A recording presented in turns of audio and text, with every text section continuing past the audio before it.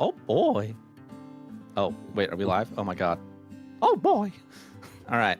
Okay, we are back. Oh, poor I see you left. Yeah, left isn't that kind of nice though? profile. Yeah, it is kind of cool. It's just like I suddenly was like, oh, look, they're still there. My webcam has That's so been cute. like turning itself off. I moved my computer from where it was into my bedroom. So if you see any mess behind me, it's because we're still fucking figuring that shit out. But I don't know why it just turned off Okay. like 3 times while we were bullshitting earlier. So I'll keep an eye on it. But Okay. All right. I'm doing a quick sound check to make sure that I can actually hear everybody on. All right. Cool. All good. Okay. So we're keeping an eye on to see if your webcam cuts in and out. Okay. I did see it vanish earlier. So yeah. I wonder if it would be like maybe OBS issue. maybe, I don't know. I don't know. Well, we can use one of the breaks to kind of toy. But for now, welcome back to Aelmyr, or Crystal Raven Games. This is Aelmyr. This is the Shardfall campaign. We are missing one person today. We're actually missing Maddie, who plays Thessera. Today she had some stuff to take care of outside of our wonderful, amazing campaign, and I'm sure she misses all of us. I know we miss her. But the last time that we played, we actually got to the town of Taurus, which is a hometown for Blair. Kaylin, say hi, Blair. You know, say hi. That's the most boring. Like, you're like, I don't want to say hi. But Oh, you want me to actually anyway. say hi? Hi. I waved silently. Silently, moody.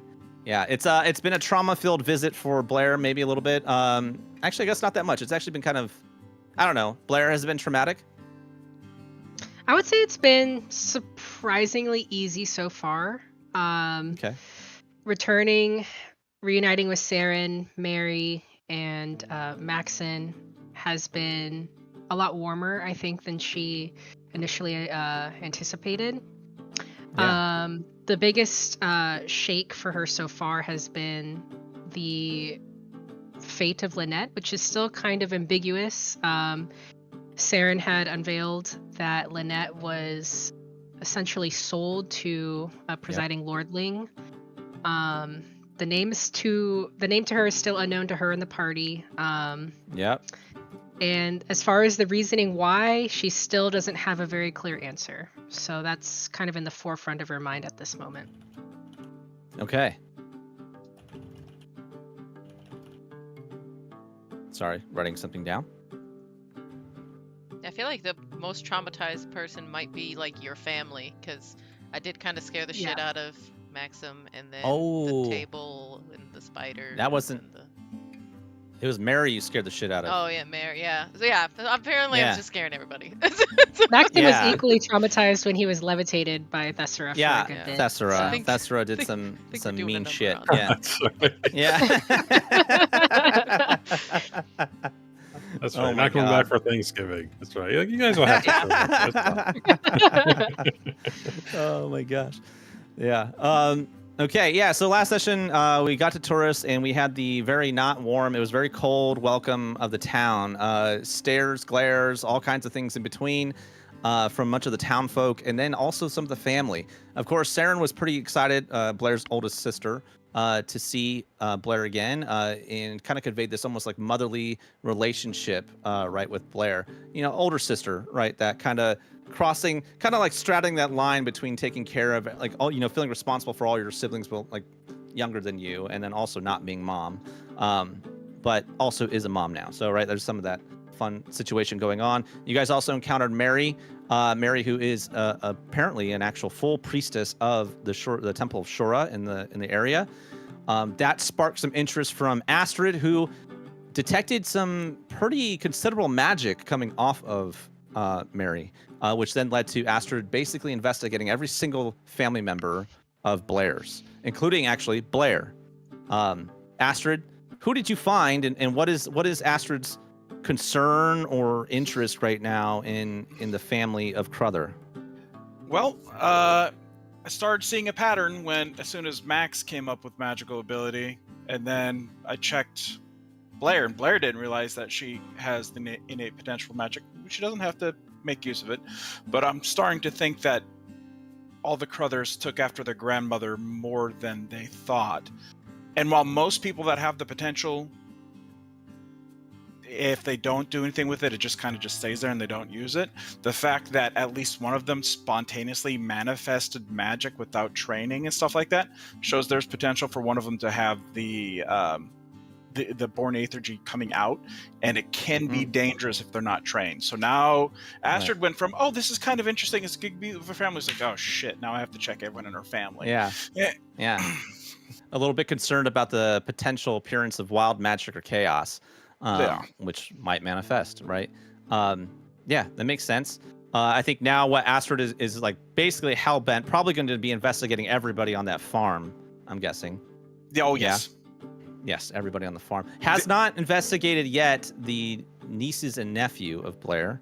The two, or the three. They were in children. bed when I made the discovery. That's why. Yeah, that's right. Yeah, yeah. I'm sick.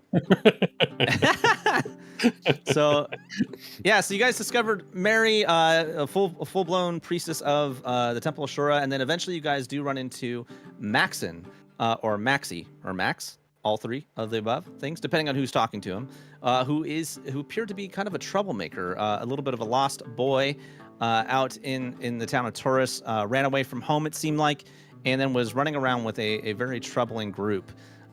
Did not want to reveal any information. However, after Astrid discovered that potentially he has some magic within him, and Thessera levitated him when he tried to run away, you guys got some answers from him.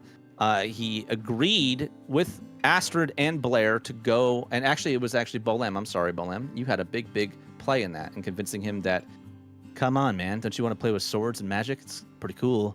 And he agreed. He thought that was pretty cool, in fact. So he is convinced he's going to go train and learn how to maybe smite things, maybe some other skill, whatever is available, by training with some of the... just remind us again, what is the organization that Bolem has offered? He offered him up to the order of essentially paladins. I don't think we all are under the same god, so I don't want to say the order of any particular god, but the order of paladins. Right. Yeah. It's called the Order of Watchers because it was started by a Watcher Paladin, That's but right. it's all paladins type because you're watching against threats against for the world. Right. Genscher the Watchers make you Right. And the Watchers were founded because one of the fun things that we do at Crystal Raven, for anyone who is watching, is that we actually create lore together, right? So there's some lore that I'm actually not the strongest of, even though this is like literally the world that I built. Andrew has done a tremendous amount of work in building the Order of the Watchers. The Order of the Watchers, if I recall correctly, was established to fight demons and devils. Correct? That's their initial thing, but because that was the greatest threat at the time. But they are now basically defenders of the little people. Everything from demons down to bandits and everything in between. They watch for the folk. And it's headed by a paladin named Genscher, who has taken Bolem as his protege. Which makes sense considering what Bolem just did and caused in the town of Heron. Basically a revolt of the little people against the big people. Yeah. Good job. 100%. Yeah, good job, Prince of the Realm. You did good. Yay! You did you did something. Maybe not the way Genscher would have handled it, but I don't think he's going to criticize you for it. In public. Maybe. Who knows? Yeah, not in public. Genscher might have just killed the guild, or like removed the guild himself. Maybe not killed them, but removed them. A younger Genscher definitely would have done that. An older Genscher in charge of the order, no. He has to be a little bit more political. But anyway, so Max is now headed for the Order of the Watchers, and remains to be seen, though, I guess, how well he acclimates to that. It's going to be a very different life than the one that he has led. And he is running away from, Blair, essentially an overbearing father, right? Or maybe just expectations, overbearing is a lot more accurate, yeah. Okay, an overbearing father. Into probably an overbearing organization. So we'll see how that goes. I'm really rooting for Max. Not even I know how that will play out. So let's see. And then what else do we have? Someone else. Come on, you guys. Max had left. And then this is when we pivot over to our wonderful stealthy man. The man of few words, little bites, little words. Tell us how that went. It went better than I expected, honestly, because I thought it was going to be a little bit more. I thought he was going to be a little bit more danger of what he was, but it was just his friends heckling him and everything. But it was still a fun time having the chance to scare the shit out of that, like, you know what I mean, scared straight, if you will. You know, hopefully, you know what I mean, like moment. Yeah, and then kind of, in a way, revealing another part of Draven who has more to him than just being a dick. You know what I mean? Yeah. Like, kind of being big, cold. Yeah. And a big piece of that, too, was that he did it, basically, he offered to Blair. Blair and Draven have not been getting along throughout most of this campaign up to this point. But offered to Blair, you know, would you, you know, do you want me to go look out for him, follow him, make sure he's okay? And Blair hesitated for a little bit, but not very long before saying yes. And then Draven went and protected her brother. So I think we have had, I don't want to say it was like a chapter turn yet for their relationship, but definitely a page turn for the two of you. So it remains to be seen kind of how that develops. Character building moment, definitely. Definitely character building, yeah. We Definitely felt like there was sorry, go ahead, Mel. Oh, we got to see a different side of Thess, too.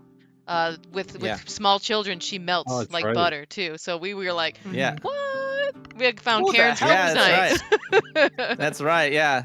Thessa's like cold exterior just faded away, and all of a sudden she was warm, kind.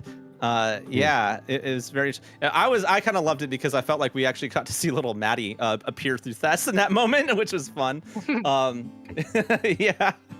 But yeah, so I think that was good. What else happened that you guys were excited about or noted from last time? They wanted to hunt down all my animal forms, so that I wasn't having a great time. That's scary. I was about to say. Yeah, there was a bird hunt that didn't go anywhere. Let's see. I remember when we left. You actually like bummed him out because he couldn't find the bird again. You know, it's so selfish to not be out there to play. You know, pray for him. Yeah, I think my two favorite parts of last session is when the two times Draven removed his mask. So first with the sister and seeing her reaction as she was trying to like go, play cool. And then the reaction to the super tough punks, like, you can't leave us or else. And suddenly drow at your door and they're like, fuck this, I'm out. Yeah, dude, they ran so hard. Oh my god. Yeah. They ran and the wall. twist themselves. Yeah, one of them like a cartoon. You know, leave the hole in the wall. Those are literally my two favorite scenes from last one. That was just well done. The sister went from like sipping tea to like getting a mug of ale. Yeah. Yeah. Oh man, that's right. Yeah. Yeah. Can actually nominate him for inspiration for how well he handled those kids. Absolutely. I think that was great RP. Oh, thank you. Yeah, absolutely. Absolutely. Yeah. I don't know how to do that. Inspiration. Go to your character sheet. Oh, yeah. Right next to where your heal is, right above it should be heroic inspiration. You click it, and a little half sun will show up there to let you know that you have one. It's your reminder that you know you have it. Okay. I appreciate that. Thank you. Yeah. Very nice. Very nice. Does anyone else want to nominate anyone for roleplay? Or for anything? Kaylin had like 15, like all these family members and ish like that, and I feel like Kaylin did a great job handling it all in character. I know. while all of us were just fucking it up. Just fucking it up. Yeah. Do humans already start with inspiration, or am I? I was gonna say she does already start. Humans every day when they get up. Go ahead and make a note for go ahead and make a note for yourself, Kaylin, that you have 2 inspirations. Dang. I might need them this session. Depending on how it goes. You might. That's right. So I remember any other nominations? Where I know we also Draven and Blair had on the porch when he was doing his night watch. They had a little back and forth there, in a good way. I don't mean that in a bad way. But then also Thess was sleeping on the couch or whatever, kind of doing this.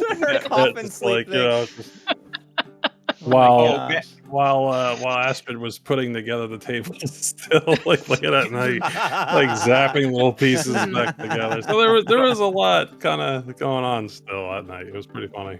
Yeah, my favorite there was a lot. The favorite part is I really of this today's session is I want to see how she's going to react to Astrid not sleeping in the bedroom because no one told her about it, but sleeping sprawled out across the table because she just fell asleep as soon as she finished fixing it. That's true. Shout out to Astrid for cleaning up the mess that Mel made by doing the illusion of the spiders, causing Mary to wholly bolt it. Yeah. Not only. Yeah. Which you? Oh, okay. I thought Sam was going to say them. All right. I do have one more thing, but after Sam. Yeah. I was going to say we left off with Blair having that dream. Mm-hmm. Yeah. And smartly enough, because I knew that was coming, I left the figurine that I finished right next to her for when she wakes up. Oh yeah, that's right. That's a good context to bring us into. That's right. Good job.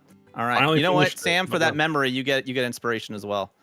Well, I appreciate it, but I already have inspiration from the speech. I haven't had to roll since the speech. All right. You have an extra inspiration that you can give away because you normally don't get one. So.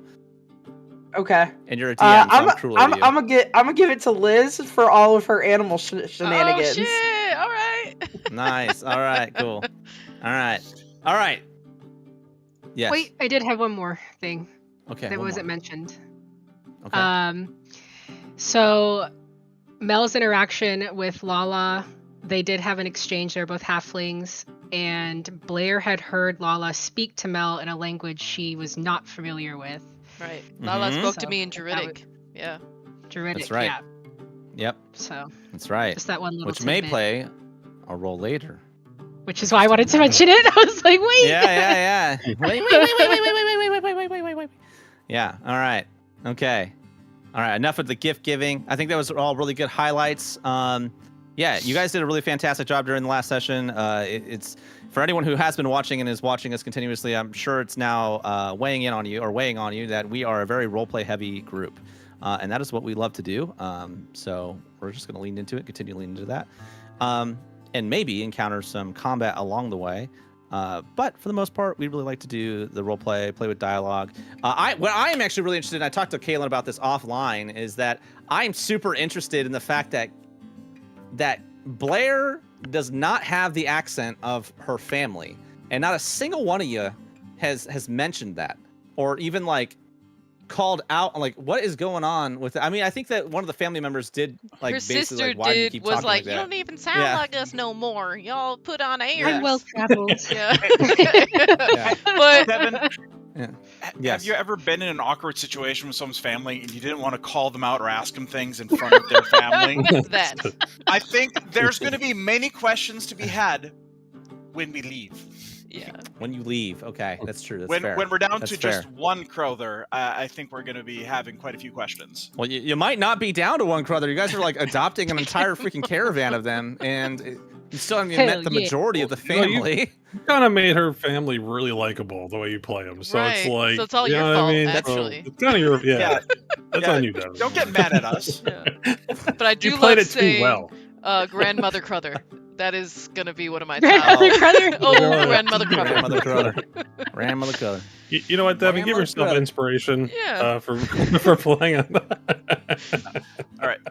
No, For playing that so well in a good way. I mean, if we ever have an NPC that helps us out. Yeah. I have been nominated. I have been nominated for what we would call a fate dice, and I am going to go ahead and accept the fate dice. Thank you. Oh no, is that good? Sorry, guys. No, that's not good. It'll be good. Fucked us.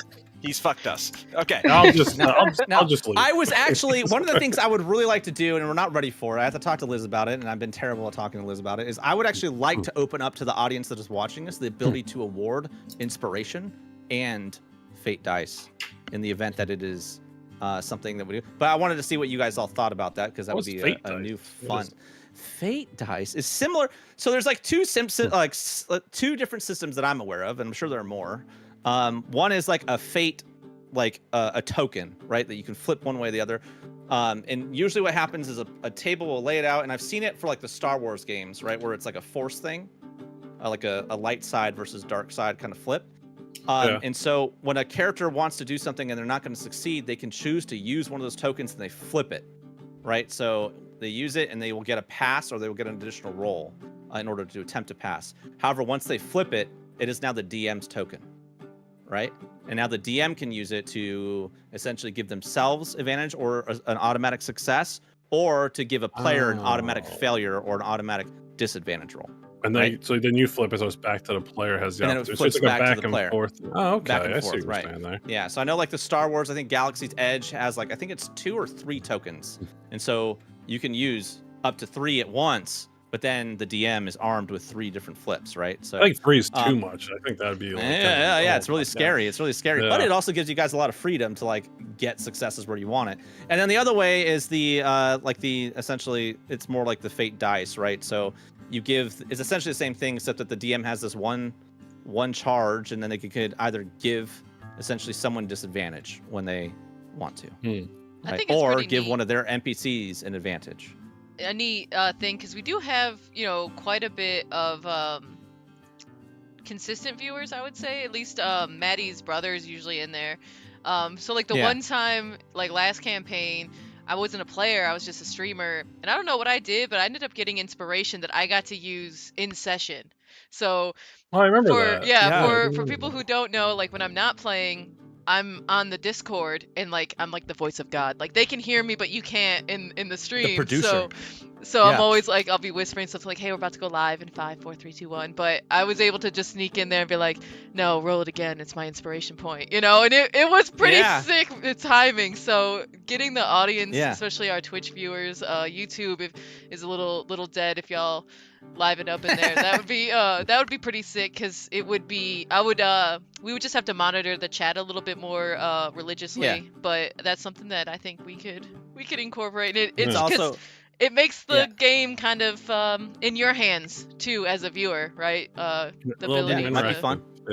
Yeah, a little bit more interactive. I think Sam, and not to volunteer Sam for this, but Sam could probably come up with a solution using, I think it's Streamlabs, and then probably. Yeah, that would allow the users to actually interact, and then they could cause, because that could be another thing that we talk about. Sorry, we're like getting away from the session a little bit. Another thing we could talk about is we're like similar to what you had, Liz. We're like an actual viewer can have that inspiration die, and not the DM. Yeah. And they can activate it. I want disadvantage on them. Yeah, that could be fun to play with. It could also run extremely wild, but you know what? Whatever. For now, though, we could just do it through chat. So if you guys are okay with it, we can open this up and see if the viewers would like to do that. Essentially, if you see something that you want to essentially award inspiration to a player or award disadvantage to a player or the DM, like by all means, go ahead and voice your opinion and let us know, and then we will kind of work through it. It's obviously going to be a bit of a test to see how it goes. If it's too disruptive to the game, I might back off a bit. I have very strict rules about not screwing with the sanctity and integrity of the game. So, without further ado, we will now begin. Blair, you wake up the following morning having just experienced a very intense dream. And unlike probably most of your dreams where, you know, you can kind of remember them, this one stays vivid in your mind, like an actual memory. It's not, you know, obscured or fuzzy for you. It's not lacking in color. It was extremely detailed. You can still feel Shora's hand in yours. You can still smell the fields of wheat that you know from your farm. You can still smell the blood and the smoke from the scene to your left. The party and the ale and all the food and the banquet to your right. And you can still feel that like looming weight of the fog in front of you, of the unknown, through that central path. The path that Shora is insisting that you drive toward. Shora all but said you need to be wary of the violence on one path and this desire for fame in the other. That both would lead you astray. How do you wake up? How are you feeling? I wake up and I'm drenched in a cold sweat. Hands are trembling. I look around the room, see that I'm alone. The fog is gone. I don't hear the clang of metal anymore on the left. I don't hear the cheer and revelry anymore on the right. And Shura is gone. And for the first time in a long time, I think I'm feeling very lost. I had this vision in my head of what I wanted when I left the farm and I left home. And I prayed to Shura almost every night since I was very small, hoping that she would reach out to me and give me guidance, thinking that her guidance would align with what I had in my mind, and it did not. So I sit up very slowly, and I noticed a strange, small little figure on the nightstand beside me, and I see a tiny little knight. And at first, I'm happy to see such a little toy because it reminds me of the one I had when I was a child, but then I feel almost uneasy because it no longer feels like what I had in mind for my future is aligning with where I'm at now. So I take the little figure in my hand and I rise quietly and I leave the room almost in a daze. So clearly, for anyone that would be like seeing her or seeing myself right now, I have just a very like puzzled, almost like shaken expression. Like you've seen a ghost. And like I'd seen a ghost. Yeah. And I'm holding this night figure limply kind of in my palm, like admiring the craftsmanship and then remembering it was Bolim that was working on it back when we stood watch together in that tavern in Heron. And I will say, I'm assuming you're at least looking it over, right? Like, yes, you are absolutely, I guess, distracted, a little bit disheveled, but you're looking over this little toy, and one of the things that you notice is that it's an incredible replication of you. It's not just a knight. It's you as a knight. And I see it's me, and I feel a cold pit in my stomach. As I remember Shura's warning. I am very faithful to Shura. She's my patron goddess, and her words are hanging very heavily on me right now. You look up from the toy, and you can see Astrid sprawled out on top of the table. You see, probably catching a couple extra Z's because she stayed up very late repairing the table. In fact, it kind of clicks like it kind of twofold. Like, oh my gosh, that's a really weird way to sleep. She doesn't have a blanket or anything. It was a very crisp night. And then also the table was completely mended and repaired. The chair beside it that was also shattered is repaired and mended. And it's almost like there was no real accident at all. You even notice that there's a stack of the plates and bowls that were casualties in the guiding bolt. All fine and pristine, almost like they never ever broke before. You see Thessera very strangely sleeping like usual. One thing you do note is that there is, in fact, over a mantle just beside the living room, a mirror that was left unobscured. But I wanted Andrew to say that. Damn it! Sorry. I don't think Astrid knew that mirror was there. No, Astrid did not. Astrid didn't look. No, Astrid didn't look, really. There was a lot of distractions that were happening during the night before, obviously. What you do notice is that your sister's not here.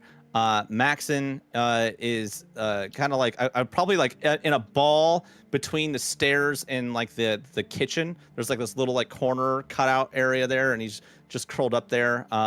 There's not much room. Draven's not sleeping in here. I'm assuming Mel's not sleeping in here. And then Bolem is probably in his room.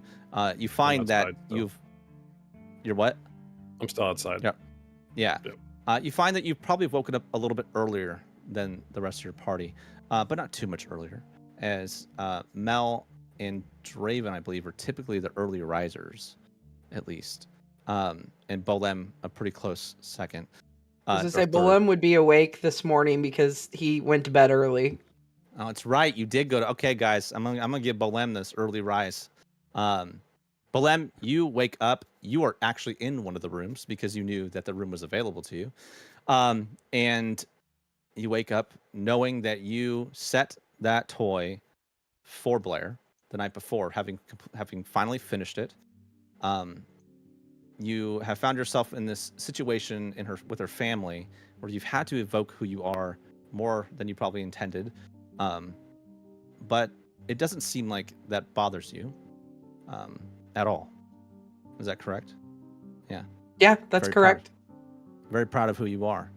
But yeah, you wake up probably a little bit curious about whether or not Blair's up, whether or not she's seen the little statuette that you've made for her. What are you doing? So he's curious, but he's also like a nervous ball of energy because he gave it to her. So he's probably working out in that room, like a hardcore workout, doing sit-ups, doing push-ups, doing, all kinds of stuff, just trying to deal with all of his nervous energy.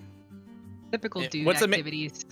Yeah. What's amazing about that is that, I don't know if you recall, but I did say that there's not a lot of room in this room. Yeah. It's like mostly a bed with like just enough room around the bed to stand, except for the one corner where there is like the little tiny nightstand that's supposed to be a dresser. It's tall. So you are, I guess, like, he's using the bed. So he's using the bed to do this, right? So like he's doing push-ups against the, like, putting his hands on the top of the bed and then like leaned back and then pushing up and that way. Yeah. He's doing the sit-ups on top of the bed because he can't do them on the floor. Right, yeah. So he's using sweat stain. Yeah. He's using whatever abilities that he can to like just work out as much as he can. Right. But mainly doing the push-ups, I think is what he's doing more than anything. Push up to burnout, just burning out the chest. Okay. Yeah, so you get through your workout. Actually, give me a strength check. Let's see how well you do. Athletics or straight strength? Athletics. I'm sorry, athletics. 17. 17, not bad. Yeah, you effectively burn off some of your anxious energy, get through your workouts, and you do feel that muscle wear, but you work out all the time. This is not something that's going to impede your performance in any way. This is more like a really rigorous warm up for you, and just a means for you to keep your strength up. But you do know, as you get ready to like finish up and head out the door, that yes, you have in fact now cemented into the bed a pretty sizable sweat mark, right? Like it is a wet bed now. Fantastic. Fantastic. And you note, usually, at least when you're doing this at home, you will take a shower after, or like a bath after you do this, and you're not really sure what the bathing situation is in this little house here. So yeah, I'm guessing you like get your armor on, and then get ready to go. I don't even put my armor on yet. I immediately go, "Aw, shit," and I'm gonna go get Astrid because I know in my head she can clean up the mistakes that I have made. Okay. Yeah, so I guess you like, oh shit, and then like kind of like open the door and move out of it, looking for Astrid. You see Blair standing there in the middle of the room, probably her back to you, so you can't really tell, but she's mostly still. And then beyond her, you can see Astrid sprawled out on the fully mended table, snoring. Strangely, because I think on your stomach, still snoring. You should probably have that looked at. A little bit of the apnea. The apnea, yeah. The apnea is working all the way through you laying on your stomach. Pretty intense. Damn. Yeah, that's pretty intense apnea. Astrid's going to die from suffocation overnight. No. And then, yes, you see Thess on what is probably like the couch with her arms crossed over her chest, like an absolute weirdo. Which I think is actually the first time you've seen this. Her sleep like this. Yeah, it would be. Yeah, you'd probably do like a fuck? Definitely double take. Yeah. See Blair standing there, and I kind of walk at an angle towards Astrid so that I like pass Blair, and I look back at her and say good morning.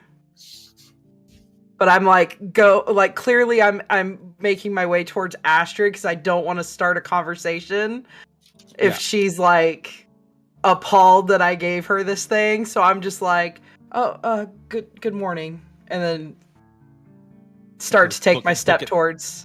Awkwardly book it past Blair. Blair, you do note that it is absolutely certain that Bolim did work out this morning. He smells of a very heavy workout. Sorry. Fantastic. Sweat sheen across his it's like his freaking mop of hair is all wet. Like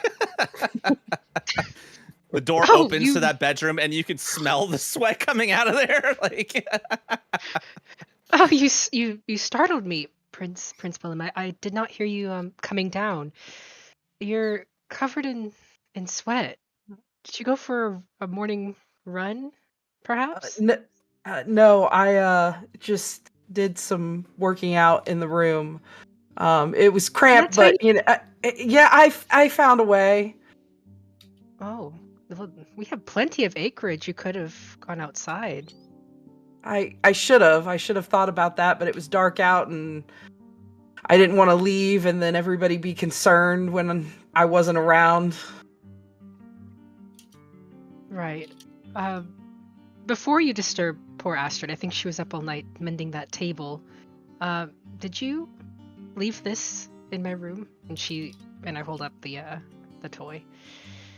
I did. I finished it and I didn't want anything to happen to it, so I just thought it was best to give it to you, but you were already asleep, and I'm sorry for just leaving it like that. No, it's beautiful. And is this supposed to be me? I probably didn't get the likeness very well, but yes. the likeness is exactly like you. So you're just being humble. Yeah. This is incredible. I remember you working on it back in the tavern. You've done fantastic. This is probably the most beautiful thing I've ever been given.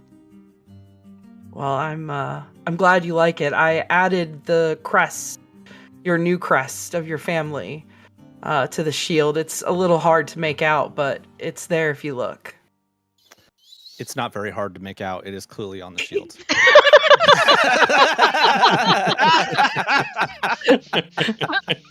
Just another slice of humble pie over there.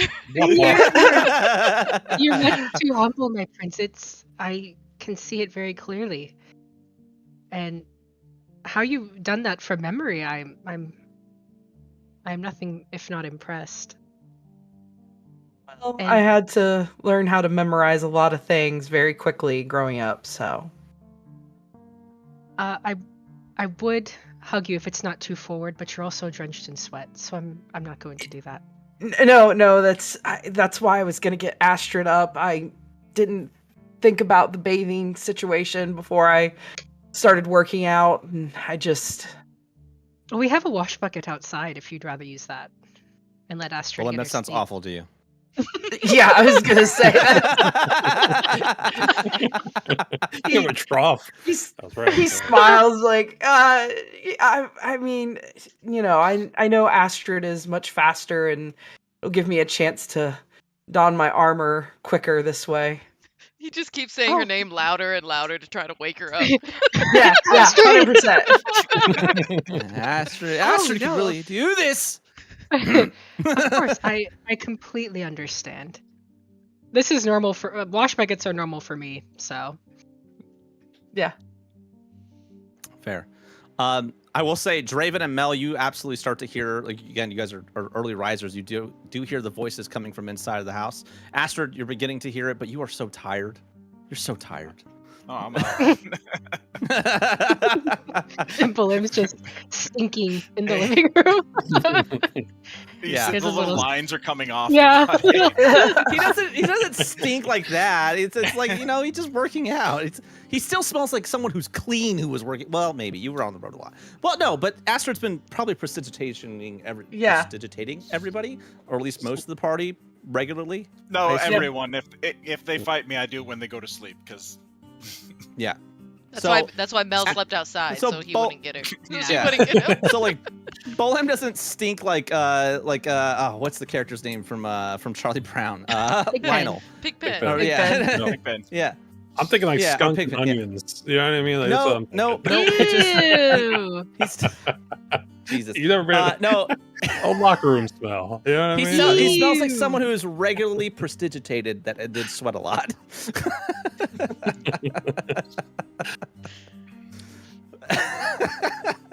Oh man, is that going to end up on a soundbite? Anyway, I hope so. All right. But yeah, Draven and Mel, you guys wake up, I'm guessing, in your like own distinctive spots. I think Draven, you mentioned that you were going to sleep like on the porch, and then Mel, I assume you found like a wonderful spot in the nature. Yep. I just went out into the yard and found a nice soft bit of dirt and curled up like a cat. Perfect. Okay. You guys are now waking up to the voices inside of the house. And do any of you have a high passive perception? 15. 17. All right. Draven, you begin to detect the sound of little feet stomping upstairs. Oh, like the kids are waking up. You're a little confused at first. Like, what is that? I hate that sound. No. He'll recognize it and just very carefully he'll stand up from his kneeling position from his trance, and then he's just gonna hang out outside, just kind of leaning up against the doorway. So if they need him, they'll call, but he's not gonna go ahead and just walk in there. It's just gonna get a little kind of crazy again, like it did yesterday. So he's gonna pick his moment before it goes barging in. Draven's feeling overstimulated. And there's like only 2 people awake right now. So he's gonna enjoy the silence while it presents itself to him. Yeah. So I would say, like, because it's in the doorway, you guys probably do see like him like stand up and like just outside. It looked like whoever built the door itself actually left like a window, like one of those 4-way kind of cube windows in there, so you can see his shadow through the actual door. His silhouette. For those inside. Mel. Yeah, I'm gonna like roll over on my belly and like get up my hands and knees and like stretch like a cat does, very kind of animalistic, and then stand up and kind of rub my hands together like, breakfast time, and I'm gonna kind of beeline for the house. Never change, Mel. Never change. Mel, you beeline to the house, and Draven is standing not in the way, but kind of in the way of the door. To the side of the door. Standing there in his fantastic brooding posture. Very well. You just book right past him. Yeah, I'll say good morning, and time to eat, and I'll just keep walking. Time for the big bites. Yeah. All right. You burst into the house. For Blair and Bolem, the door swings open. Mel marches inside, immediately pivots over to the kitchen, almost trips over Max, but kind of weaves around him. And then I'm guessing starts breaking into different like cabinets and stuff, looking for the food, the appropriate ingredients that you need for a very healthy breakfast. You find a plethora of eggs. Like there's a ton of eggs here that are being stored. It's actually interesting. It looks like a very, very expensive box that they have. That when you open it, like this cool steam kind of billows out of it. Ooh. Yeah, maybe a quiche is in order with all these eggs. Yes, okay. Yeah. You find like an actual like hard thing of like hard cheese on the counter somewhere. Butter's actually like set inside of this cooling box. All kinds of different ingredients. Yep. Awesome. Looks like some goat milk as well. Can I roll my cooking set for a quiche? for a morning quiche? Absolutely, you can. Yeah, absolutely, you can. Question. This is just Yes. a out of character question. Is it normal for someone to run in someone else's kitchen and start grabbing all their stuff? No, absolutely not. In, No. in Mel's "Wait, culture, Blair. yes, 100%. Oh, sweet. Ooh, were Mel, that's a saving that 13. ham. It's It's not the fine. highest. It's not the highest. Not the highest. You know, accept that, or I might end up shooting myself in the face, but I'm gonna use my inspiration and re-roll it. all right? Let's see it. Let's see it. All right, come on. You got this. Come on. Ah, son of a bitch. Oh. Dang. Blair, so for you, like, again, Mel bursts in and is in a flurry, breaking through everything inside of the kitchen, and then immediately starts a fire like going on the stovetop and is cooking. You know this is not okay, at least for your family. Like if Saren sees this, she's gonna probably flip a lid and like go into a tizzy about not being a good host. And also, Saren should be awake by now. Mel, I know I'm sure your stomach is howling, but it's not exactly proper for you to be cooking for yourself in the kitchen. Oh, I was gonna make breakfast for everybody. I was gonna make a quiche. Oh. And everyone can wake up and have some quiche. And I do appreciate the thought, but I know my sister would want to cook breakfast for you. In fact, I wonder where she is. Very well, very well. I will put everything back and just like it was, and except for the eggs, if you they're already like, cracked. But everything else, you can snack on some of the bread and cheese. It's secretly, I won't tell. Oh, thank you. Too kind. She eats the whole loaf. Yeah, there's like, oh, should us have little bites. Yeah, it'll probably be the whole loaf. Yeah, as that's happening, Astrid, you are suddenly woken up to the sound of storming little feet as they burst down the stairs, and 3 children swarm in, smelling, or at least, like hearing the ruckus. They turn this corner, and then they see Mel, who is not all that tall, busying herself inside of the kitchen, getting into things, and then now moving over to the loaf and cheese. And they look a little confused, like they were expecting Mom, and they did not find Mom. And they look up at Aunt Blair, like, what? I'll offer them some bread and cheese. Where's your mom? She's looking down at, or I'm looking down at them. They kind of like shrug, and then they like immediately grab the loaf and start tearing it, and handing it off to each other. Oh dear. Big bites. I look to Bolin. I'm gonna check upstairs really quick. I'll be right back, and I'll head upstairs to find Saren. All right, of course. Upstairs. All right. Astrid, you are now woken up by this flurry of sounds. The kids are like screeching and laughing, eating. Typical like early rising kids that don't understand that the parents. They're gonna spoil their breakfast. Astrid, Yeah. I need you. What? Huh? This way. Come with me. We've established when she wakes up, like her hair's everywhere and stuff like that. Yeah. Come with me. Come with me. Okay. Come on. Okay, I come. Pulling And on you. I'm dragging, yeah. Which is, how are you dragging me? By the arm, just. Okay. Wait, I just need coffee. What? Yeah, Okay. Bolem's grabbing you with a wet hand. You can smell like the sweat. Stop! Don't touch me! I'm coming! Mel heard coffee. I'm gonna start making coffee. Okay. Yes. All right. Perfect. Yes, I'm following. What? Okay. I need you to prestidigitate this bed and probably me. Yeah, you walk into this bedroom and you find the bed is soaked in the middle, and it smells like a gym that has been super confined. Like there's no airflow in here. The window was not open. The door was not open. And Bolem clearly did a full workout in here on top of the bed.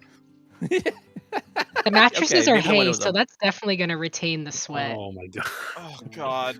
So I go, why did you not just go outside, you meathead? I wasn't thinking, okay? Okay, just. Oh. You see Bolem kind of like move, shuffling like in his feet like a bit, clearly nervous about something. Did you wake me up and drag me all over because you? All right, DM. You know how prestidigitation can clean or soil something? I'm gonna clean all the sweat off the bed and slap it across his face. Oh, It's nasty. That's nasty. Bolem, you and are then I bucket shoveled with this and the salty wetness of your own sweat. And then I pull it all off. It's like, it's easier just get it all in one go. Sorry about that. And I go to the window and I just boop. Close. Drop it out the side. Thank you.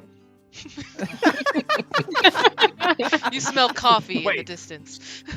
Wait, you had a freaking bed and I had to sleep on a table. Oh, this is just not right. They had another room for you.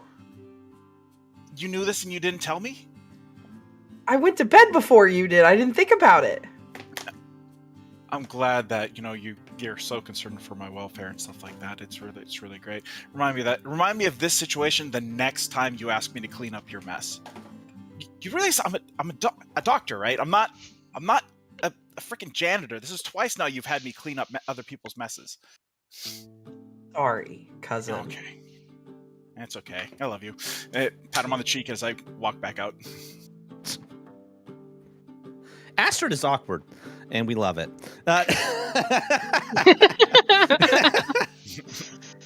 Blair, upstairs, you walk up to what you probably know is the master bedroom, and you find it ajar. You don't hear... You do, actually. You hear, like, kind of muffled voices, like two people just talking, in whispers to each other. You can actually hear the sound of Lewis... almost with a consoling kind of tone in his voice. Ooh, what can I roll to eavesdrop? Perception. I'm gonna eavesdrop. Okay, you're gonna be a terrible person. I love it. What sibling doesn't eavesdrop? Oh my god. Well, I rolled a 6. You have inspiration! You do have inspiration. You actually have 2 inspirations. Yeah. Be like Mel, burn it early. Yeah, I'll spend it. Yeah, I'll spend one of them. Let me re-roll this. Love it. Yeah, 22. Wow. Oh, nice. Significantly better. All right. A lot With better a luck 22. than Mel. Sorry, Mel. Yeah.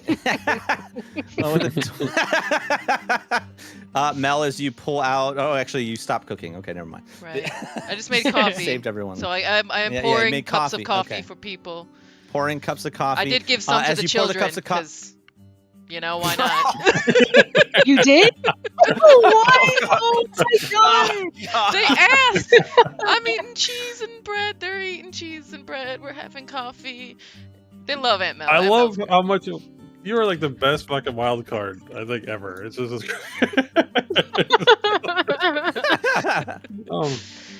I said I can well cook. You did not say that it will help them grow very, very tall, like me. Just real quick.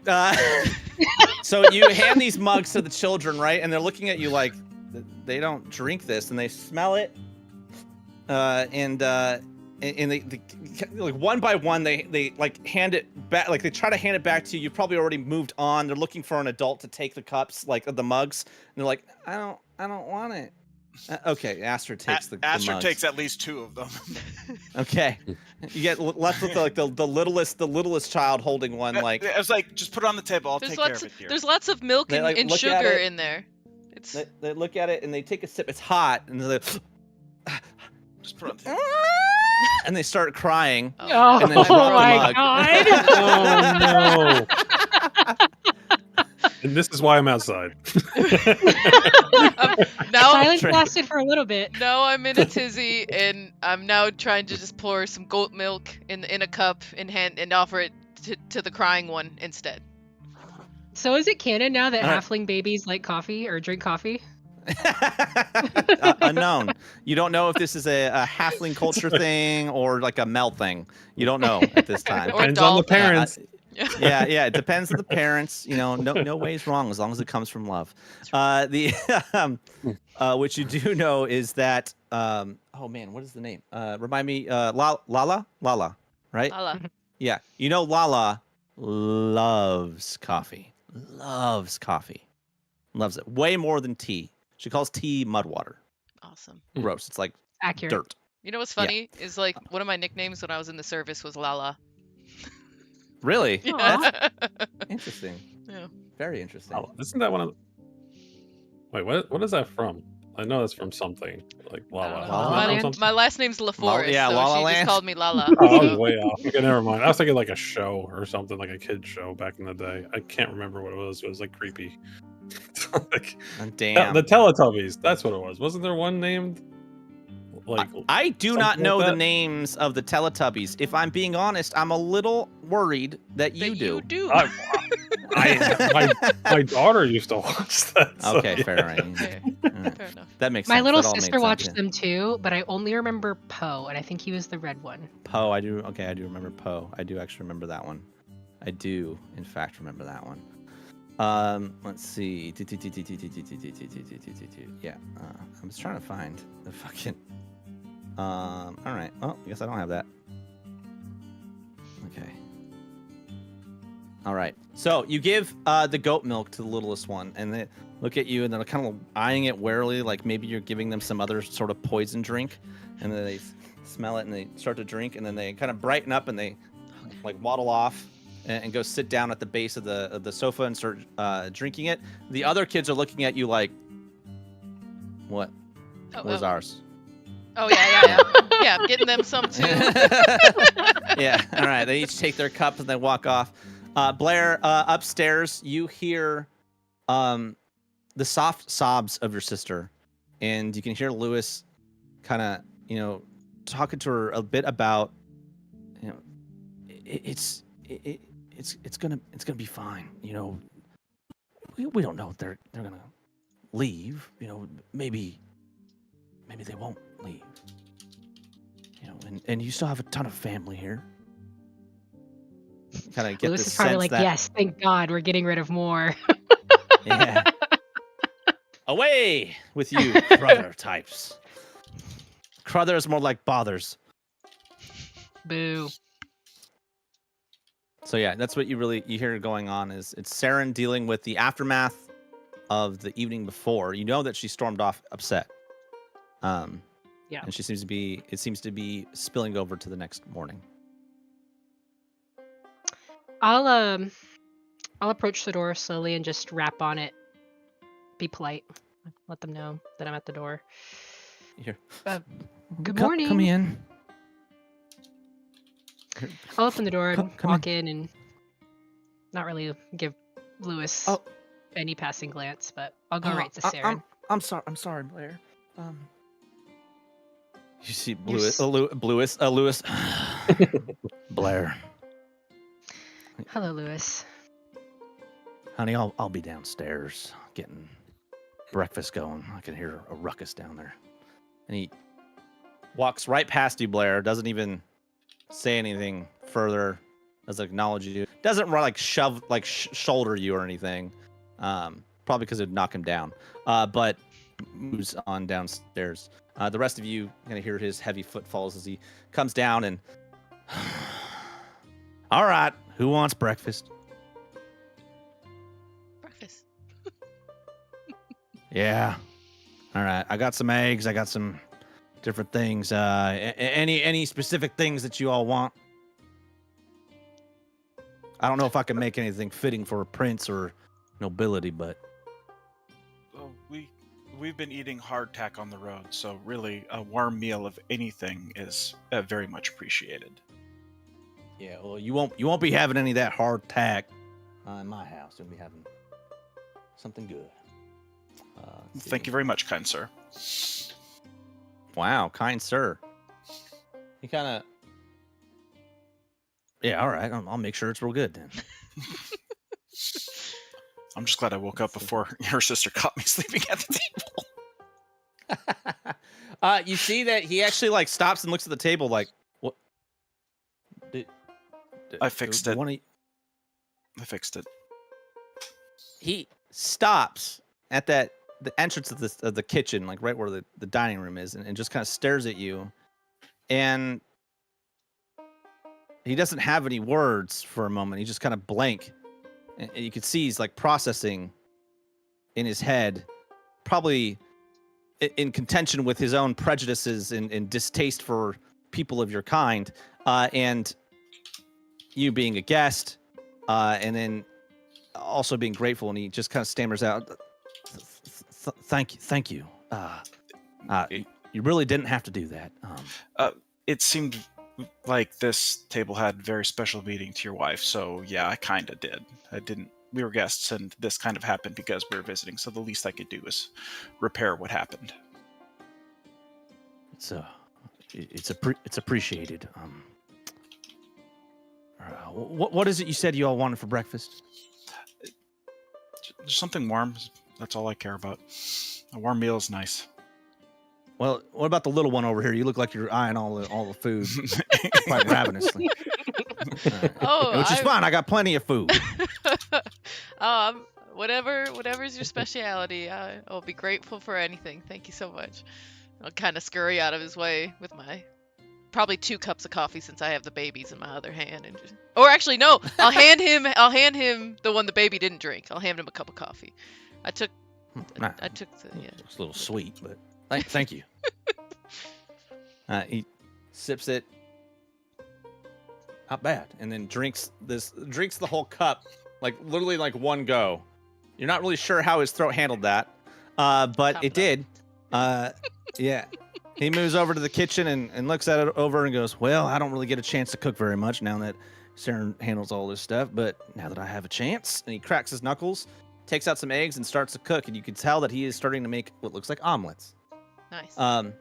Nice. Up to Blair. You, I'm guessing, settle down on the bed. Your sister's sitting on the edge of the bed, looking up at you under her hair. It's totally a mess. Pollen falling over her eyes. Some of it sticking to her, like, the side of her face where it's some of her tears that have dried up. You're not quite sure that, that she's actually gotten any sleep. She looks exhausted. Like perhaps she was up for much of the night, if not the whole night. I'm still holding the night figure that Bolin made in my hand while I'm sitting beside her, and I kind of muss the hair back that's covering her face. Oh, dear sister, I did not mean to upset you so, but you have to understand that when I encouraged Mary and Max to pursue their dreams, I didn't do it to spite you or our family. I need you to believe that I am looking out for their best interest. I know you are, and that's what I hate about it. I know you didn't leave to spite anyone. I know you're not trying to get them to leave because to spite me. The whole family's moving away, and Garrett's gonna get the damn farm, and Lynette's gone. You're gone. How many more times are you even gonna visit us? Maxon doesn't want to be here. As often as I'm able. He's never gonna come back. Well, sister, to be fair, he wasn't really around in the first place. He was around. Around with a bunch of delinquents. Yes, but I could catch him and I could feed him and he'd be fine. I knew he'd be fine. Sister, he's coming to the age where the trouble he's causing, it'll earn him more than a slap on the wrist. You know this. Our town does not take kindly to thieves. Not that I am implying he is a thief, but he is a keeps thief. Bad company. Okay, well, I tried to give him the benefit of the doubt, but now all the more reason for him to go and,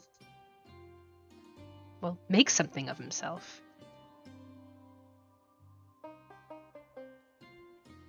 You can be right and I can still hate it.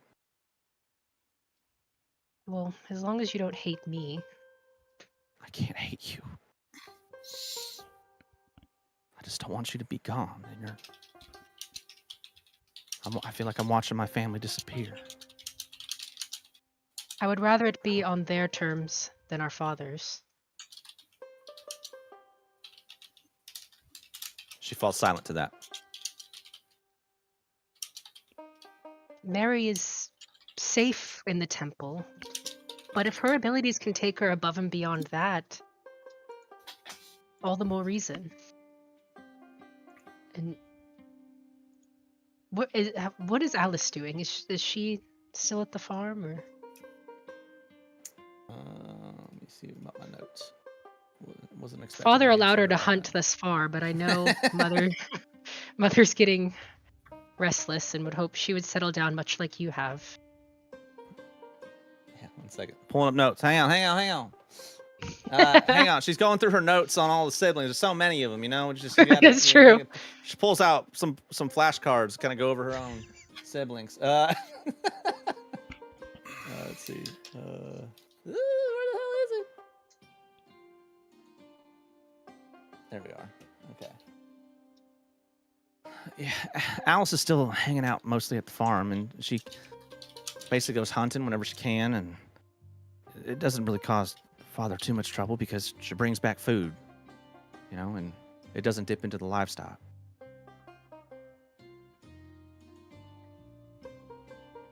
But, you know, she's growing restless too. There's only so much that farm can offer her, and I don't know that she's really interested in moving here. You know, she's a lot like you. She wants something more. It just breaks my heart because Granddad and Grandma moved us out here to start a life that was different than what they had, and I feel like all but Gareth are the ones that don't want to stay. They don't want any of this life that they made for us, and that's okay. We're not obligated to fulfill anything but what we want out of our own lives.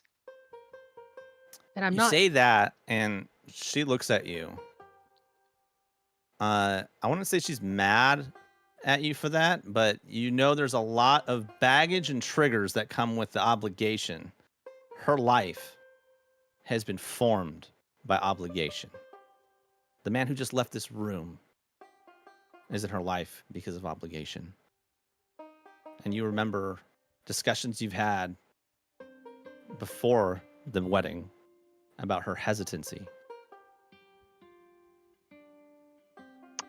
Oops.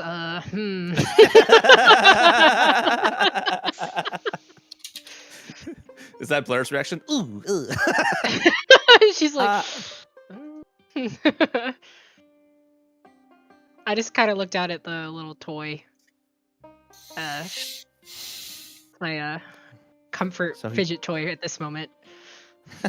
So he gave it to you? He did.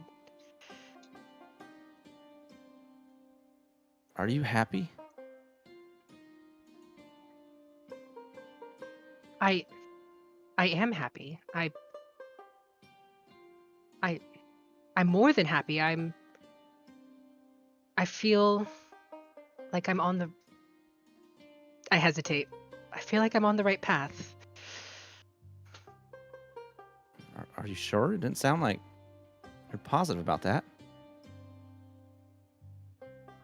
Well... What's going on? Has Shura ever visited you in your dreams? No, I mean I've definitely dreamed that she has, but it's not like, you know, what we read about. And why? I know she came to me last night, but it wasn't what I expected. What I had wanted was... Well, it's not what she wanted of me. What does that mean? I don't know. There were these paths, and to the left it was just awful. It was all blood and carnage and violence, and on the right it was what I thought I had wanted, but it wasn't what I had imagined. But somewhere in the middle, I think I need to walk. I just don't know what the middle entails. Well, then you're like the rest of us. No one knows what the future holds. What was she trying to warn you against? Well, if I strayed on either path that wasn't this middle ground, my fate is, well, it's not as crystalline as I had thought it would be. And I would never pursue violence to that degree. But I thought I wanted the fame and fortune that came with becoming a knight, but even that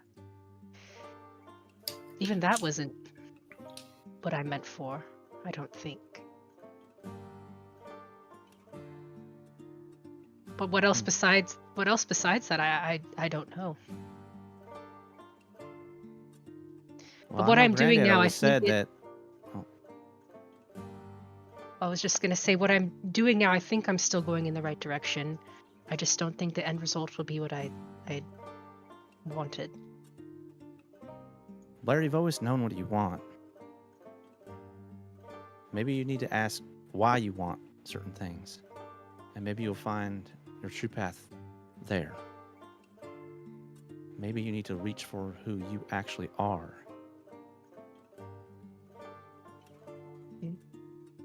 I know you wanted to run from all this, and you wanted to run from us, from Father, but all the shit aside, you're who you are because of us.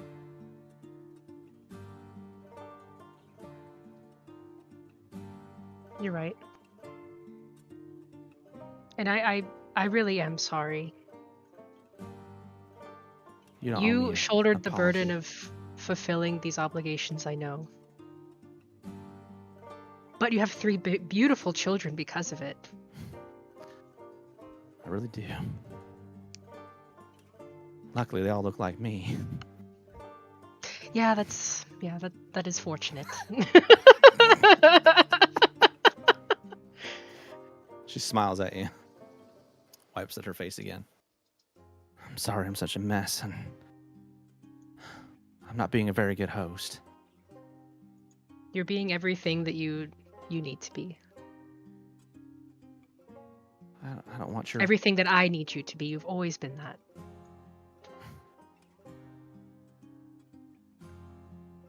Well, now you need to be everything for yourself. I need to figure out what that means first. I don't think it's that hard to find.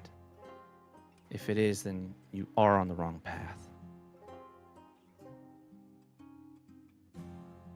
Ooh, that visibly shakes me.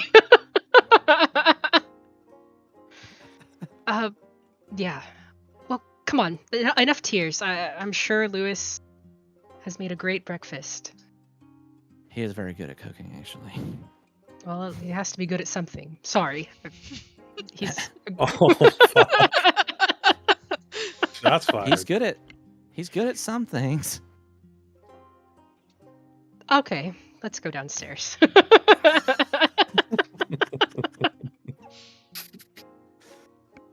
She gets up and goes, just give me a little bit of time. I need to get ready. I can't go down there looking like this.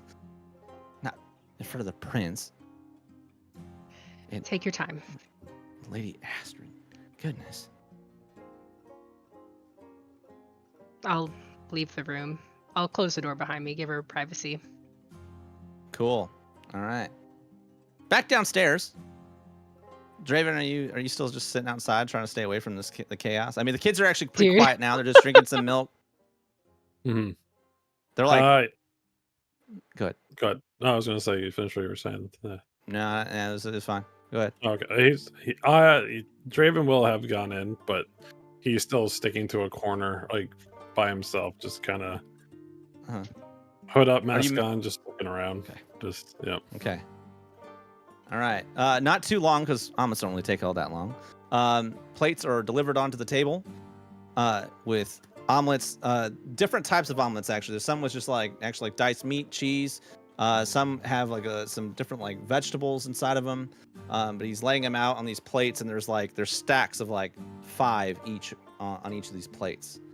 You see the kids run over. They grab what looks like a wooden plate from like a stack on one side of the table, and they pull on some omelets. One of the oldest kid like pulls one on for the little one, starts cutting it up for them. They kind of distribute it. They don't even wait for you guys. Like they don't have any of the manners that is clear that like their parents have or expectations on that. They're still children, and given some leeway, it appears. You do see Lewis like kind of, yeah. You see Lewis eyeball them a little bit, but he just kind of buries it and lets them just be kids. Mel's gonna follow the kids. I mean, about the same size and all that too, so I'm getting to play. Yeah. On my plate. Lewis kind of gives you the same view, like even though you're not a child at all, like he just sees you in the same light. It's pretty clear. He's like, all right. Anyway, by all means, help yourself. It's pretty good. I'm sure of it. I've always had a bit of delicious. gift with. Well, my mouth is full of food. Oh, thank you. It's really good, and I just keep eating. Of course, little one. Yeah, anytime. Little I mean, not anytime, but Mel takes full advantage of like big folk that don't have a lot of experience with halflings to get away with murder, as I have been. So I take full advantage of that. Yeah. You see, he kind of returns back, and you see the like another loaf of bread, and he starts like toasting it, and then like kind of drops off some of the plates of that too. Kind of some of them he like layers some cheese on, and like kind of delivers that as well, like it's like cheese layered bread, toasted bread, almost like one half of a grilled cheese sandwich. Yummy. Nice. Blair, you come down to the kitchen, already in the dining room, kind of like in a high amount of movement. The kids eating. Mel like going to town. Draven, I don't know if you're gonna invite yourself and start eating or not, and take your little bites, or you're just waiting to see like what's remaining. That's probably not a good idea. Kind of holding back still. Like okay. There's a lot going on, and any moment it could just things can blow up. Tables, chairs. Do we see that Draven's like visibly uncomfortable or no? We will find out right after this break. That's cliffhanger. Cliffhanger. What's Raven thinking? Oh my gosh! All right. Anybody who's watching, we do stick around during the breaks to talk about things. Chat, answer questions. Not everyone will stick around. Some people need to go, use the restroom or get some drinks, whatever it is that is needed. But we are here to chit chat. Cool beans. But I'm also happy to chit chat with my players, BRB. It doesn't look like we have any movement on the chats. No, it looks very quiet today, which is fine. It's fine, but I feel like Maddie's brother will be upset that he missed the opportunity to influence the game with inspiration. Right. Yeah. It's gonna be fun to bring that up. Let me make sure. Later. I'll message Maddie, let her know that we're doing that. I don't know if she wants to. I mean, he might not show up since Maddie's not here or something. Right. No, I feel it. Yeah. All right. I will be right back. All right. See.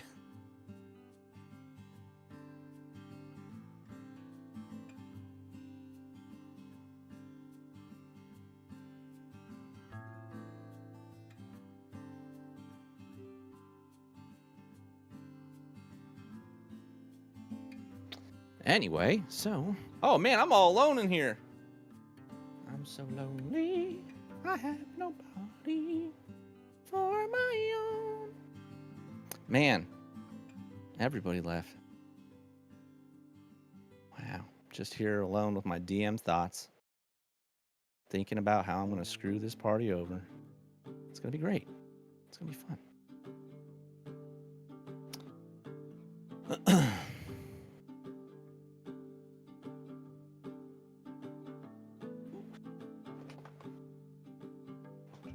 I could hear you the whole time. Oh, what? Weird. Yeah, I had my headphones on while I was walking around trying to, make my leg not hurt. Oh, yeah. Legs. So how long until your next injection? Friday. Okay. Not too long, but too long. Yeah. Don't worry, I was just playing around. I'm not going to screw you guys over today. It's fine. I say let the intrusive DM thoughts win. Today's just more trauma for Blair, I think. And then seeing how you guys react to that. Whether or not we get into hyper party protective mode or what, that'll be interesting. Yeah. Woo woo woo woo woo woo. Oh man. So are you excited about Golden Academy? I am. Yeah. You have a full freaking party. Yeah, I do. Yeah. We're gonna be tested on like time management for the players. I'm pretty excited about it. I'm gonna put a combat timer on for 3 minutes. Nice. 3 minutes per player, or? Yeah. Oh, that might be long. It might be. I guess it's a good starting point, and then we could kind of shorten Adjust it down. from there, Yeah. I mean, I'm probably gonna need it because I've never played an artificer before, so that's probably I'm gonna be fucking overwhelmed. I'm gonna be like trying to not be bad at it. I need to go watch some videos on like proper artificer play and stuff like that. Yeah. I know Kaylin and I already talked about the fact that her character is gonna fucking hate me. So that's gonna be great. Yeah, she's like, literally, I hate emotions. And I'm like, oh shit. My character's literally emo. Oh man. Oh, I should have designed him like that. I should have given him the hair floppies. You still could. Yeah. No, I can't. Yeah, but then you're playing into the stereotype. Yeah, we're on a break. Oh, you're watching? Oh, nice. Sharon's one of our 4 viewers. How wonderful. Yay! I don't know if you heard, but we're giving the audience the ability to give people advantage or disadvantage. So you can screw with people. So if someone has a roll, you can be like, disadvantage. Yeah. Make it harder for them. Wait, looking for food? By the way, we're still live, but we're on a break. Yeah.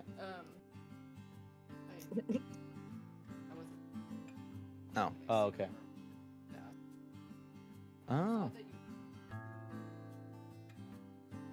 I didn't eat anything. Yeah. I haven't eaten anything. No. Okay. Yeah, I'm hungry. I haven't eaten since breakfast. Yeah, and I thought you ate it. I don't know. Yeah, she didn't like it. What are you thinking? Sorry, I'll mute myself.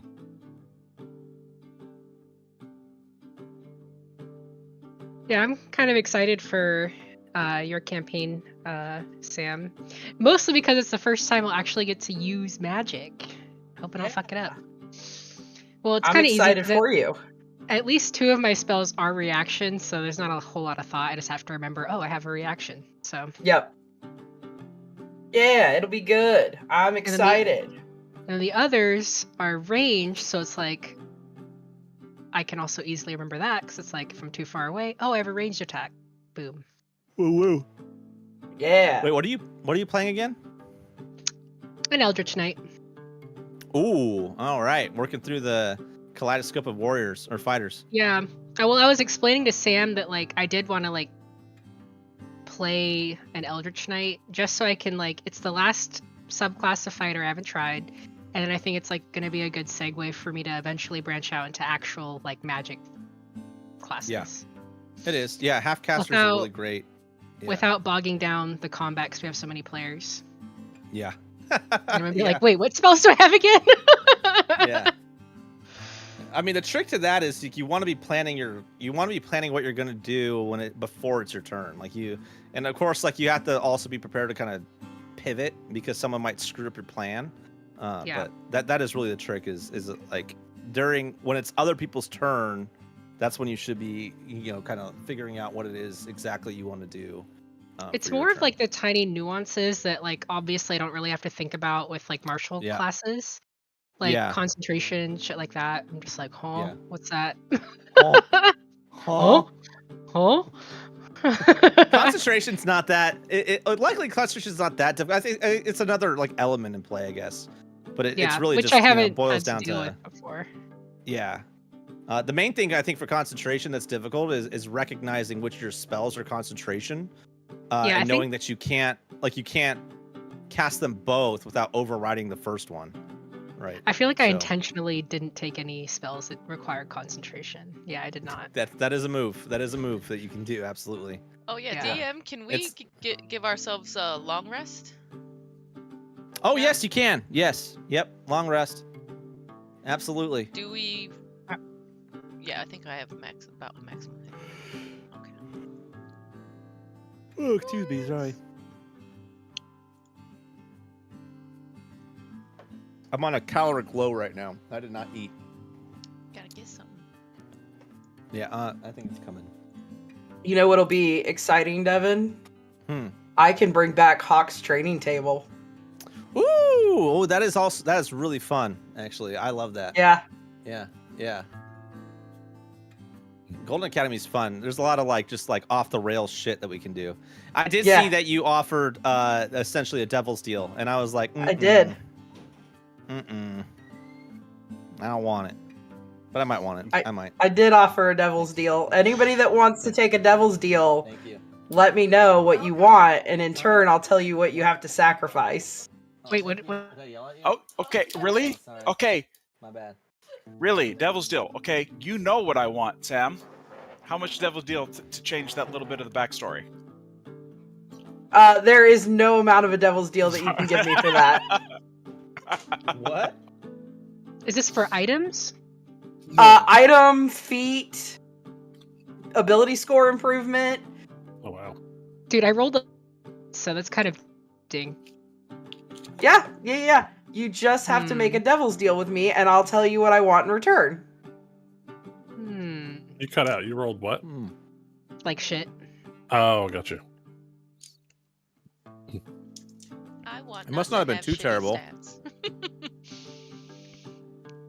My I made charisma her dump stat, so her bad one. Well, I'll tell you now, for example, right? If you wanted to make your strength an 18, you would have to make your charisma an 8. I thought it was a 9. No, your charisma's currently an 11. Ooh. Oh, wait, so that's weird because I rolled a 9.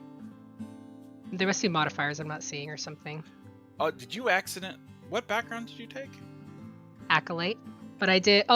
So I did do +2 intelligence and then just +1 for charisma because it was so low. I was like, I can't have it that low. So I added +1 to charisma.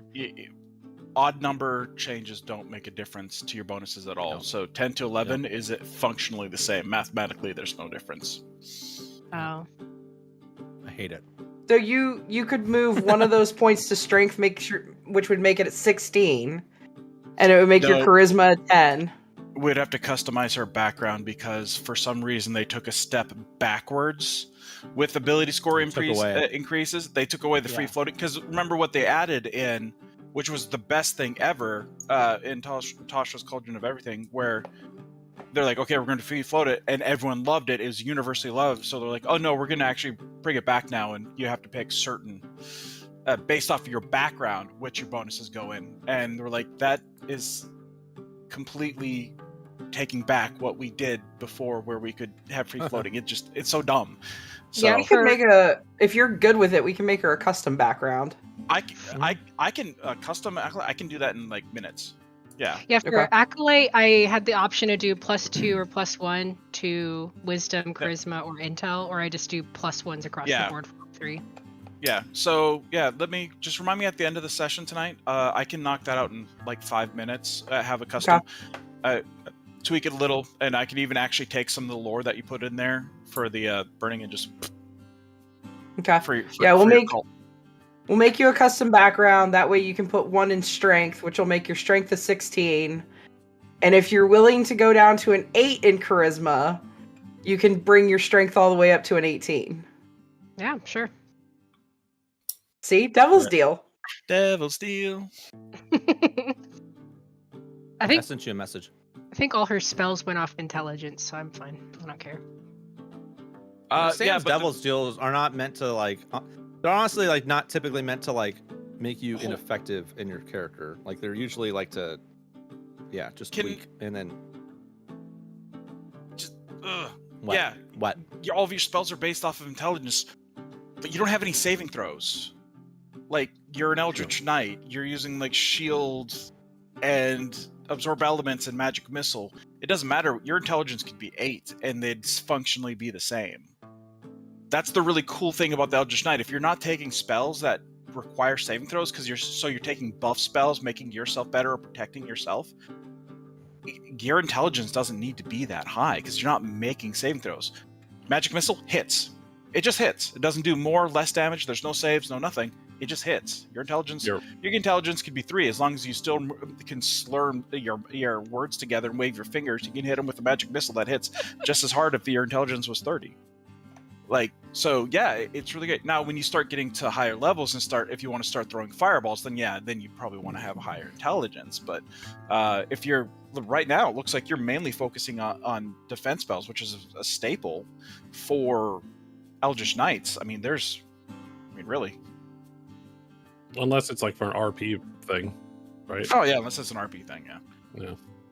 Yeah, she's not charismatic, so I don't mind that bumping down to an 8. What are you talking about? She seems like such a warm, caring person.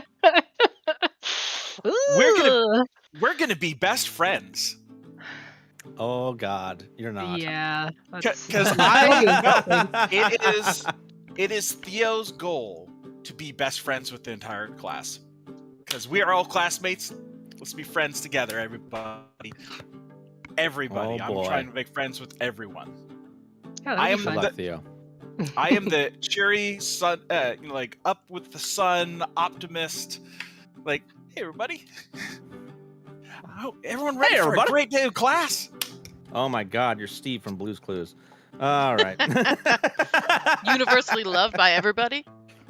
Yeah, exactly. Yes, exactly. Fuck Joe. Except for Elle. She's like, I hate this man. His boundless optimism disgusts me. No, we're gonna be friends. Just you wait. We're gonna be friends. Like, never mind that you guys don't like, high industry and stuff. And my dad is the chief of R&D for the biggest, basically the big tech firm. You're not really doing a good job selling yourself. Yeah. No, we're out of character now. In character. Hey, how's it going? It's Theo. Pleased to meet you.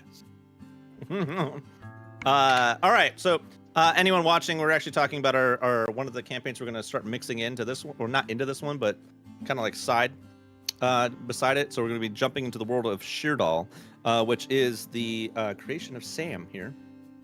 Wonderful campaign. We call it the Golden Academy. Sam, I don't know if you want to talk about what the Golden Academy is going to be. I don't know if I want to talk about it yet either. Oh, okay, never mind then. It remains to be seen. There's lots of crazy stuff going on. You're part of a new class called Class 5 that has both nobles and commoners in it. Everybody thinks I'm setting up class warfare. Maybe I am, maybe I'm not. There's airships and trains, and I might blow one up. We'll see.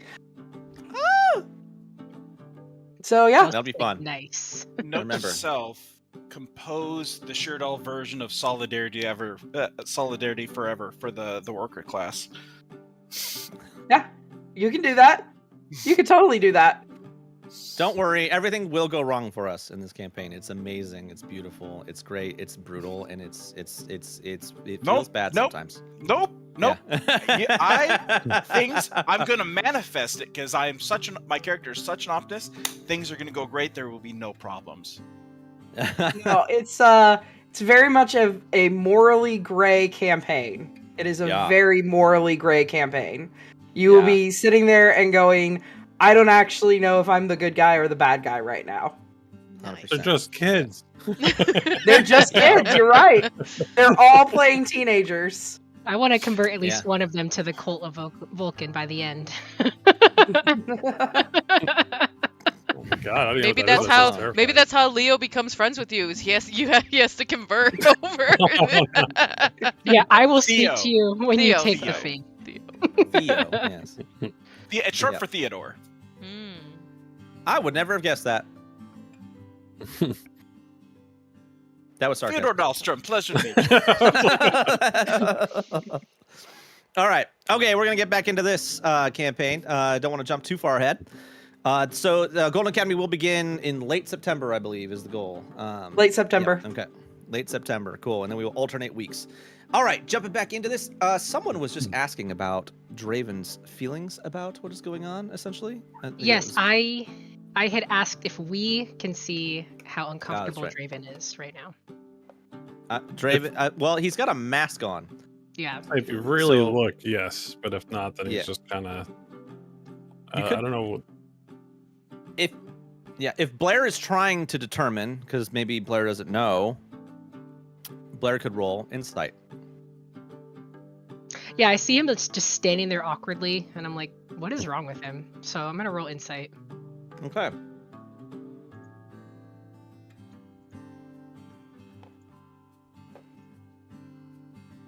That's a 4. He's great.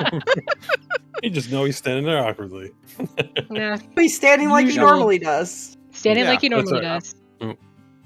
Yeah, standing there being kind of to himself, wearing his mask again, but you know why. And maybe you feel a little bit responsible for not really helping to get that, helping him feel a little bit more welcome, because you've been kind of been like a jerk, Blair. Can I have been a what? You've kind of been a jerk lately. I mean, not lately, but before lately, you were definitely a jerk too. Unshackled? Unshackled. We turned a Unchecked. page, not a chapter. All right. That's right. Yeah. Nice. Thank you. Using my words. Is there an echo in here? Weird. Okay. All right. So I'll just Okay. take my plate and I'll stand eating off to the side as well because everyone else is at the table. So Yeah. came down a little late. There's one thing I was trying to do before I went on break, so I rolled for it. I am trying to assess the kids now. This is so weird to me. I love it. though. Because I want to No. see how bad everything is in this family. Backstory: Ad Edition used to be it's like a kidnapper or something. Hang on. Jeez. All right. Wow. With the what? With the 29? Holy shit. Plus 13 is nasty. That is crazy. That's insane. Yeah. I min-max for Arcana checks. I believe you. I'm not- Like, there's- I'm not really good at much else. Like, not very good in combat, not much very good for else, but All right. Let's see. All right. Do they have magic? Do they have magic? Do they have magic? Devin's flipping a coin as we speak. Yep.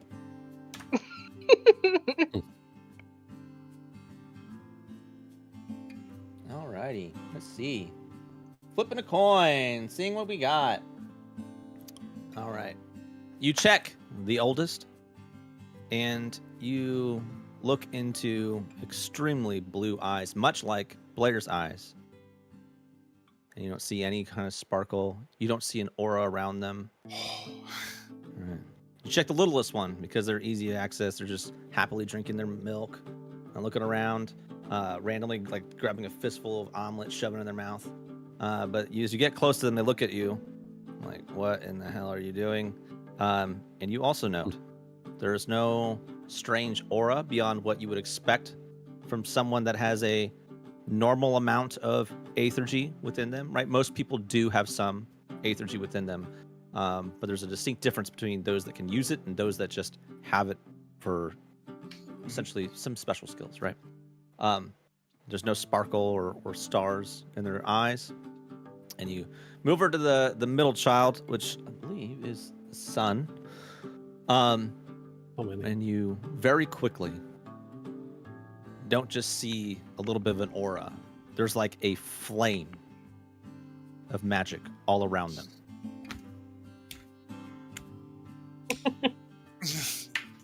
Astrid just grabs that second cup of coffee and just starts. You drop your head, looking around, and you glance over to where Lewis is at the kitchen, and you notice there's an aura around Lewis. What? Sorry. Oh.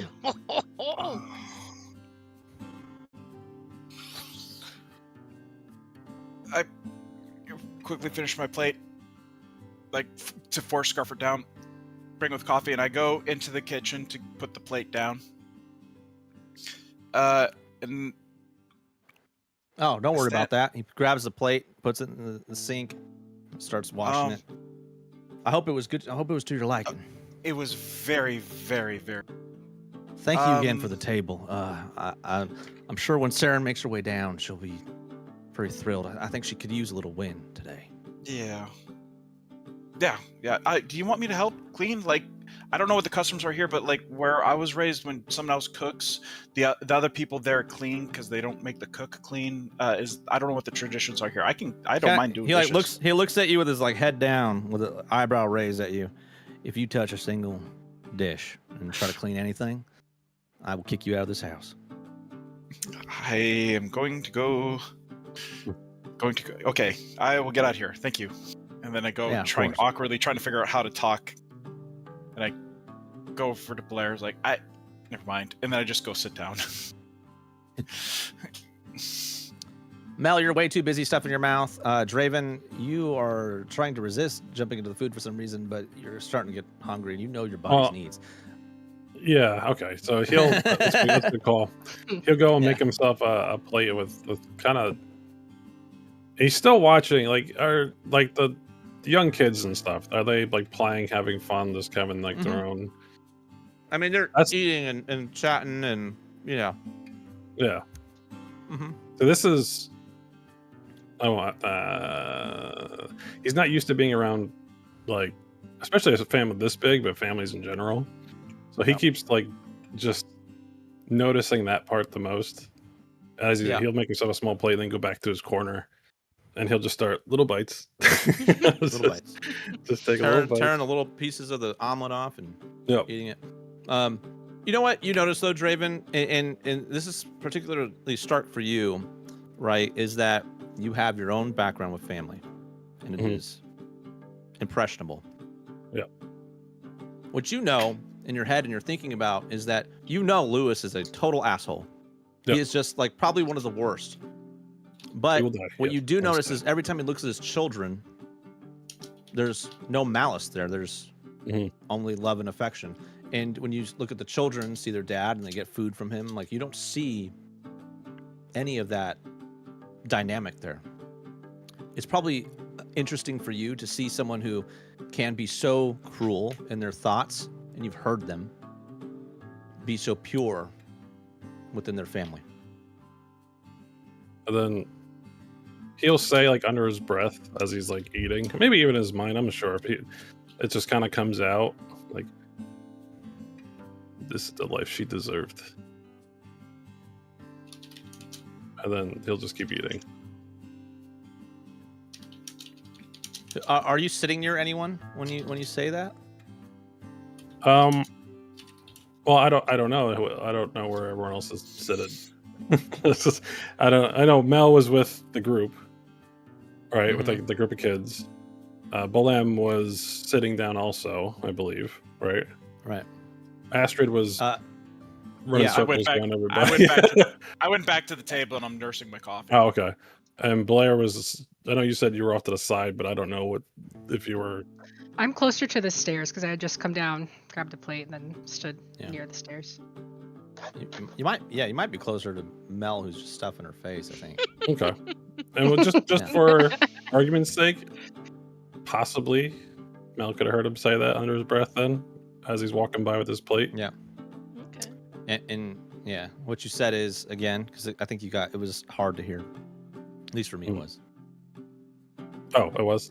Oh, sorry. Yeah. He said, this is the life that she deserved.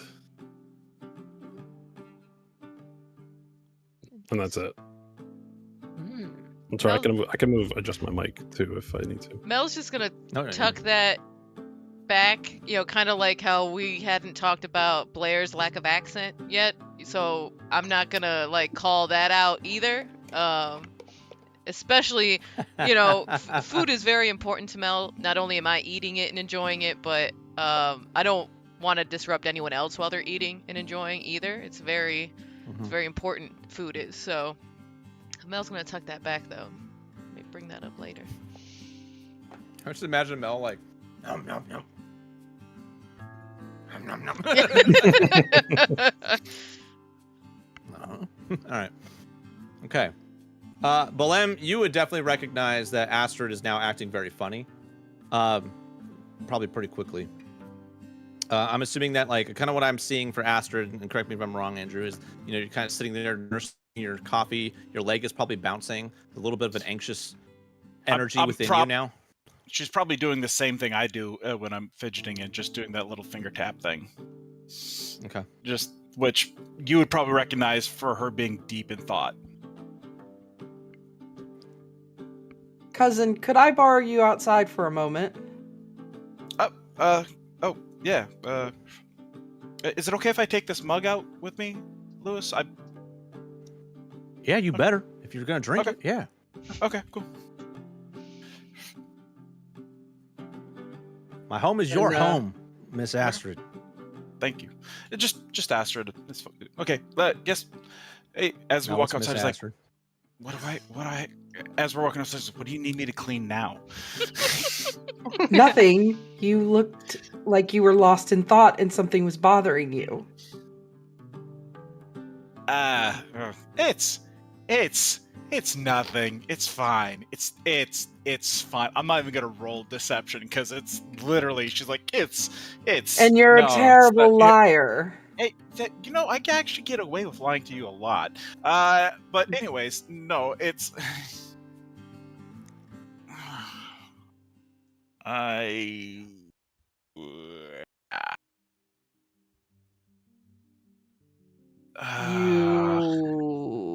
Let's take a couple steps away from the house, actually. Okay. Okay. Both. Here from inside. Anyone want seconds? Mel raises her hand. Of course, little one. Bring the pot. All right. I use minor illusion, just make like the sound of like, you know, a babbling brook to try to cover up like noise as I sleep sounds. Yeah. So you know, Lena whispers like both the father and the middle child are aethergists, and they don't know it. The child has an amazing amount, and I'm already on the shit list here. They're not having wild magic, then you should leave it alone. Yes, that's exactly what I was thinking, but the little one's still little. Sometimes the wild magic doesn't show up. Like, should I mention on the way out? It's like, hey, in case any weird things start happening with this one, please reach out to me at the college. Like, I don't know. I'm not the people person. You're the people person. I need you to people. You all hear Astrid start shouting outside. I would suggest. How about I will speak to Blair's sister and let her know that in the event that there are abnormalities, that she should reach out or send her to their local parish. Yes. You said the middle. The middle is boy or girl? I don't remember. Boy. Yeah, the boy. Okay. Eldest boy. I'll speak to her. Okay. Coffee's really good. You should get some. By the way, she still hasn't done anything with the hair, so it's still. I will do that. But you're okay otherwise. Yeah, it's an awkward situation. I didn't know how to say anything, and you know, I don't do so well with people. I understand. If anything, I'll take the burden for you on this one. Okay. Now, what are we going to do about Blair being in denial about having Aethergy herself? We're going to leave that one alone, just the same way that you need to leave this one alone. Okay. But okay, she's gonna be so much cooler. Yeah, not but. But hear me out. All right, fair. I'll trust your judgment on this. You're better with people. That's, I think, at least for now, while we're in her hometown, that is the last thing Blair needs. Okay. Williamson is like, okay, the accent thing. Like, you clocked that, right? Yeah, I picked up on that as well. Okay, I just want to make sure it wasn't just me. Okay. No, apparently she's not speaking the way that she should be. Or grew up to, or I don't really know. That's going to be a conversation for the road, I think. I agree. Okay. But yes, I'll go in and talk to the sister. Okay. And almost as if on cue, Saren glides downstairs, and Blair, you recognize this act that is happening right now. She is putting on her best host performance, masking all of her down emotions as much as she can. I'm so sorry to keep you all waiting. Thank you, Lewis, for taking care of our guests. I really appreciate that. Is there anything that anyone could use right now? We can maybe make some hot cocoa or something, or maybe I can make you all like a snack pack for your trip out. Or were you planning on going to the farm? Yes, we're going after this actually, and then we'll be on our way out. We can't stay much longer, I'm afraid. She takes a deep breath. Of course, I totally get it. That makes sense. Prince and Lady Doll. Like, you all have to be on your way now that you're so important. And yeah, you gotta do what you gotta do. I get it. Please, just call me Astrid. I don't like the Lady Doll thing. I would not dream of calling you anything short of what you are, Lady Doll.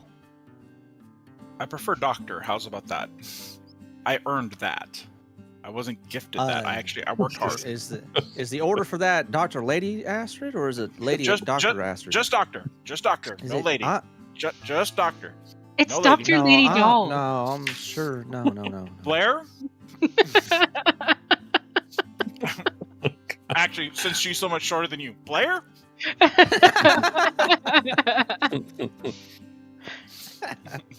I jest.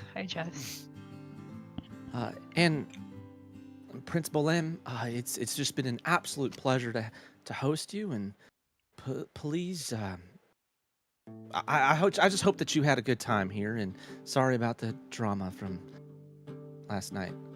And you guys also hear like Maxon stretch on the floor because he's still curled up on the floor. Ah! Go ahead. There's nothing to apologize for, though. If you have a moment, I would like to speak with you and Blair before we leave. Of course, yeah. Yeah, sure. Come on over here. And she walks over like close to the bedrooms in the back, on the other side of the living room, and wringing her hands. Maxon gets up and starts getting some food. Always the late riser. Then I'll go join Saren and Bolem. Well, I need my beauty sleep.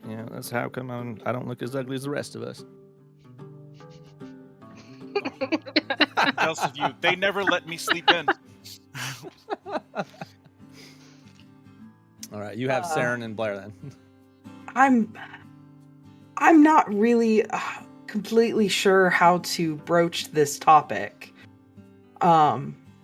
But according to Astrid,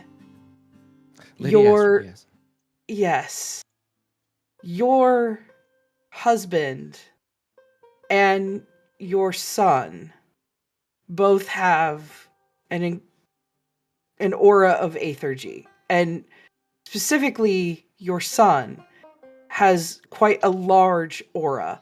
Now, I've told Lady Astrid, her hands like turn like white as she like grips super tight. I've told Lady Astrid to leave this alone. But I felt that it was important to let you know in case any odd or strange things begin to happen, specifically around your son, so that you can take him to the clergy and he can learn to get it under control. Is there a chance that he won't have it under control? What do you mean an Aethergy aura? What does that mean? Well, is it like Mary? It's similar to Mary and Maxon. Yes.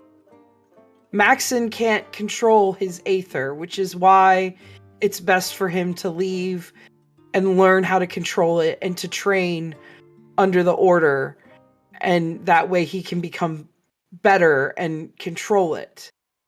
I don't know that will happen with your son, but it's something you need to be aware of, and I didn't want to, in good conscience, just leave and not say anything.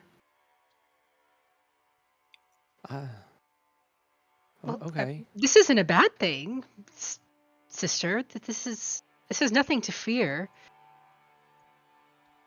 She like looks at you like just total fear in her eyes.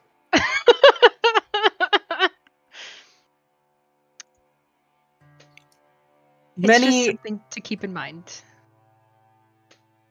Many a great person has had Aethergy and done wonders with it. I mean, look at my father as a perfect example.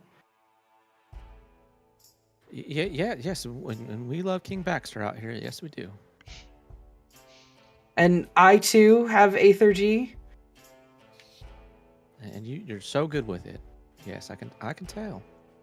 She's just like she could tell like she is like partially checked out. She's like in shock. There's nothing to be scared of. Oh, of course, dear. Of course. There's nothing to be scared of. I hear you. Yeah. I hear you. And I've ensured that Lady Astrid won't be convincing more people to leave or to come and help. I'm not. She kind of just nods quickly, like, okay. I just look at Blair like I don't know what else to do or say right now.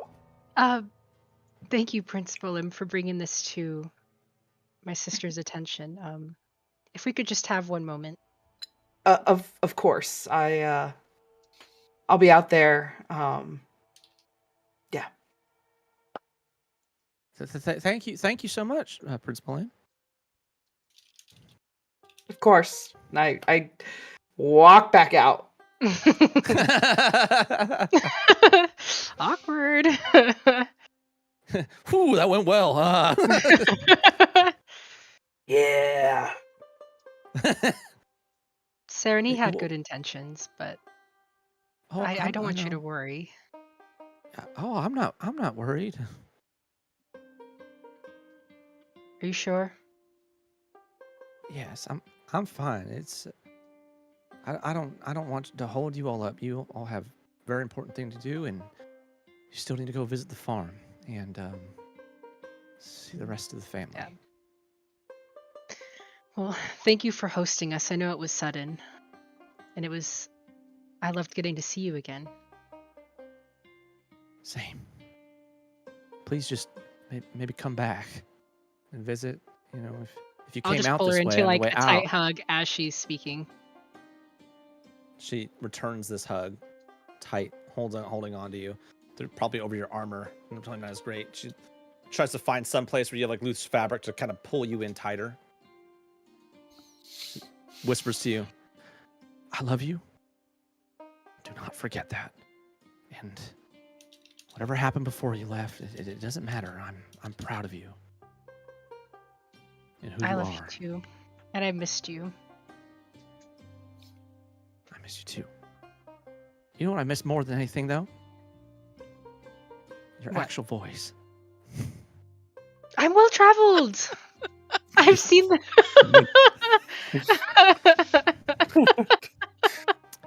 I understand.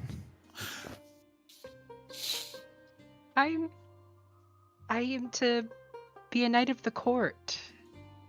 She does not. I do not sound convinced in that anymore. But I release her from the hug and I rejoin my party abruptly.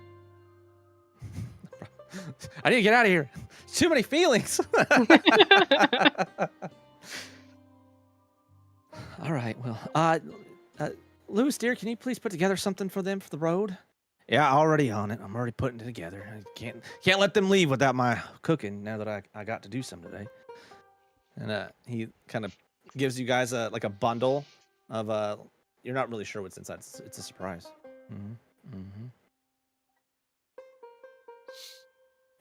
But anyway, I assume it's right away. Probably time for you all to. Should we trust Mel with the food? It's so cool that you guys brought along a child along with your party. Lewis, she's a halfling. I don't know what that. Like Lala. Oh, I'm very sorry, miss. I'm sorry that very sorry. All is forgiven. That breakfast was sublime. Thank you so much. Whew. All right. Yeah. I would hate to have insulted a guest. So, well, you all take care. Thank you for the coffee and the meal. Absolutely. Now, I think you all better get going now. You know, it's about, you don't want the sun to get too high up in the sky. It gets a little warm out here. Let me get your things for you. Help you go. Look at the time. Yeah. Oh boy, I gotta get out, do some milling. But very happy to have had you. And he pauses, looks at Blair, and I'm glad you're doing good stuff out there. I hope you represent us well. All right. Well, and he turns away and walks away. Take care, Lewis. He tried. I tried to.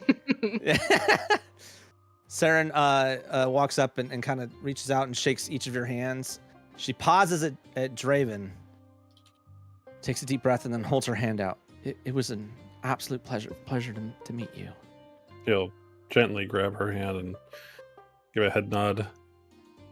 I do thank you for your hospitalities. Of course, Darvin. Of course.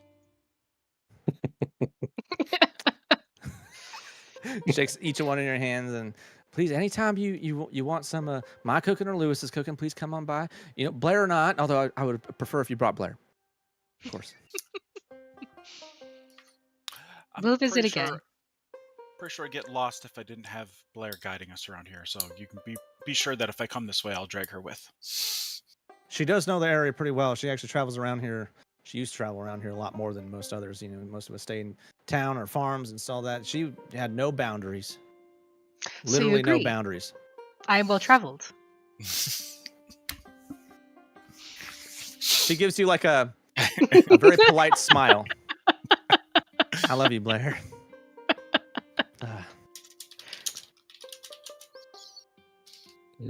Just be who you are.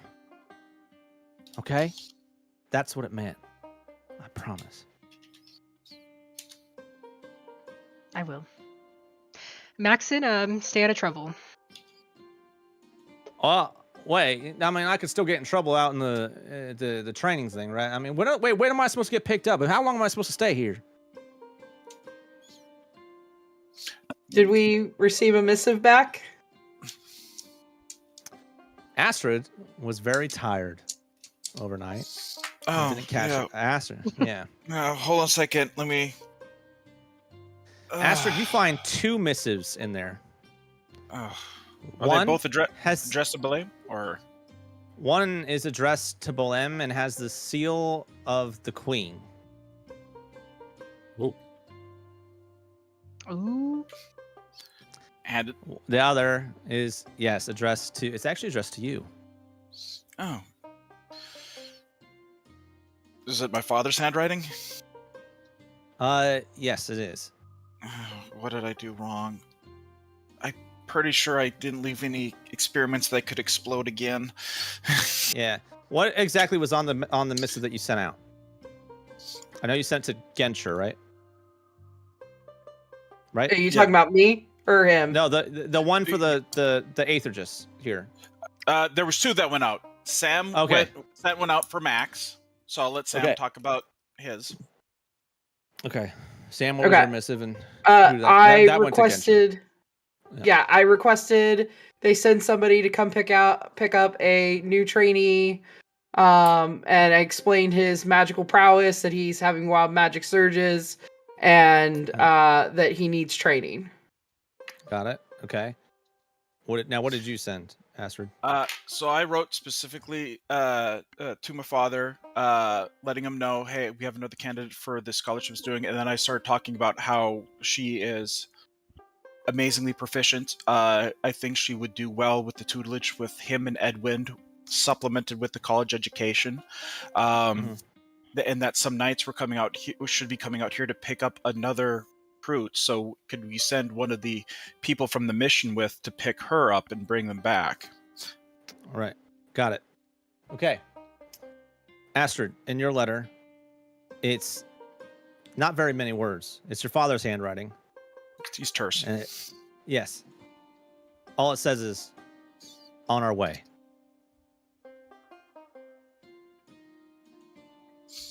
Balam. On our way? Oh God, I hope Dad's not coming. Balam, you have a letter with the Queen's seal on it. It is stamped, sealed. Okay. I open it. Yeah. Okay.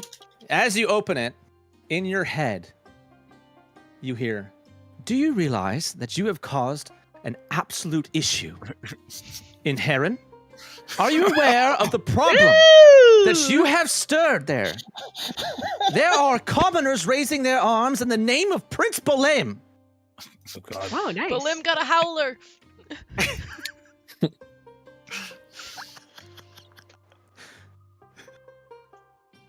We don't even know what's happening down there. I have to send an actual contingent of guards after already dedicating resources to that town. You and I will have a discussion when you get back, which you will get back.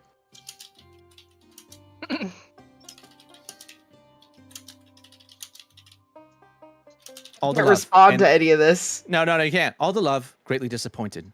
Your mom. Oh, wow. no! Wow. The touch of death from the mom. She just went exploding heart technique. Oh shit. Disappointed. She said the D word. Oh. Wow. Not even hiding it. Face drops. Oh, bad news? Are they sending? Well, if the knights are sending someone out, like my father said, that someone from the mission's on the way, so Max can go back with them. It's not a big deal. Don't worry about it. Thank you. I'm gonna step outside for some fresh air, and right outside. Okay. Well, we're all heading out to go get Max. You and your sister. Someone is coming on their way to pick you guys both up and take you back to the capital. Just stay out of trouble. Well, how long until they're here? Like, how long he gets close to you? How long do I gotta stay in this fucking house? Well, since they're probably coming on horses or carriage, they probably should be here. Like, it only took us 3 days to get here. Was it? Yeah. Or 4? Is it about 3 or 4? I think 4. Yeah. Well, it took us about 4 days to get here, so less than a week. So I think you can be a kind, gentle, helpful soul, less than what you're getting at the end of it. So maybe help around the house a little. Be a good guest. Maybe I'll go hang out with my sister at the temple or something. That sounds way better than this hellhole. I mean, yeah, sure, I'll be fine. Yeah. No, it's fine. Yeah, no, it's fine. That's a bad thing, too. All right, let's go get our horses. See him roll his eyes. Walk off. Oh, all right. I mean, before he walks away, I'll pull him into a hug. You getting all your hugs out of the way before you leave us again? Of course. And don't be like that. You know I'll see you again. Yeah, because apparently I'm moving to your hometown. Mm-hmm. Your new home. Our new home. Are you gonna be okay with me being there? Are you gonna try to run away? As long from as there, you too? bathe and don't steal. I bathe. Of course, I bathe. I bathe. How come I smell so nice?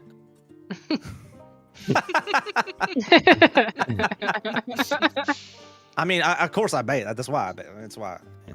Mm-hmm. All right. And he gives you a hug back. Hey, do me a favor, Blair. Yes. Don't fucking die. That's never an option. Good. I love you, Max. All right. Yeah, all right. See you later. Love you too. Well, Once we get outside, away, right? as soon as we get out of earshot and start going there, it's like, actually, there's a program at the college that would be really good for your brother. It's really up to his natural inclination. It's called the Arcane Trickster course. It's really, really, I'll tell you about it. I don't know if I'm keen on him being a trickster of any sort. Okay. Bolam, how you doing? Everyone starts to walk outside. They get their horses and they start to get ready to go. How you doing? Here's my question. Was it like blank paper and then I heard all that in my head? Or is it there are words on it? Words. There are words on it. There are words on it. Yeah, as it was reading, like each word would shine and move through. Yeah. Pretty cool. Yeah, he's pretty fucked up right now. He's never disappointed his mother. He thought he was doing a good thing with his speech, trying to convince the guards to focus on the people. And now he's gotten this letter and he's not well. He's not okay. I'm not okay. But he's sitting outside and he takes a couple minutes to compose himself and he puts on his best fake smile when he starts hearing people move out towards the door. You guys all watched him just open a letter, probably openly crestfallen, and then walk out, and then stand there quietly, and then turn around like, "Hi, guys." So you may all take an insight check. So he doesn't turn around and smile and go, "Hey, guys." He stays outside until people start walking out, and he, kind of smiles at them. I'm guessing I got to roll deception. Absolutely. What we got? 19. Oh, you're a great liar. Nobody got it. Nobody got it. Nobody got it. You're not sure what that was, but whatever the letter was, apparently had nothing to do with you guys. And Bolam seems just fine. He's ready for the morning. Some people do have inspiration. Just saying. Oh, let me throw this out there. Though, since we saw Bolam have that face drop and then leave, could that possibly be a disadvantage? Just saying. No. All right, well, fuck me. He's not good of a liar? That's kind of concerning. He is a politician. He's been raised to be a diplomat and a politician. It's true. Yeah. Everything's fine. Let's get it up. Yeah. You guys have plenty of tools. If you really want to challenge it, like, literally Draven has the best tool that exists for this. And the rest of you do, or some of you do have inspiration. So if you really wanted to know, you absolutely have the resources to spend for it. I was going to say I was going to use, but since he rolled that well, like I'm not going to be like, well, I know, because he wouldn't think anything of it. So he's just like, okay, yeah, so good to go. All right, very nice. See the wheel turning in Kaylin's head if she wants to use. I would just remind you, Kaylin, that you do get inspiration again at the beginning of every morning.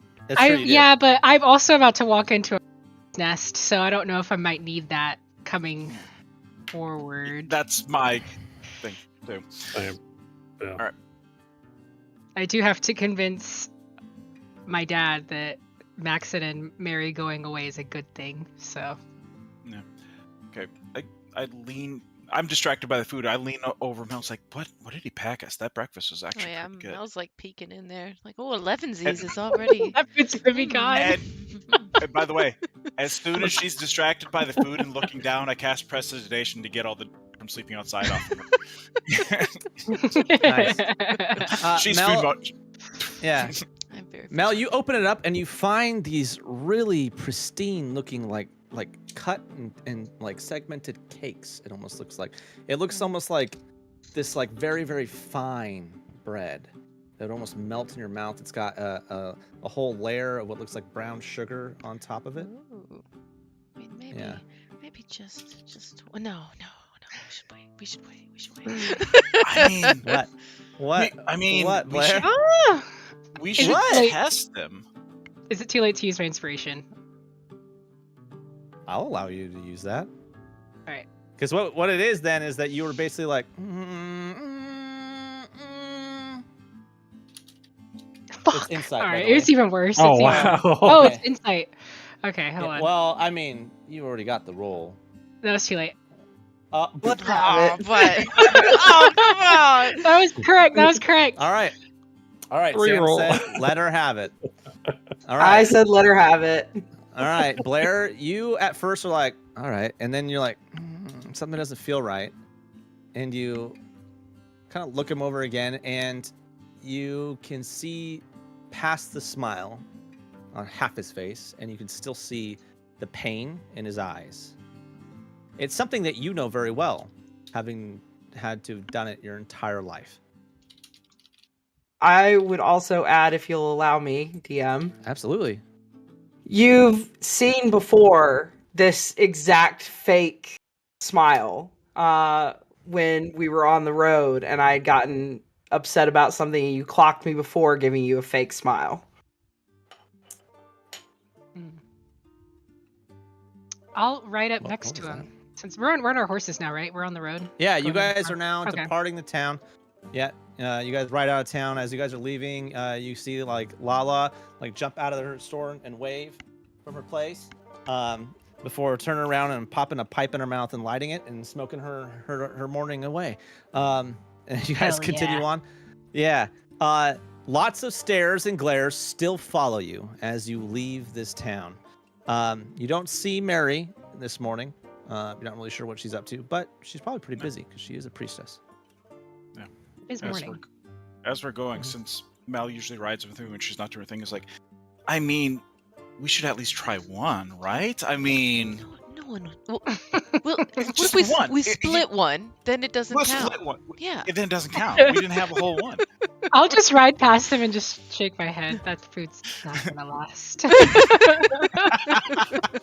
So you guys split it? Yeah. Yeah, All right. we split one. Yeah, you split it and you taste this incredible combination of coffee and sugar and bread, and it's so wonderful. The actual brown sugar like crystallizes in your mouth before melting. The bread is just so delicate, you almost don't even have to chew it. It's a perfect, seemingly morning kind of dessert. Before I know what I'm doing, I'm putting another one in my mouth. I So knew is it. Well, that didn't. After I take a bite from the second one, the first one didn't really count because we split it. So. Yeah. So now we got the full experience with the full one, and Yes, and now we're gonna stop. Now we're gonna. I'm gonna say the only person that probably recognizes what's happening is Draven. Blair, you knew it was going to happen, but you moved on. You're riding up next to Olem. Draven, you see them taking not little bites out of your communal gift. Nope. And then I stop at that other full one. Okay. And I forcefully try to. Yeah, you're gonna have to take it away from me. I take it away and start tying it back up. You guys could do a contested strength check.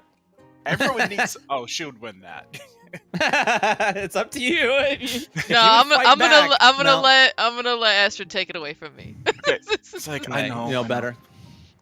But we should swing by here and get some more on our way back. Oh, yeah, you know it. Did you think they have a recipe? Like we could make Oh, this? Oh, that is. We should. Which- we should have tried which before you're we not- left, so we could ask for. Yeah. it. What you're not sure of is if Lewis made that, because you don't remember him. right. Like I didn't Making smell that the this oven morning. cooking. Like I Yeah, didn't smell and then these- or if he got it from someplace, but he did just have it, and that's also strange. But anyway, Blair, you ride up next to Bolem. Yeah, I'll ride up next to him. And I'll speak in low tones. My prince, what is on your mind? What happened back there? I suppose that if I say nothing, you won't believe me. And you would suppose correctly, yes. Apparently, I caused quite the stir in the town of Heron with my speech. I thought your speech was lovely. What happened? I don't know, but apparently the people are claiming that they are doing things in my name now. She did not specify. My mother has to send a contingent, so more resources to the town of Heron than were already there. And she is disappointed in me and the way that I have handled the situation. Well, if it's any consolation, I think we handled the situation best we could with the resources we had. But things are happening. Has it come to violence?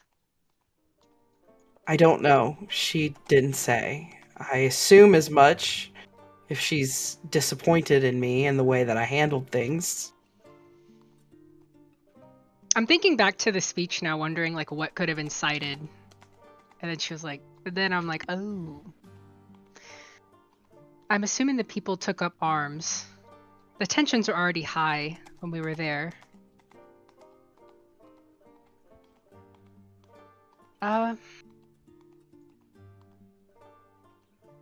Something had to give, Prince Bolem.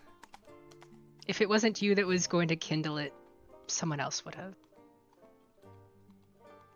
I just wanted the guards to do their jobs and protect the people. Maybe they are.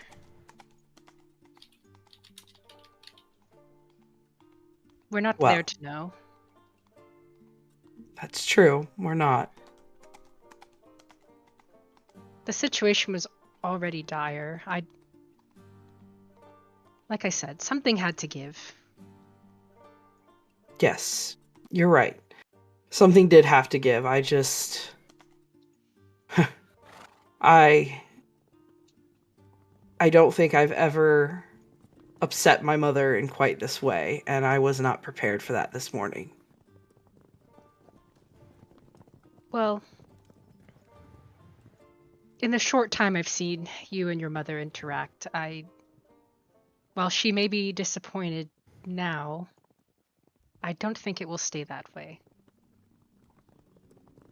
I hope you're right. And I think your crowd work has greatly improved.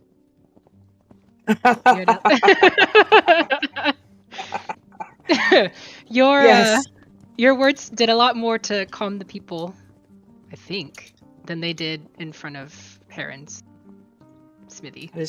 That is true. My crowd work was better my crowd work was better in the city of Heron than it was that night.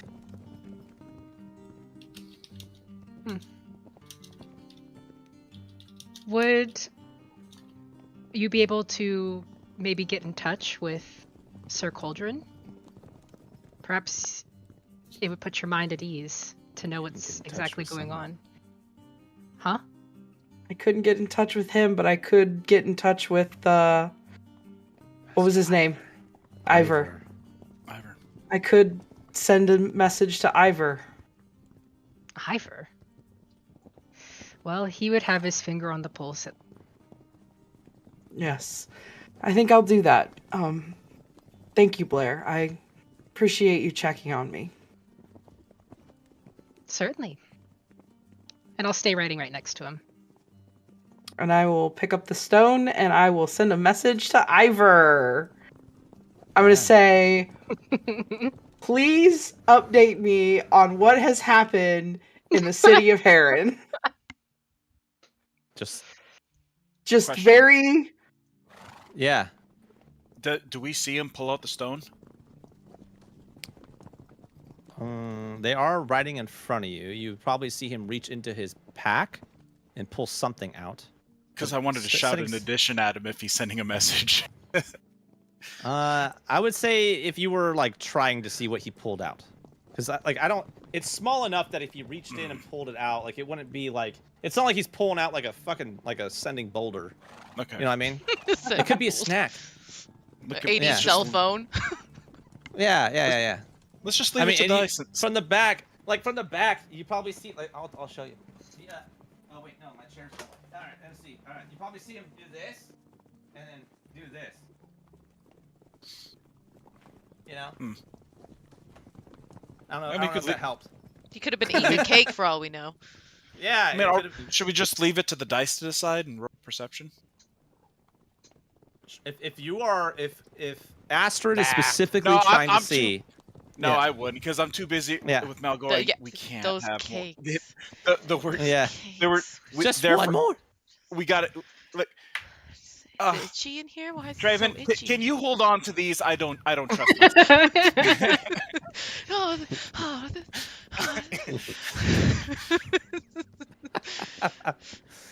All right. Okay, Bolam, you send this message. Let me see. I gotta type it out real quick if it's okay. Actually, let's take a quick break. I was gonna say it is that time. Yeah, it's a break. I actually have to use the restroom super bad, and then I will prepare this message. And then we will get into that. We'll find out what happened in Heron when we return. If anyone is staying, please do engage with the chat. Chat, if you're watching, we are still doing this thing where we are inviting you all to give players or the DM disadvantage or advantage, if you so choose. Look for the rolls. Tell them that you want them to fail. I love it when they fail. Nothing is better. Do that. All right. I will be right back. Me too. After I find my OBS so I can switch the camera. On account of me not wanting to be seen. All right.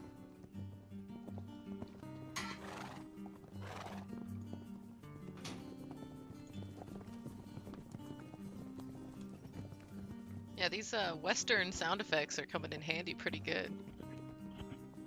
I found some water for the background and stuff. That it worked out pretty good. Yeah, no, the addition I wanted to ask on there was ask about the beard, because I was trying to get him to shave the other guy's beard off because I hate it so much. When he was sleeping, you were trying to get it to it while he was sleeping. Yeah, it's like, anything to get rid of that damn beard because it was so ugly.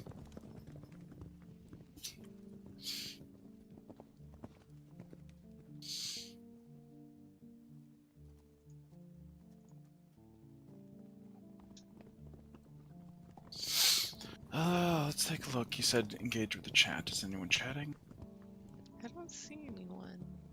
I don't think we have anyone watching tonight. That's fine. Nah, we dead tonight. That's fine. We're mainly about doing this. I'm gonna go get the water, and I also just sent a text, a chat into the text RP that I know is gonna push Devin's button. So I want to get water, so I have something to drink to hide my smile when he responds.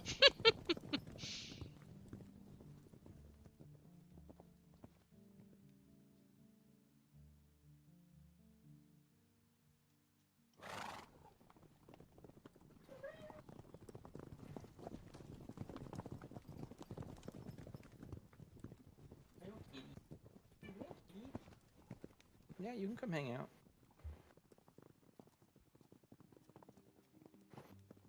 Hello? Hello? Hello. Okay. Wasn't sure if my headphones were messing up again.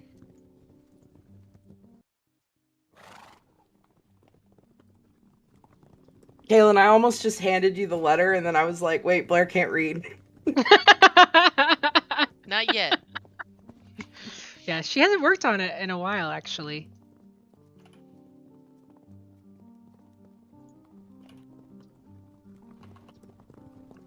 I can't read. But you're so well traveled. Is that your real accent? No. Well traveled and can't read. Yeah, you're right. Who are you fooling? Myself.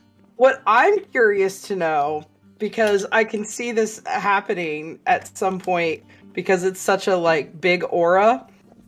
If I were to cast Zone of Truth and you were within the aura of it, would it make you speak in your regular accent because you can't tell a lie when you're in the Zone of Truth bubble? Well, it What depends on how she interprets it, though, right? Does she think that her hiding her accent is a lie? Or does she truly believe that she doesn't have an accent? Technically, I would say, and I would endeavor, that fictions and stories and performances are all a form of lie craft. The DM has spoken.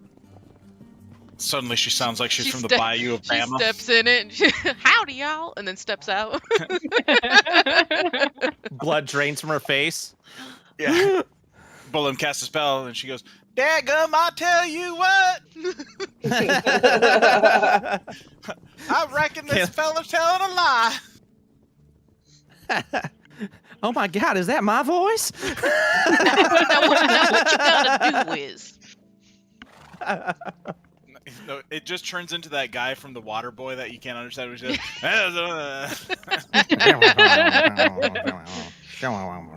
Oh man, what was that character in King of the Hill? Boomhauer. Dale? Oh, Boomhauer. Boomhauer, yeah. We all jump home.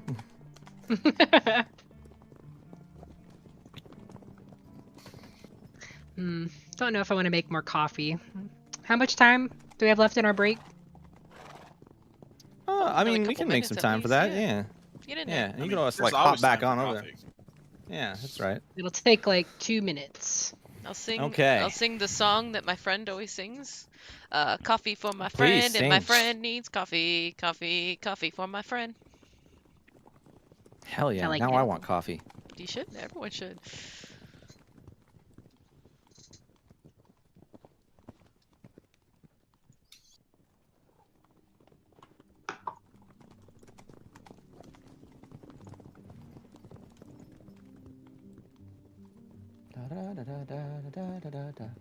Just preparing a message. Just preparing a sending. Just preparing a sending. Devin, the I way see that your face lit up I when- really. about the sending What? stone. Oh yeah. It's like he can contact someone, and like Sam had that little bit of like, there's a little twitch Oh there. shit. Oh shit. It's like there is someone you can contact. Absolutely. Also, he knows I There have is sending spell. If some. he needs me to contact the guard captain, I can do that too. Yeah, you could. What isn't this? I love just how you more say that fun? like I know every spell you have. I don't know that you have sending. You've seen me use it in this. Yeah, but I campaign. also I know that you can change out your spells every day. True. Wait, you can do that every day? Mm-hmm. Every like long rest, Right. yeah. Clerics Oh. can, yes. Oh, only clerics. Clerics, wizards, druids. I think rangers in this edition, right? Or is ranger still spell known? I thought they made that change. Yeah, some spell casters can swap everything except for their cantrips every single day. Other ones, not so much. Paladins can. Artificers can. It's Nice. both a blessing and a curse. Like, because when you're a spell known caster, you level up and you have to agonize over that time about what spell you choose. But at that point in time, once you've made your choice, you've made your choice. You don't have to worry about it anymore. But when you're like a cleric or a druid, every time I wake up, I'm like, do I need to change my spells? So at the end of every long rest, like I'm usually going through is like, is this what I still want today? Yeah, this is what I still want today. And I don't know what we're doing today, so I have a nice little blend of everything.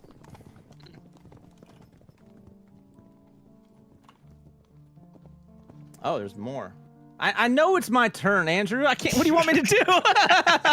No, we were on break, so I did that to mess with you.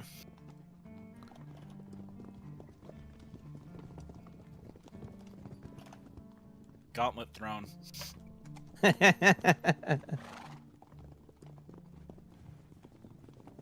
The life of doing a text role play while also running a session.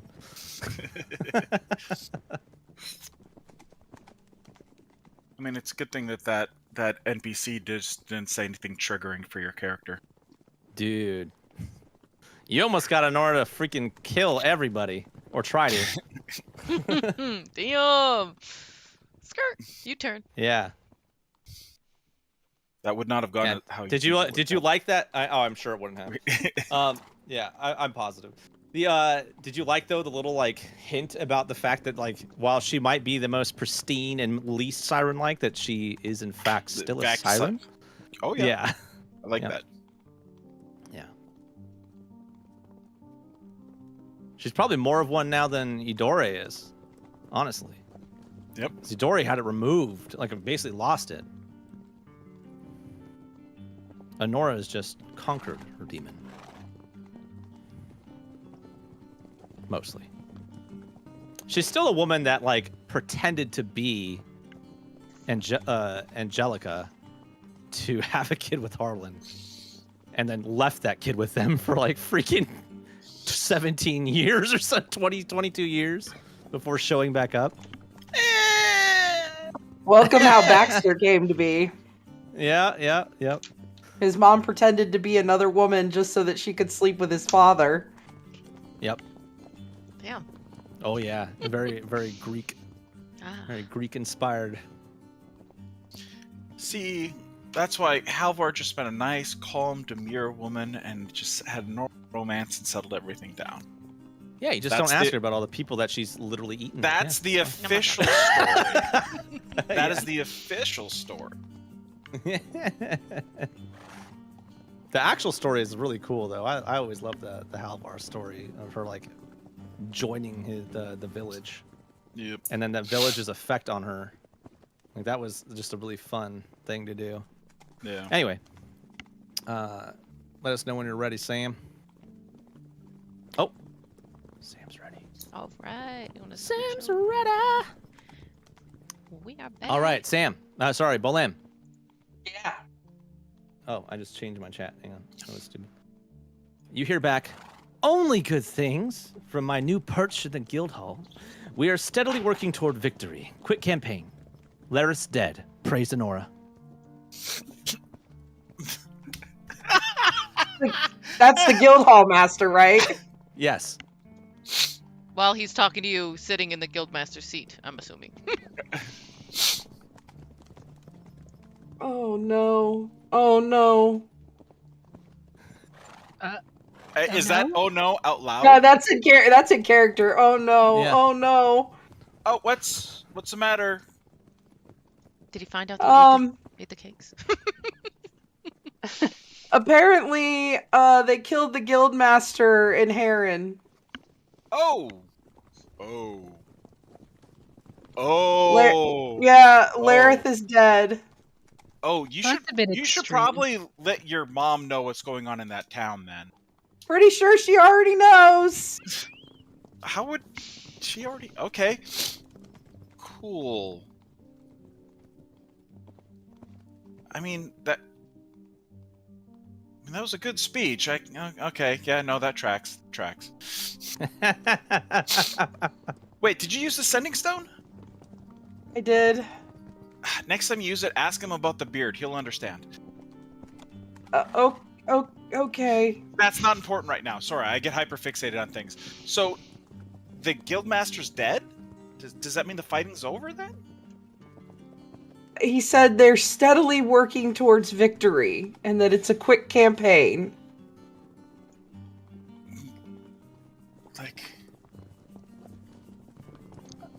Like, there's such a double meaning of campaign. I mean, maybe it's political campaign, and he's not murdering people right now.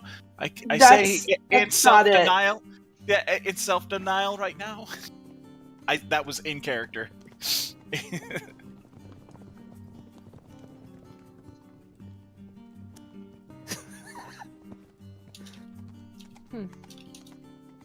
Well, Draven, I feel like you knew that this was going to happen this way. Like you were like, makes sense. He's just letting them have their moment with this because honestly, he's a little confused at the moment because I thought this was what Bolem wanted. when he was, not necessarily maybe the death thing, but to get overthrown because when he let him know, like, hey, this guy's on the side of Ivor? Yeah. And he was happy. So he's like, okay, so this is a good thing. now it comes to oh no's, and he's like, I'm not sure I understand. So he's just letting him work it out at this point as he's just riding with the sack full of food that's half eaten. Not happy. He doesn't know. He just saw pickings. Hey! He saw big bites. That's all he saw. Okay. I will, kind of under my breath, so that the people behind us can't hear it, but Blair would probably hear it. I will say, I really screwed this one up.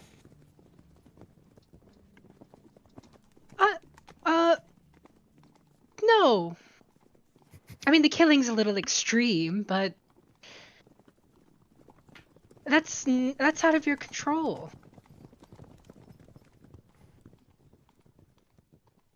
I didn't have to give that speech. But, I mean, you saw their faces. You probably gave them the first bit of reprieve they had in Moon.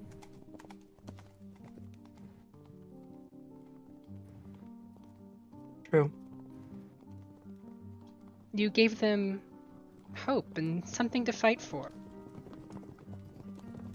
Did they have to kill the guildmaster? No, probably not, but again, that you can't control that. No, but I suppose I'll have to write to Mother tonight and explain what my intentions were. Do you think that would make a difference? No, not at this point.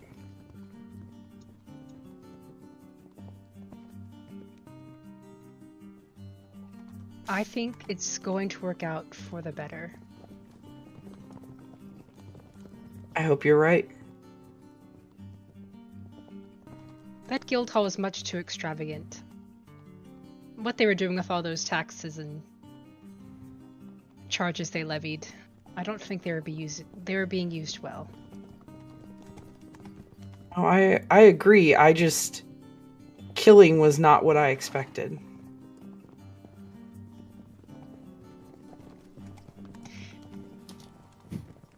Yeah, me neither.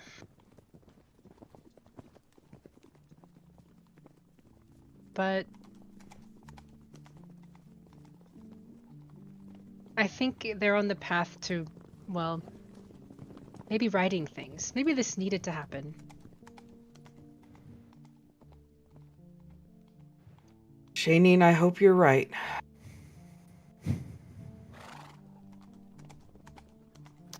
A shadow passes over you all.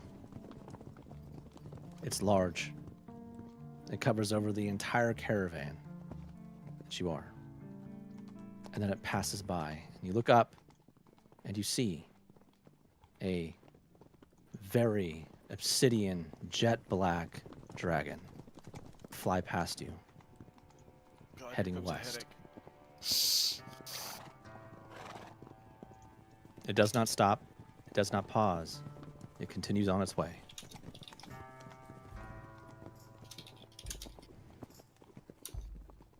We don't really see dragons like that out here. Nor do we see them in the city.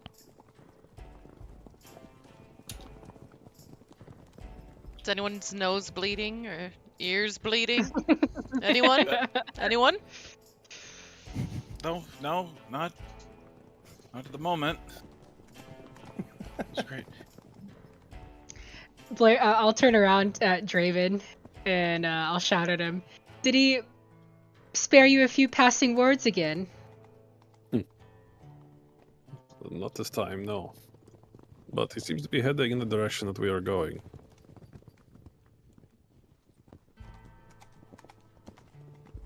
There's always time. Towards the farm? No. This is going west, right? So that would be so fucked. Sorry. Oh wait, I'm where am I about to supposed to go? orphanage Oh the wait, no, farm. you guys went to the farm. That's right. No. Draven, go after Bolane, one of the baked goods. He needs consoling. That works, right, Mel? Yeah. Yeah. I'm sorry, I'm really awkward. I know giving people something to eat might make them just go offer them one. Just one. You have the food. Just give me the food. I'll do it. Okay, take it. Okay, Throw take that it. Go. No. Hey.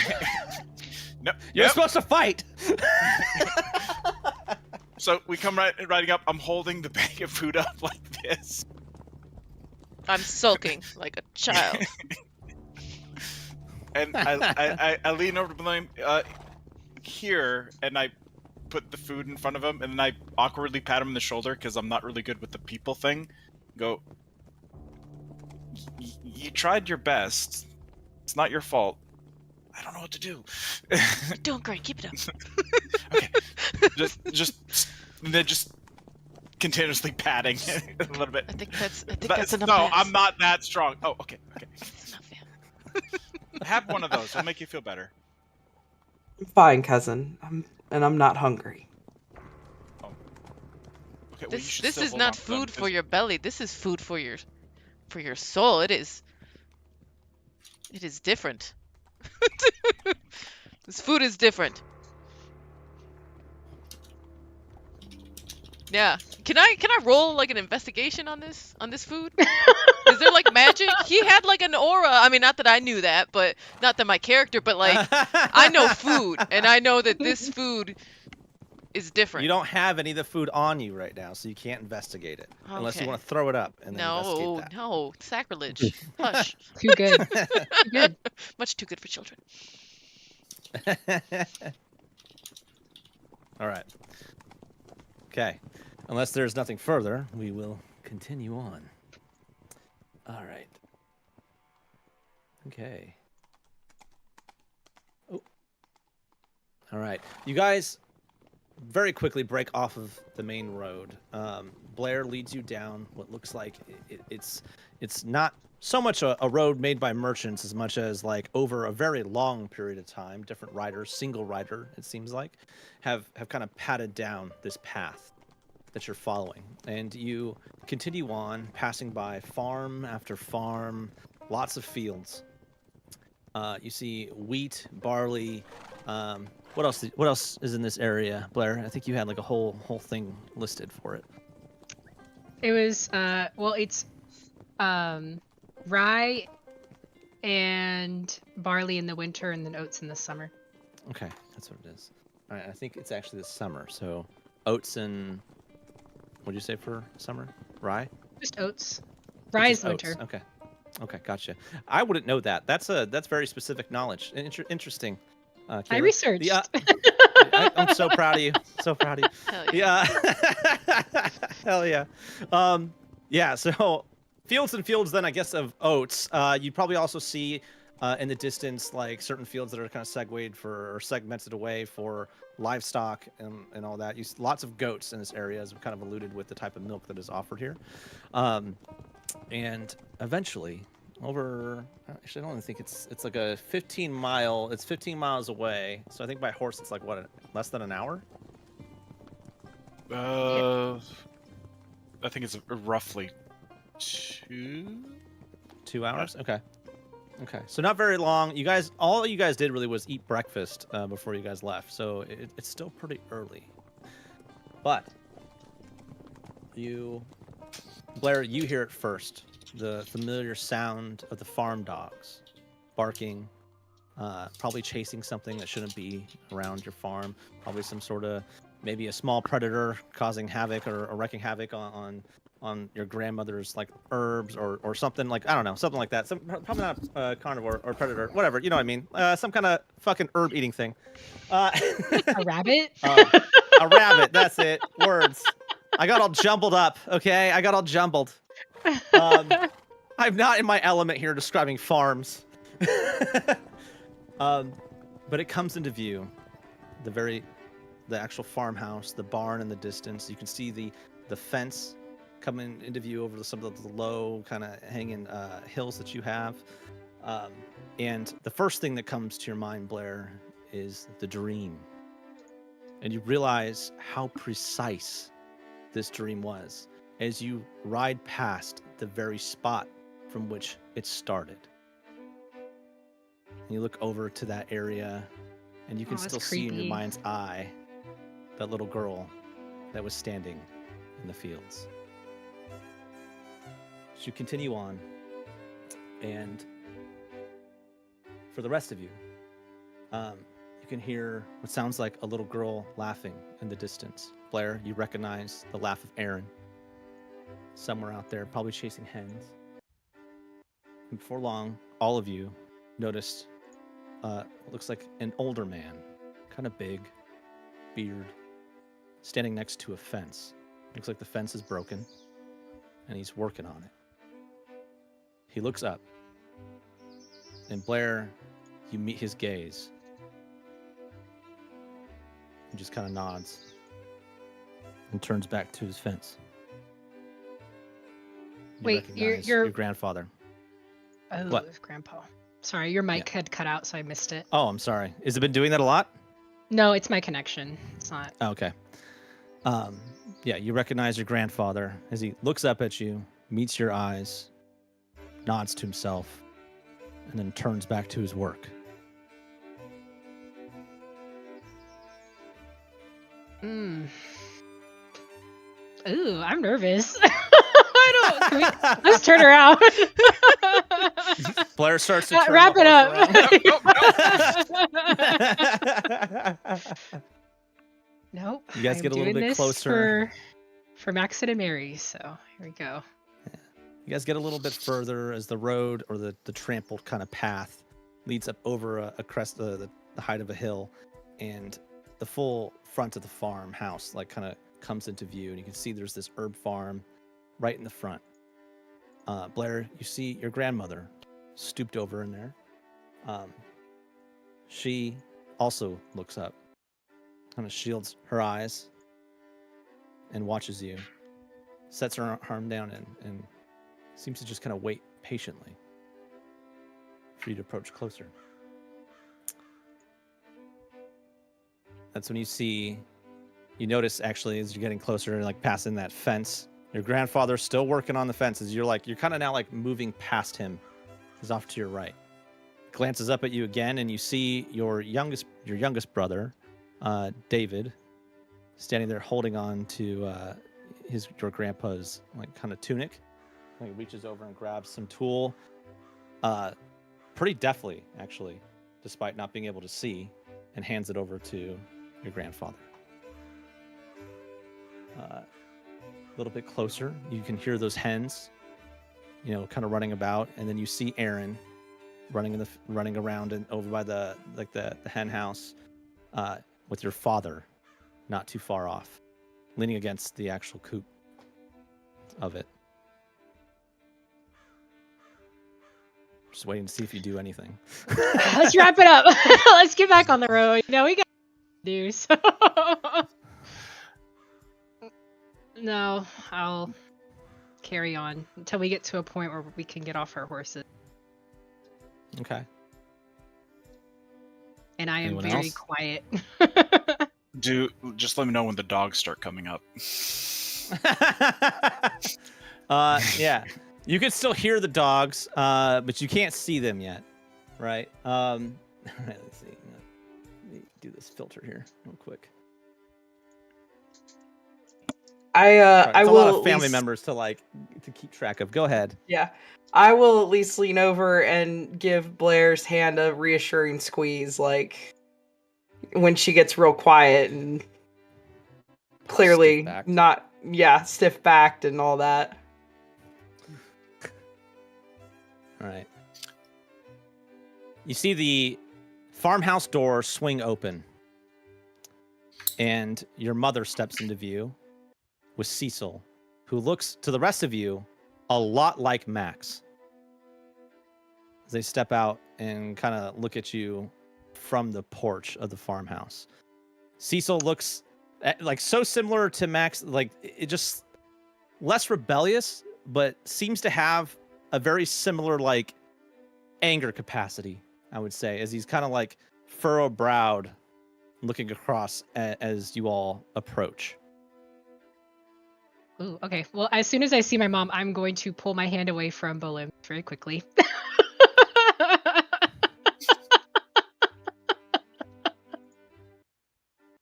Bolim, how does that make you feel? Yeah, we won't talk about it. We won't talk about it. I'm Just one more sparing lady you, I you've promise. disappointed. Oh, good lord. Ouch. Joe, that's like salt on the wound, man. All right. You do see Erin stops chasing the hens as she notices this party, your party, growing closer. She stops, stares, and then darts closer to your father, who then, and she points in your direction. And he looks up and sees you all approaching. He sets down some sort of tool, crosses his arms, and looks very similar to Blair in his uncomfortable kind of posture. What you all notice, though, is unlike with Mary, unlike with Saren, none of them are really running toward her to greet her.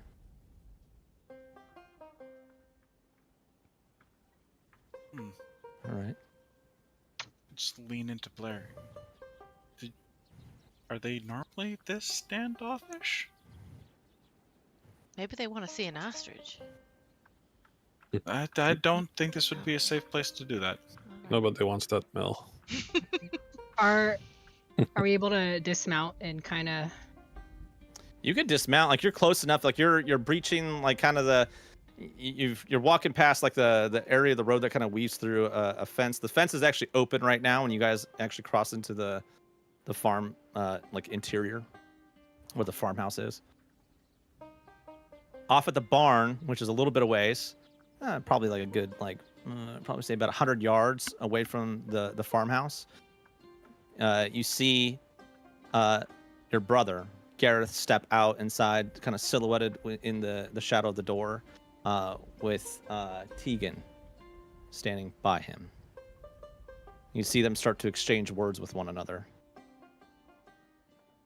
And he shakes his head and then turns back into the barn and walks out of view. All right. Okay. Well, I'll dismount from my horse and I'll approach my mom and Cecil. Mom, right. I'm home. The accent came back. She I pauses told you and I'd come back. Oh. Okay. Sorry, that took me by surprise.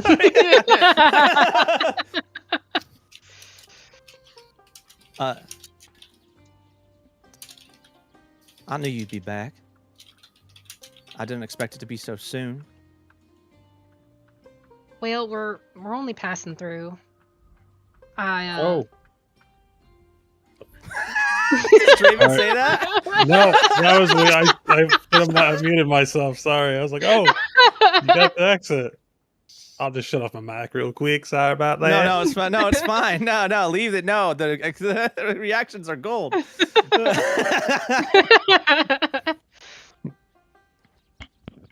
But if I could, I would just want a word with you and Paul real quick, and then I'll be back on my way. You're not even going to stay for dinner or a night's rest?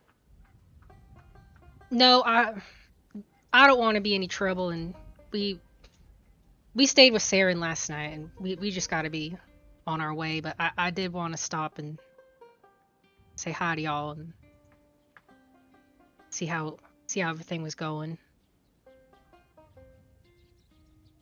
Well, Blair, I insist that you stay, at least for one night.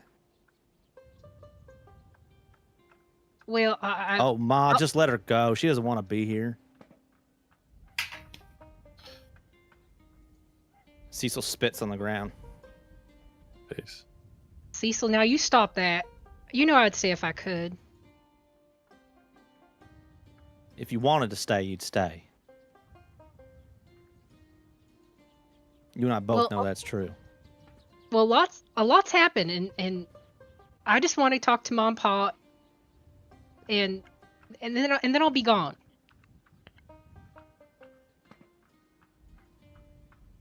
Well, dear, if you promise me you'll stay for one night, then I'm sure I can ensure your dad is listening when you talk to us.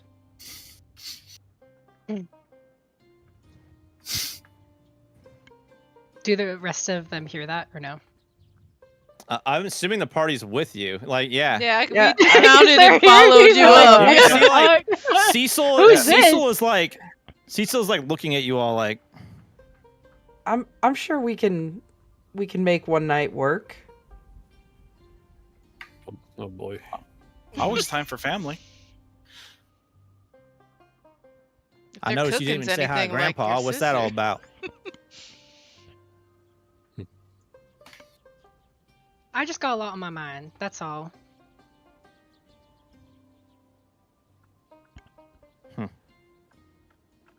Now, don't you make that face at me.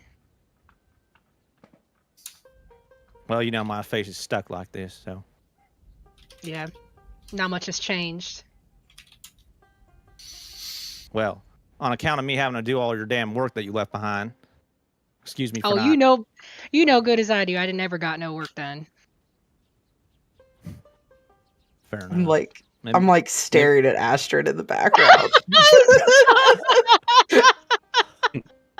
I'm busy. Like, I'm kind of paying attention, but I'm looking around because I was told there's gonna be dogs. Yeah, and then just Mel's kind of itching, you know, like, oh, it would be nice to change it to a wolf and run around with these dogs for a little bit, but best not. Yeah, you should definitely turn into a dire wolf in the middle of this place. That would be amazing. It's like giving kids coffee all over again. Turmoil for Mel, because I would like to, but then I remembered that she gained notoriety for slaying wolves in the area, and how well it's a conflict within Mel to run around. That's true. Yeah. Blair's killed your kinds, really. Your mother kind of nods at the rest of the party, like, well, are you going to introduce us to the rest of these people that you're with? It seems that they're treating you real nice. I know there's no way you afforded any of that armor. No, you're right. I was summoned by the king and queen, actually, and they gave me this. Oh, fancy come off getup. it, Blair. You were not summoned by a king and queen. Was too. I told you, Ma, just as delusional as when she left. Now you Stop sound that, just like Cecil. Gareth. Well, it's Spending too much only real time with influence I him. have out here now. You know Saren's just down the way. Too far. Definitely when they start, like, you know, calling her delusional, I'll kind of look at Blair like, should I introduce myself? Yeah, and if you could, Cecil, I would like to introduce my friends. Well, you're the one being rude and haven't done it yet. I love everything about this. Cecil, stop. Go inside. Cecil spits on the ground again and walks in, kind of full attitude. It's different though than like Max. Like Cecil feels like he seems like he belongs here, right? Like it's a different sort of confidence. He doesn't look like he's running from anything, as much as he just doesn't want to have time for this. And I'll gesture to the rest of the party for them to introduce themselves. Oh, you don't. Oh, cool. I see. You don't introduce your friends. You have them do. Hi, everybody. I'm Isolde, right? That's it. Yeah. Yeah. Yes. Yeah. We don't know. You tell me. Sorry. There's a lot of freaking names, okay? It's a lot of names. You know how many people are in this family, man? Cut him some slack. Yeah. Probably 87 I've counted so far. Just Yeah. put a little notes I here. am Blair's mother. That was my son Cecil back there. You have to excuse his manners. And it's clear to me that he did not learn any of them from me. hello. It is a pleasure to meet you. My name's Astrid. Your daughter's been a very lovely traveling companion. Very nice to meet you, Miss Astrid. She looks around at the rest of you. She steps down and holds out kind of a limpish hand, like not a full handshake as much as a soft handshake. Give her a soft handshake. This is happening. I'm gonna lean into Blair and say, should I give my full name and title or just my first name?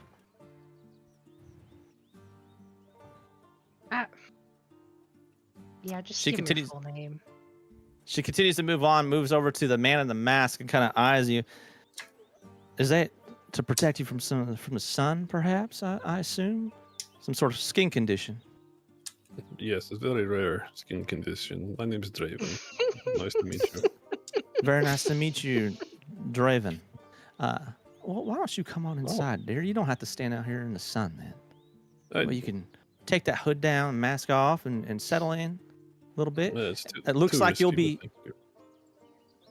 Oh, no, sweetie, we don't have any sun windows or anything like that. You can be in there. Yeah, we have drapes and everything. Perfect.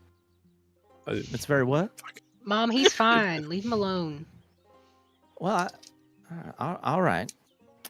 Moving over to Mel. Well, it's only been a few days since I've seen Lala, but it's so nice to see another halfling out here. Oh, it's nice to meet you too. And I shake her hand with both of my hands very eagerly. You know, you dress like some of the clothes that my mother-in-law has. Oh, really? Oh, maybe I would like to talk with her. She doesn't wear them anymore because she just says it's from a past life, but looks very similar. Oh, thank you. I'll take that as a compliment. Well, that's good. All right. And you, sir? Before real fast, Blair, I said, do you want me to introduce with my full name? And I believe she said, yeah. Yeah. I'm just okay. All right, you're getting the full name then. I take her hand and I say, Sir Bolem Faro, Knight of the Radiant Oath, Paladin of Shanine, beloved son of the House Faro. Pleasure to meet you. That was a very long title. You must be... I'm sorry, did you say Faro? I did. Oh my. All right. Very nice to meet you. Please, everybody, come on inside. She looks kind of eyeing Bolem for a little bit, and then puts two fingers against her lips and lets out this insane whistle. Right. And Jesus Christ, I need to have these fucking names ready. She says, "Sorry, Aelmyr, get down over here, please. Come talk to your daughter." You see Alan off against that coop, push himself off of the hen structure, whatever the fuck, the coop itself. I didn't want to say coop twice. I did anyway. And starts walking towards you guys. He doesn't look very shy or anything like that. He's kind of kicking up dirt as he drags his feet, kind of with these heavy boots on. You see the little girl kind of running along with him, holding on to essentially like his blouse, essentially. As they get closer to you guys, he looks at the group and looks over at his wife, and she looks at this here is Prince Bolem Faro. That's Astrid. I'm sorry, dear. It's Mel, right? Yes, ma'am. And that one is Draven. I don't know if you recognize her, but that's your daughter, Blair. Kind of looks at you all, little confusion of like emotions happening for a second there, but he looks at Blair and, were you here to get any work done or just bring a procession? Oh, I'm just passing through. I wanted to say hello. That's all.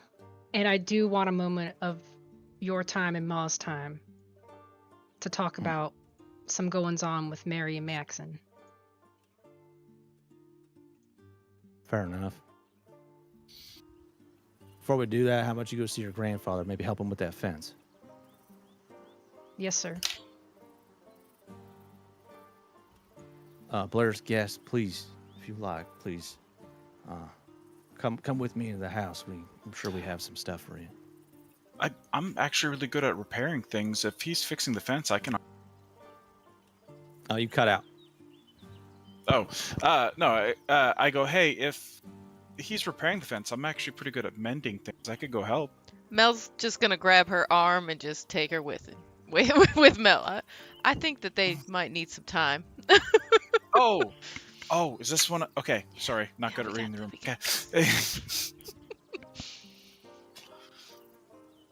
That's Besides, a we're very fancy guests. mask you have there. We're guests, and they won't let us do nothing anyway. So we might as well just get it. Oh, okay. That's a really fancy mask you got there. Is that some sort of like royal garb or something? No, not at all. It is. It's for my religion. I thought you said it was for a skin condition. It's for many things. The hood is for. It's a lot. Don't worry about it. I wear a mask. I wear a hood. It's for skin condition and religion mixed together. Now, tell me where you want me to go. Wherever it is that you feel most comfortable, Sir Mask. If you could, inside is fine. We got nice seating arrangements in there. Or if you all feel up to it, you can help me get some work done around here. I'm actually really interested to see how it works. So, if you'll let me help, I'll try. I'd be willing to help. Absolutely. Yeah, if there's some chores that we can help with, please. Yeah, absolutely. You said your name was Astrid? Astrid. Astrid, yes. Could you, how about you go over there to that barn over there, right? Mm-hmm. My son Gareth is over there. You can go help him with the goats. Okay. All right. You, Prince, are you sure? I don't want you to have to do something that's beneath you. Please, by all means, I'm more than willing to help. Let us earn our keep. Great.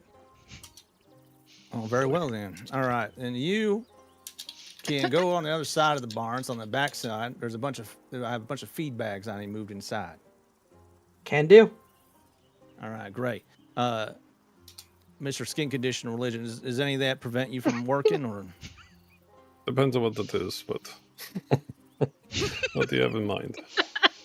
Well, my mother could use some help out in the orchard with some of the fruits out there. Do some fruit I'll picking. take that one. No, I don't think that's the right one for you. I think this would be perfect for Mr. Draven here. Hey, look, it'll be like, see, look at Mel and how anxious she was. Look, that's probably bad. All right, I will go meet with your ma. You said. Thank you. Be kind to her, please. I'm She's getting older in her age. I believe that with that mask on. Yeah. That seems like a perfectly viable story.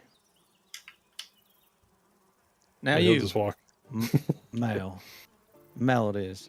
I think that perhaps you could help my young daughter right here. Erin beams up at you, or beams to you. No, she's still shorter than you. A little bit. She's very little. She's like, yeah. Why don't you go help her at the hens and go gather some eggs? All right. Perfect. Look at that. See, dear, I told you, it's easy to have guests. Just hands to help out. You see, Isolde like glaring at him, like, how dare you make these guests do things? And Blair, I'm guessing you're like, are you still there, or are you immediately walking over to your grandfather? No, as soon as I heard that, I immediately started.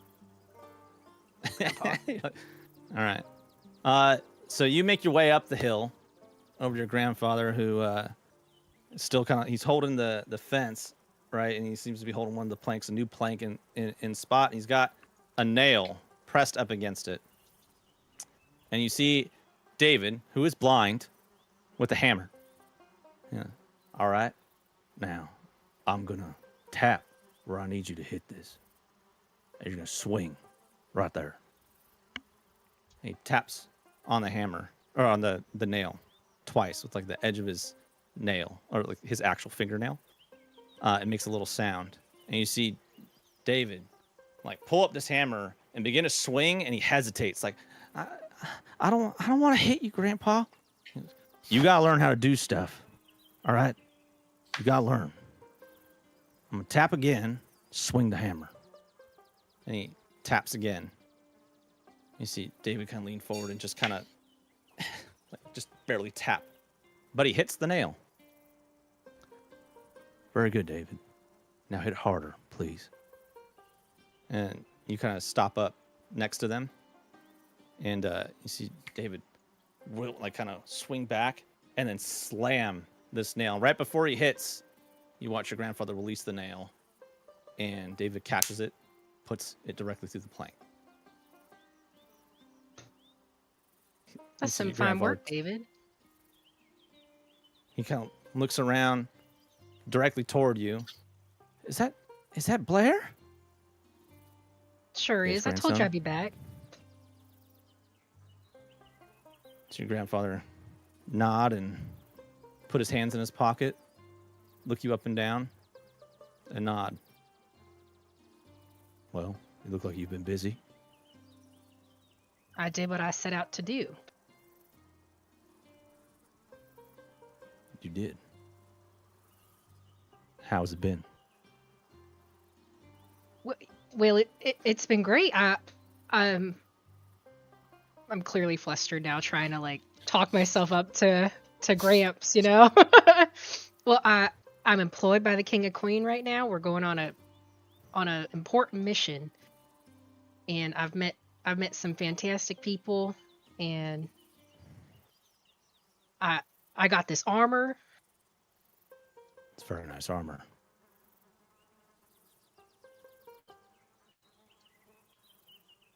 What have you done? Well, there was these thieves, you see, and they tried to stop us on the road, but we didn't let them. They were trying to shake us down and all that, but we gave them what for. Did you? He steps closer to you and gets very close to you. Well, I mean, I didn't. I thought I could, but when there was this one, you see, and he was close, and I didn't want him to hurt my friend, so I took my sword and I slashed it through him, but I thought I killed him, but my friend Astrid, she brought him back because, well, it shook me, Gramps. I didn't know what it was gonna feel like. Just nods to you, and his hand comes up, kind of sudden, and he puts it on your shoulder. I don't want for that feeling to go away for you, but it will. Is that a bad thing? That's for you to decide. Well, all right. Well, also we stopped by the town Heron, and the prince gave a mighty good speech. He really rallied the people. And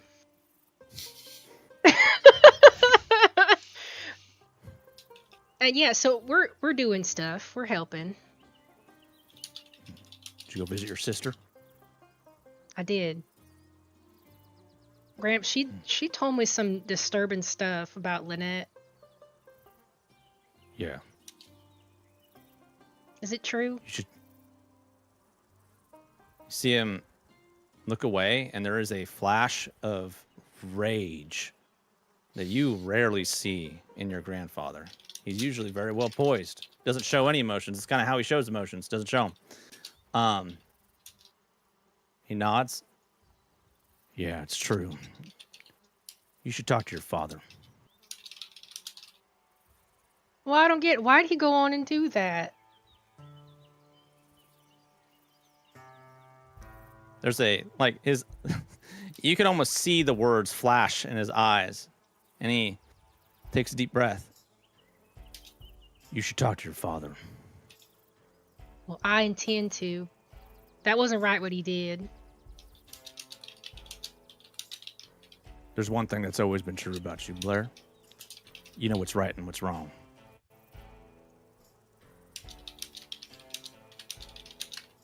About that, I had a weird dream last night, Grandpa. Well, dreams don't usually bother you, so what bothered you about this one? Well, Shura was there. It was her first time coming to me, and you were there too. And she showed me these paths. I was at this crossroads. On the left, it was a bunch of blood and violence and hate. And on the right, it was just a bunch of, well, it was the knights. And all the celebration and the fame. And well, she just said neither path is right for me. And I have to go down the middle, but I don't know what that means. I don't got the slightest clue.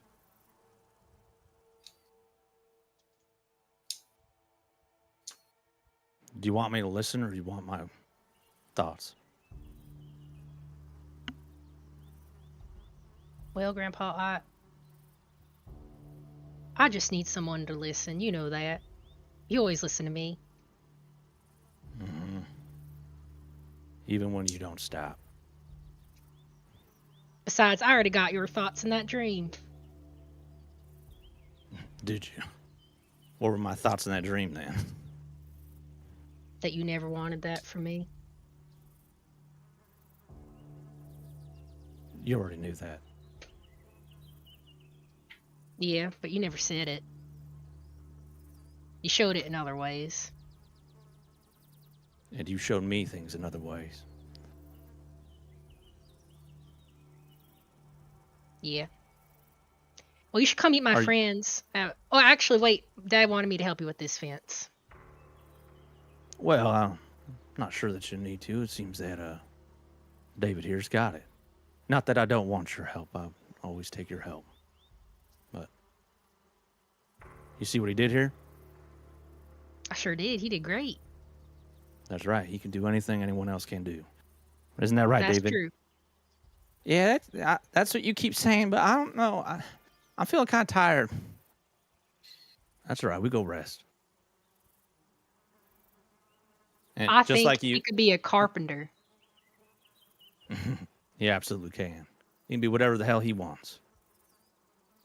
You see, David kind of smiles and then drops his head. A lot of insecurity in him.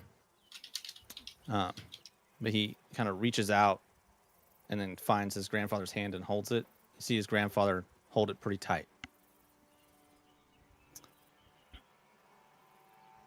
All right, so you want to introduce me to your friends? Yeah, come on, meet him. Unless Paul put him to work already. It looks like he did. There they go. You see over there? Yeah. Looks like you got that. Oh man. All right.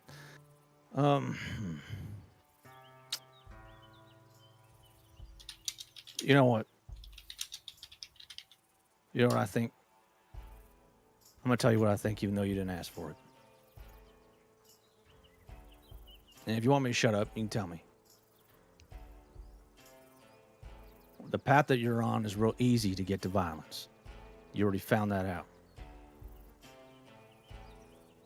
If you let that feeling go away and you let that hesitation leave you, all you will find is more blood.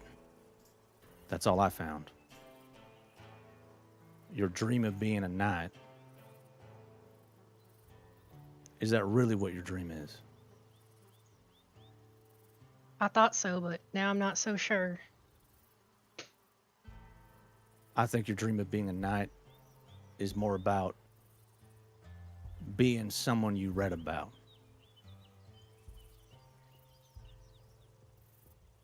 Maybe being someone who you grew up around. Why do you want to be like them?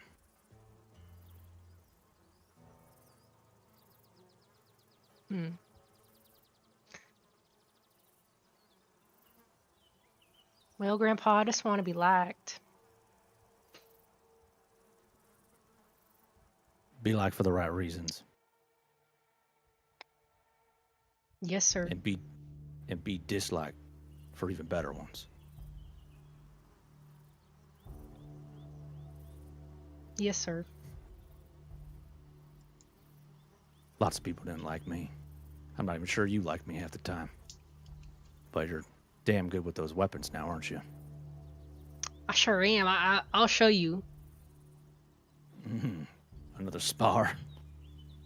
Yeah, I sparred almost my whole team. How'd they do?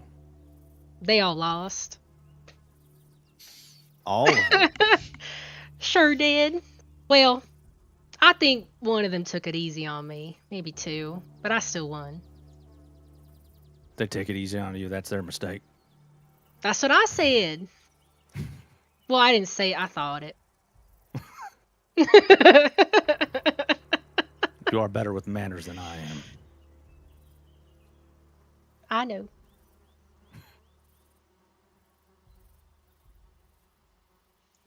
But like I told you, you've always known what is right and what is wrong.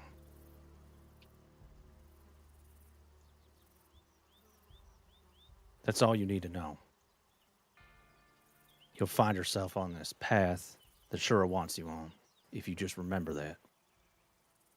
What's right and what's wrong.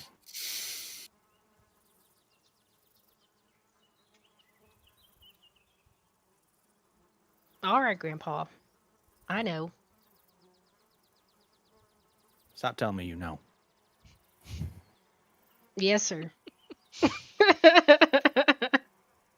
All right, I guess you can help me and David with the rest of this damn fence. Get some of that lumber over there. Come here. See, I knew you needed help. Yeah. Just don't take all the work from David. He's getting better at this, so I don't want you taking all the work from him. We already know you're strong. He took it from me. He's the one doing all the work. That's right. He pats David real hard on the back. David's like, ugh. All right, stand upright. And he kind of walks you down the fence until you guys find another section that's broken. All right. Pivoting over to Astrid, who I believe that you get the warm pleasure of dealing with the goats. You're not really sure what that means. You walk into the barn and you find a young man. Although he doesn't look quite that young. He actually looks a little worn out. Let's see, let me pull him up. Get him. You find a young man with really dark brown hair. He's got the same blue eyes that Blair has, and he's standing there, his thumbs in his pockets as you walk in, looking you up and down. And you see next to him. Did I not ever make one for Tegan, or did I make one for Tegan? You did not make one. Oh for man! Tegan. All right. That's crazy. I'm just gonna make this up then. Right beside him, you find another young woman.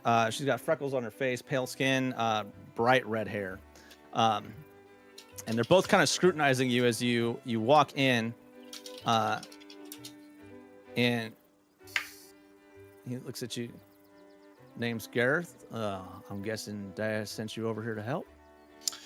Yes, he said to help with the goats, but I have never done anything with goats, so I am going to do whatever you tell me to do. That is how it works around here. Whenever Dad tells someone they're going to be doing something. All right. So, what'd you say your name was? I don't work with anyone, so I know their name. My name's Astrid. It's a pleasure to meet you. And I hold my hand up. Takes your hand, shakes it pretty hard. Pleasure to meet you. Pleasure to work with you, Astrid. All right. This here is my wife, Tegan. Tegan kind of nods her head. She hesitantly takes your hand, shakes it. All right, follow me. All right, what you're going to be doing is you're going to be doing some milking. You're going to be milking some cow or some goats. Okay. Sorry.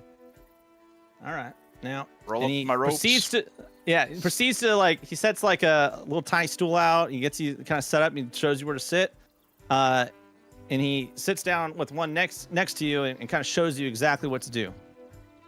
Now, don't get nervous or anything like that. All right. So, all right. Now take your hands, put them here. All right. Mm-hmm. All right. Go ahead and just start doing exactly what I was doing. Okay. Go ahead and roll animal handling. Handling. Oh God.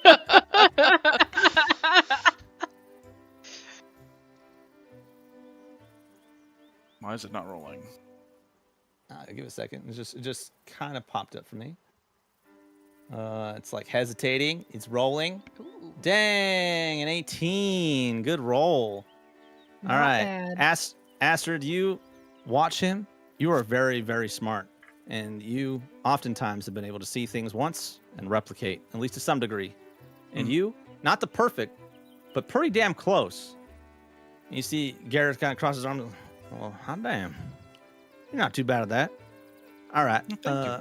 I love animals. Yeah, very well, good. Looks like they love you too. All right. Unless he didn't kick you. I was kind of expecting that. So, all right. I'll go ahead and finish up there. All right. And he proceeds to lead you down, kind of working through a shit ton of goats. You find time. I'm actually really excited about this because I love working with animals. I don't get to do that a lot in the university. So I'm like, this is fun for me. I'm doing it with a smile on my face. The milk master. Oh man.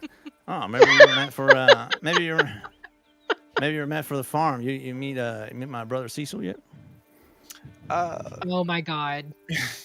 I believe he looked at us and spat on the ground and stomped inside. So yes, I've had the pleasure. You could use some taming. Looks like you're pretty good at taming. Bro. Tegan slugs him in the arm, like real hard. I might be a little. I'm 30. He seems a little young for. Yeah, all right. It seems. Yeah, it's probably too young for you. You don't look 30 for you. All right. All right. Now let's go ahead and round them up. We're gonna go ahead and take them out and go get some food. Hopefully saw someone else go around the back. We're gonna pivot over to let's see, who do we have do the feed sacks? That was me. All right. All right, Bolem. You go around the back end of the barn, and you find a shit ton of feed bags. It looks like a mini mountain up against the side of the barn. You can hear like Astrid honestly kind of laughing in a way that she's clearly she's thrilled, and you can hear weird freaking goat noises inside. It's you're not sure exactly what's happening on the side of that barn wall, but it sounds like Astrid's having a good time. You hear someone with a really heavy drawl as well talking to her, and then a little bit of time goes by and you hear this "Fwap," as the sound of Tegan hitting him in the shoulder. All right, for your feed sacks, you're gonna go ahead and do athletics check. Should be pretty easy for you, I think. 22. You grab one feed bag and you toss it up on your shoulder, and you realize, oh, you can do this pretty quickly. And you toss 3 up there at once and grab 2 more off with your other hand, and you walk them into the barn. You walk in, and the same individual, Gareth, kind of sees you walk in, and he eyes you and says, go ahead and put them over there, please, over there in that corner, and walk over there and set them down. All right, looks like Blair's been good for something. Brought some help out here. That's pretty good. Be able to catch up on some stuff. Yeah, if you could go ahead and finish up the rest of that mountain of feed bags and put them in here, that'd be really helpful. I didn't catch your name. I'm sorry. Cousin. Yeah, I see Astrid just Milking away. Bruh. I'm sorry, I didn't get your name. I don't really like to work with people before I get to know their name. Sorry, I didn't come out there and say hi. As I drop the feedbacks, I'll walk over, put my hand out, and say, Bolem Faro. That's a very familiar name. Where have I heard that name before? House Faro. What's a house Faro? The king and queen. Oh, are you like a cousin or something? Something. Well, welcome to the farm. Thank you. Mr. Faro. Yeah. You're pretty good at that. No way you're You have to be a cousin. There's no way you're royalty. There's no way you can lift all that. You know, soft hands. You know, royalty. Yeah. Anyway, you get the rest of the I bag. know. Yeah, you get the rest of the bags. That'd be really helpful. Really I gotcha. It. Thanks. You said a Bolan. Yes. You mind if I call you Bolly? Go for it. All right, Bolly. I'm Gareth. I'm sorry. Nice Pleasure to meet you, Gareth. All right, very good. All right. He actually follows you out. Like he glances back. Tegan continues to help you, Astrid, and kind of watching and kind of doing slight corrections here and there whenever like one of the goats kind of reacts in slightly off way. But you are doing very well. So it's just minor changes. She looks at you like, you know, you could just ignore him about what all that stuff he said about Cecil. Cecil's not a good one. Oh no, like I said, I way too old for Cecil. So, plus I'm kind of married to my work. So, what is it you do? I mean, you have to be doing something with animals. You're so good at this. Oh no, I wonder if my dad would let me bring a couple goats home. Oh no, I'm actually a professor at a university. So, a professor at university, like a horticulture or agriculture? Actually no, aethergy. Oh, did you do something to these animals? Make this easier for you? Oh no, actually no, I don't know any animal magic. No. I specialize more in protection magic. Oh, wow. All right. How's Blair doing? She is doing well. I think it's a little bit of an adjustment for anyone when they first. It's much like how it first comes to the city. Much like how it is kind of adjustment for us the first time leaving the city. But she's adapting fairly well, and she is quite the skilled fighter. I mean, she's kept me safe on occasion. So. Yeah, that makes sense. That her grandfather is a bit of a hero, actually. So he trained her. He must be very skilled. That's what they say. Yeah. He doesn't like to talk about it too much, at least now. But apparently, he used to talk about it all the time. Hmm. Yeah, I hear sometimes older warriors don't always like to talk about what happened. Like I talked to some people that work with my father and a couple other people in the city that are in that line of work. Sometimes the memories are just a bit much for them and they don't want to relive them. Yeah, I don't know. Yeah, that sounds right. You know, I don't like to think about things that are hurtful, so that makes sense. I can't believe how good you are at this. You're a professor of magic, but you sure are working some magic on these goats, not even using any. Yeah, well, I love animals. I decided that when I go into here, I actually thought about going into something with animals, and I kind of regret it sometimes. I really hope I get to pet the dogs after this, because I love dogs. Oh, yeah, I can take you out to the dogs. I mean, they run around the farm a lot. But I could take you out to where they like to kind of lounge around between them chasing things off. Yeah, we got to finish the work first, of course. Of course, yeah, but as fast as you're moving, we'll be done with this in a jiffy. Just don't tell Gareth what we're doing. I'll let him know that we're going to go, have some girl time. Okay. Yeah. All right. Bolan, much like you, Gareth is able to kind of gather a lot of these bags and move them. He doesn't do this thing over the shoulder. He just kind of grabs like 3 at a time with each hand and kind of moves them in, hustling in. Kind of moving with you. He doesn't let you just do all the work yourself.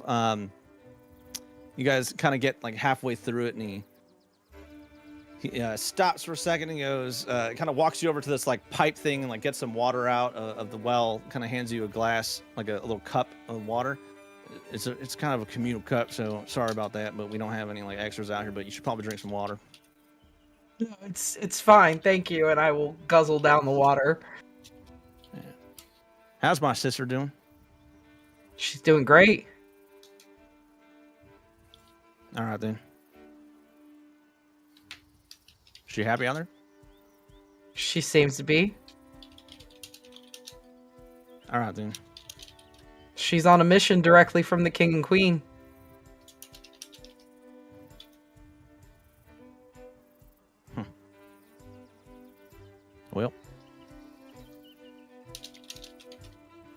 Gotta show us all up. Yep. She's gonna do what she's gonna do. She better succeed so goddamn hard we can't say nothing about it. I'm sure she will. Yeah. Yeah. All right. Well, finish up your cup. Let's go get back to work. I'm gonna finish this before lunchtime. Drinks it all down. Let's go. All right, you guys hustle back over to it. All right, gonna pivot over. Let's see, Draven. You kind of, am I lagging or are you lagging? I can't tell. It might be me. Okay. He's with Yeah, old you grandmother suck wiping Cruther. your forehead. Yeah, grandmother Cruther. Well, drop. good? Uh-oh. Uh-oh. Uh-oh. Uh-oh. Uh-oh. Uh-oh. We need to take a little bit of a break. Although it's getting kind of late, so. Can you hear me? Yeah, I can hear you now. Okay. Oh, did you just reset it? Yeah, I just did it real quick. It kept dropping down to red for me, so I'm good now. Okay. Where the fuck did this thing go? There we are. There she is. There she is. All right. You were told to go work with grandmother out in the orchard, but first of all, you don't know where the orchard is, but you do know where the grandma is. You kind of can presume only one of the women here are old enough to really be a grandmother. So you walk over to the herb area, and you see this elderly woman, still pretty spry, it seems like. She glances up at you, has this like curling gray hair, kind eyes, and she smiles at you. Well, are you here to help me with the herbs, or are you here to help me with the orchard? I'm here to help where you need help with this. I really like to do the herbs on my own. So why don't you come with me? I will show you my fruits, all the orchards I have. It's really nice. How's that sound to you? So I'm here to help. All right. She stands up, kind of walks over to you, and loops her arm into her hand around your arm, and looks at you like you're gonna help her walk out there. It's like a grandmotherly move, a grandmother move. Yeah. You know, like a. Well, he never had a grandma, so he's like he got a little startled a little bit. It's like She like takes the other hand and like pats you on the arm. It's like, it's okay. I promise I won't hurt. It's okay. Right. Next time, just ask, and then he'll start helping. He'll start helping her. I'll walk out there. It's over this way, just around the other side of the farmhouse. Sorry, I startled you. Next time you'll know that this is something I do. It's how I get to know who I'm working with. What'd you say your name was? My name is Draven.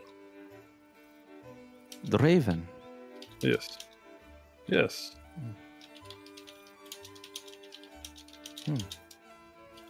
Very well.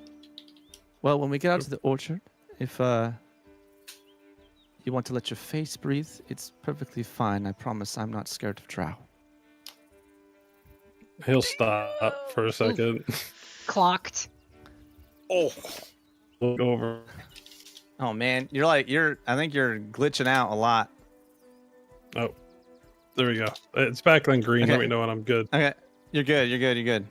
So he'll stop and just like he'll like look over at her, kind of like not sure how to proceed at this point. Oh. She stops with you and looks at you, kind of looking down with like her face, but looking up at you. Yeah. Did I startle you again? No, but most people, actually, every people I've met have problem with. It doesn't matter, and he'll start walking with you again towards the orchard. It matters, Raven. It matters. Why aren't you scared? Why would I be?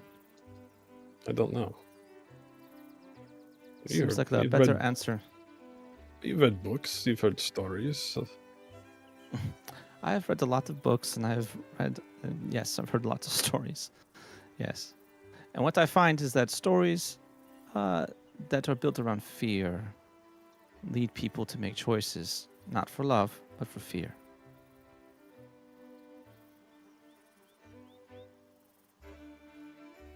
Can you hear me right now, or am I frozen again? Yeah, you're kind of there. Okay.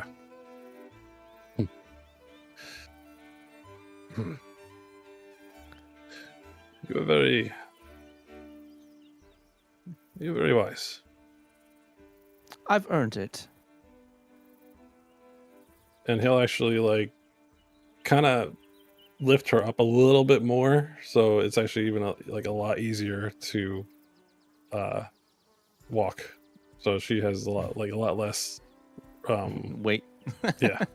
Like not like you know what I mean, but Don't worry, I got you. Yeah. Fly, Deirdre, Yeah. fly.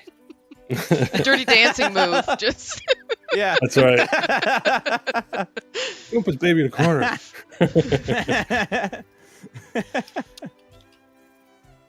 Well, But- I grew up on the ocean, far to the east, but we had a lot of different sailors of different types, and different backgrounds, and so I've met a lot of different people.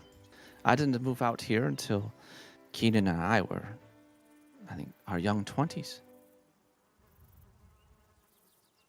To the drow. You're breaking up again, buddy. He keeps going to pivot back to me. Let me leave and come back. Yeah. Alright. You're fine. Yeah. Appreciate that. I'll be right back. Do you guys want to take a break real quick? Sure. Yeah. Sure. Sam's doing the please God. Yes. Yeah. All right. Let's take a little bit of a break. Yeah, I need to are you walk. guys, yeah. Are you guys good with like continuing right now, or do we need to cut it short, or cut it not short, but cut it off soon? I'm good. I'm I'm good. fine. Okay. I just need to walk for a little bit. Yeah. Absolutely, man. Take a break. Yeah. Walk. We'll take a little bit of break and give Jeff a chance to come back. A healthier connection, hopefully. Hey Dev, can you change the channel like server to one? Because I know I joined first, so I don't know if it put it on the West Coast. Like, you remember how you let did me that check one day? and see. Yeah, I thought I changed it so that way it was permanently set to Oh, that, never but mind. maybe not. No, it might not be. It is set to central, Oh. but let's see. Womp womp. I'll try south. Well, I never forget a dick. That was live. That was live. Yes. That's my favorite soundboard that I have for me. Every time I enter a chat room, that's what plays. That's my favorite. Maddie's laugh. Yeah. She has such an infectious laugh. She does. Yeah, we love it. Also love her laugh on reverb. Most horrifying, incredible thing I've ever heard. Should give Pennywise a run for his money. Georgie.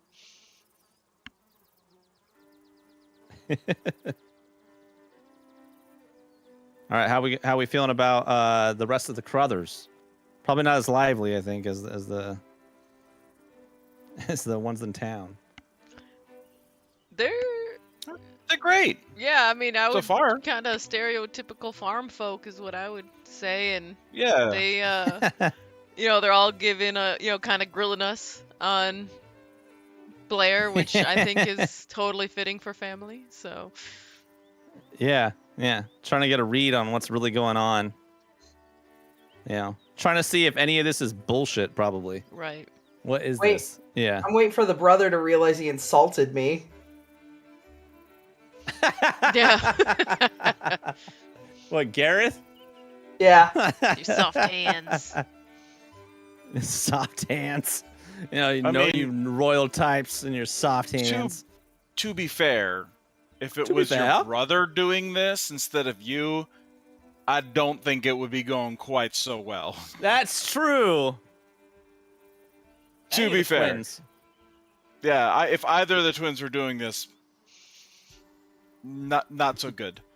They got the one furrow that is suited for heavy manual labor.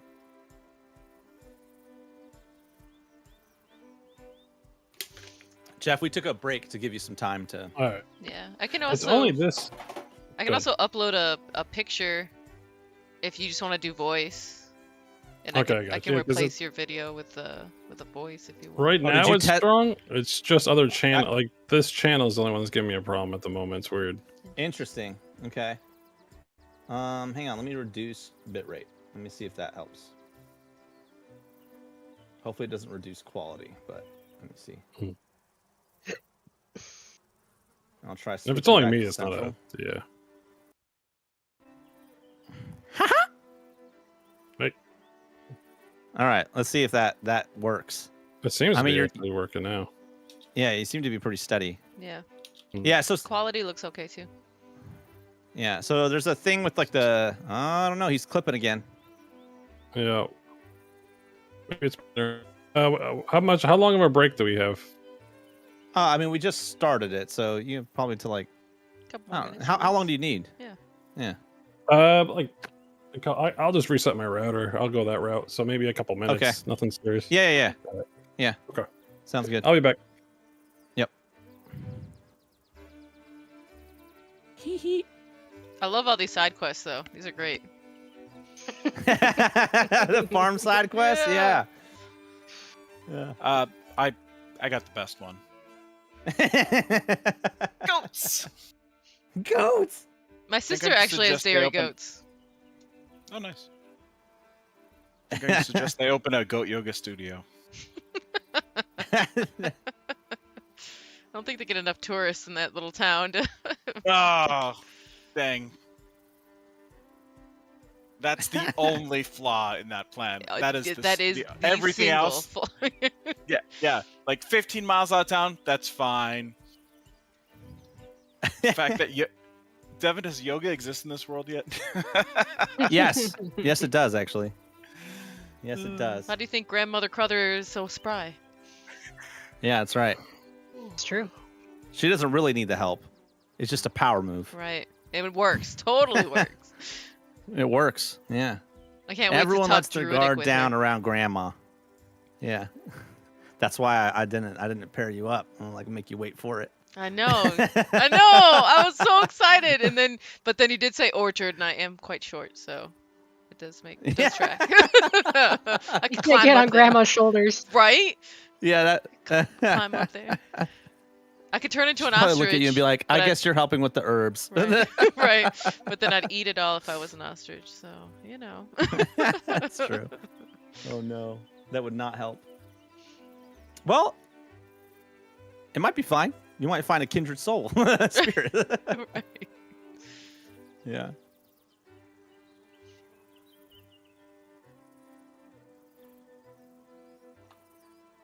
Did you see my message? I didn't. Let me check. Okay. Sorry, typing something.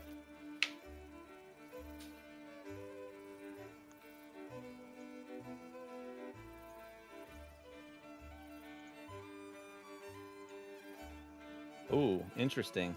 Nice. All right. One second. Can't wait to have the conversation when I get back home. I was like, hey, Dad, can we get goats? I like that you're 30 and you still ask your dad like you're 16.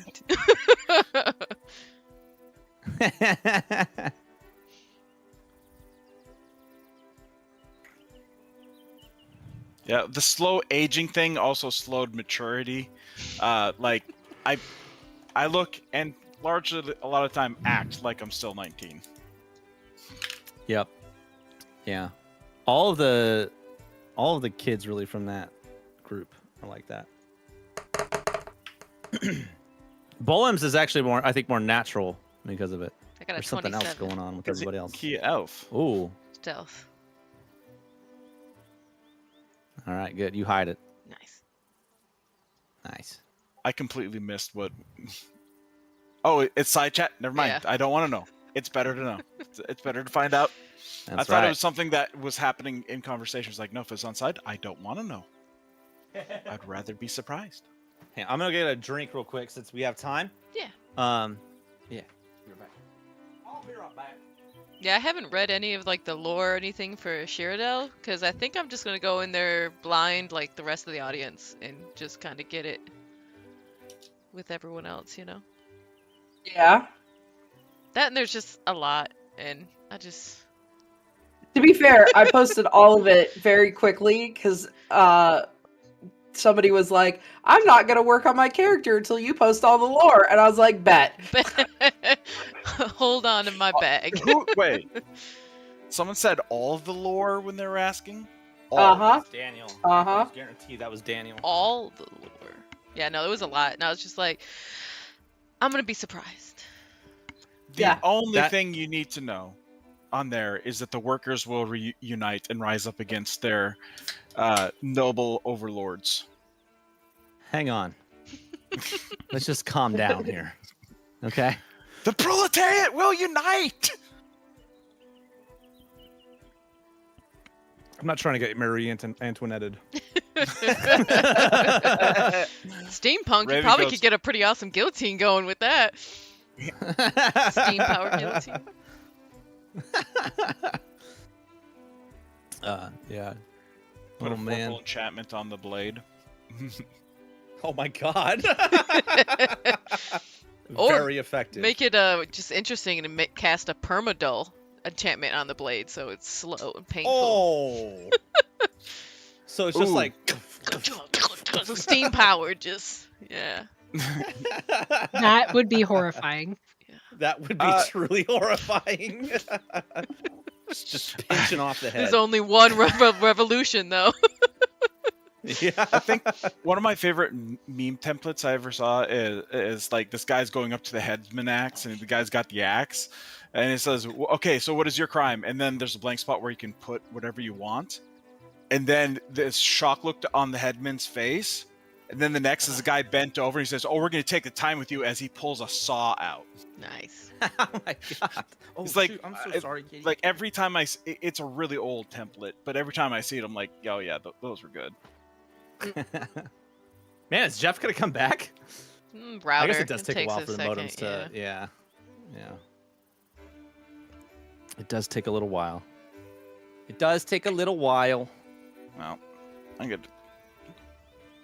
All right, I'll be right back. Yeah, as everyone's like, all right. I got time. Oh goodness. Kaylin, how you handling this? The farm? It's good. It's good. It's I like good. it. Good. It's good. I am so interested to see how their conversation goes about Lynette and then Mary and Maxon. Yeah. I am also curious to see how this goes. I'm also curious to see who else invites themselves into that conversation. Testing. Yeah. All right. I can hear you.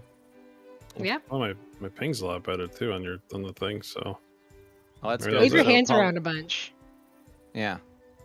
Nice. Oh yeah. Very, Oh, very, that's very good good. and blurry. All right. Yeah.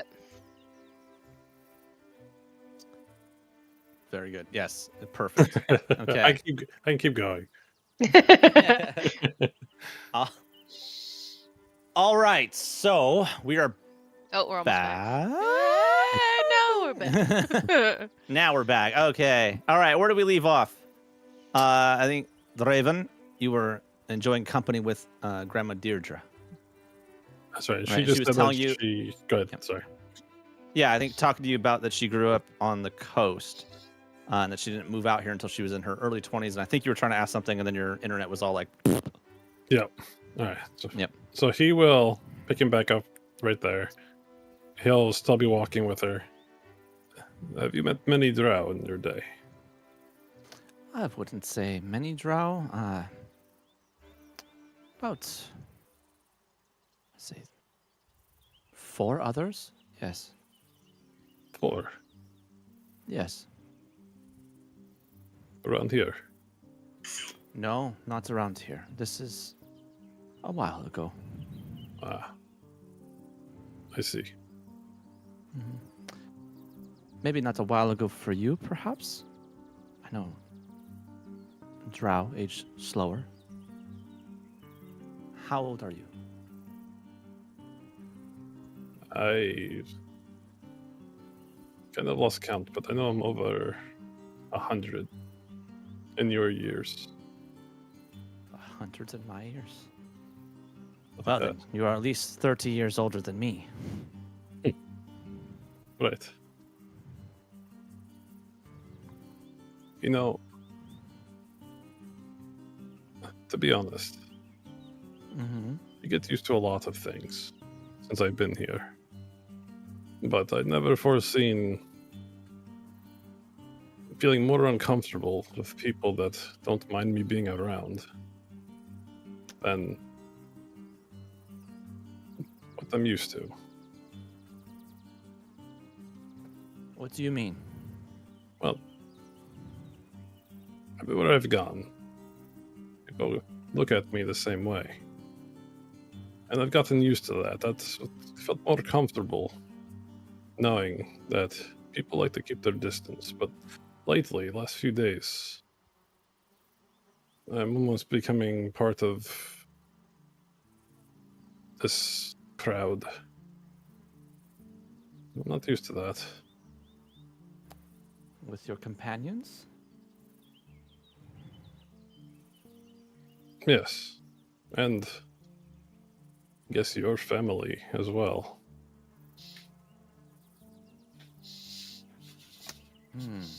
Which of my family have you met? Oh, boy. Note check. I met a lot of them. That's right. There's number 1. I met him. Number 2, she was nice. 3. That's Max. Mary. 7. Max and I met him.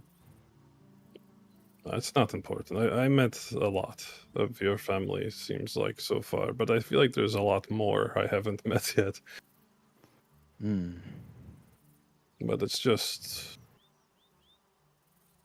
And then he kind of stops and realizes his mouth is moving a lot more than it normally typically does, because he doesn't usually have long conversations. And he's going to quiet down a little bit and kind of just like, what the fuck am I doing in his head? Like, what is happening right now? It's okay if you talk. It's okay if you don't talk. Right. I was thinking of... Oh. I was going to say, he's going to take down his hood and his mask real quick because no one else is around. Because that was... In the sun, that kind of was very uncomfortable. I was going to mention it before, but he was kind of sweating a little bit, so it's a little bit nice for him to be able to breathe a little. Yeah, I bet. Yeah, you guys move into the orchard, and she kind of like waves her hand. This is my orchard. I am very proud of this place. And you look around, and you see this incredible expanse of trees. I mean, for rows and rows and rows. It looks like they were carefully planted to be in rows. What you do think in your head is, this is the first orchard you've seen since, like, you haven't seen an orchard actually in the rest of Adeline. At least not to this size. Let's see. This is... Let you take a perception check. Oh, okay. You got it. Yep.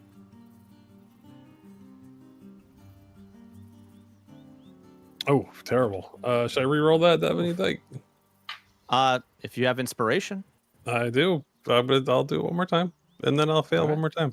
We'll see. I mean, you have a pretty high bonus. Oh, it's way better. Okay, cool. That is way better. Oh, thank God. You have been exposed to a lot of different things around the people with whom you've trained in your life. Your second family that you've grown up with.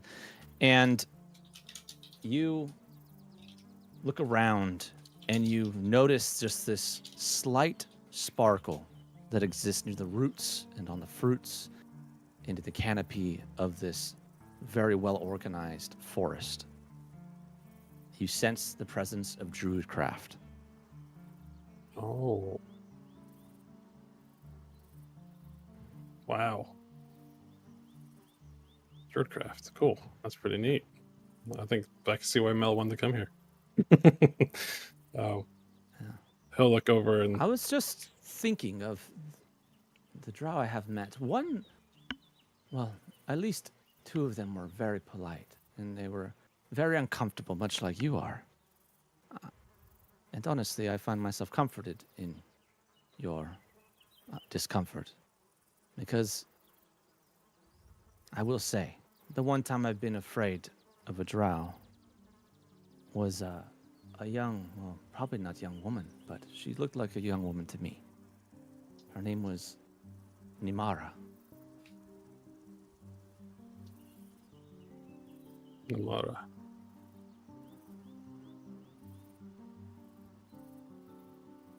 I don't know who that is. But... Take a wisdom save.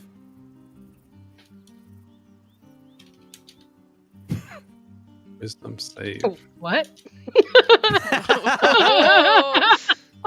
Deirdre's about to kill you. No, I'm just kidding. You look down and there's something sticking out of your stomach, bleeding. Yeah. I let my guard down. Your mind suddenly swims. Like something is clawing from the recesses of your mind. You shake your head, catch your breath, and put a hand on one of the trees right beside you. It's very sturdy. You steady yourself. And suddenly, a flood of memories come to bear. You see her face. You see her blades. And you remember someone using the very name Nimara to call for her.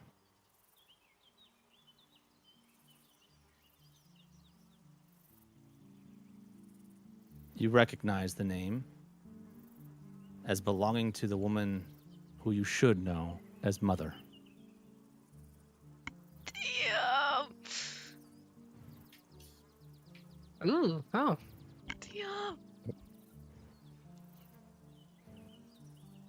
Damn. He will start...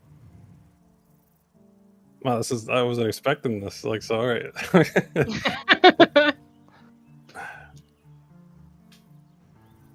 And obviously, like you said, a floodgate opened, so he remembers now. And he remembers does he remember his dad's name and everything too, like all at once, or just it's like right on the tip of your tongue? And then she continues, yes, she arrived with another young man, Alton. And that clicks into place.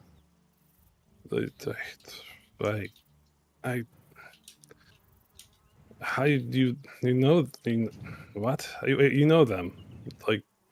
Oh, I wouldn't say I know them. I don't know. I probably know you better than I know any of the drow I've met before. His heart is beating a little bit quicker.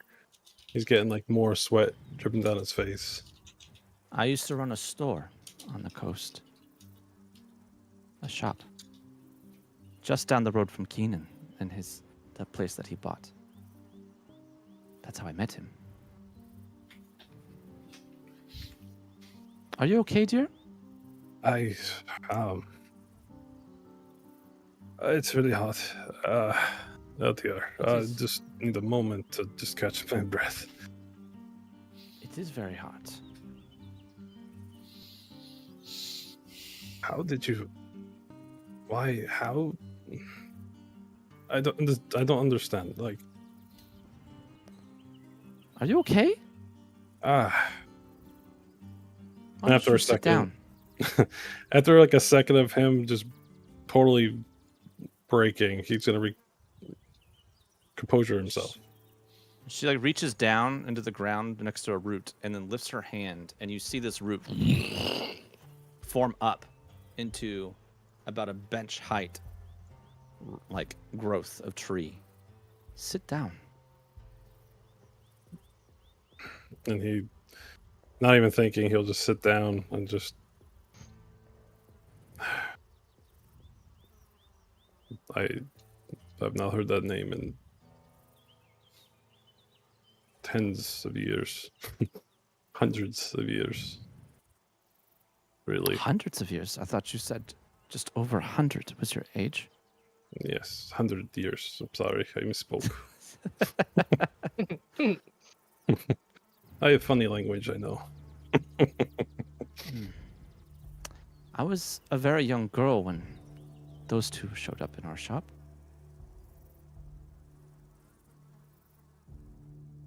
They were... I'm surprised they even came up this way. Any drow that comes up this way is always a surprise.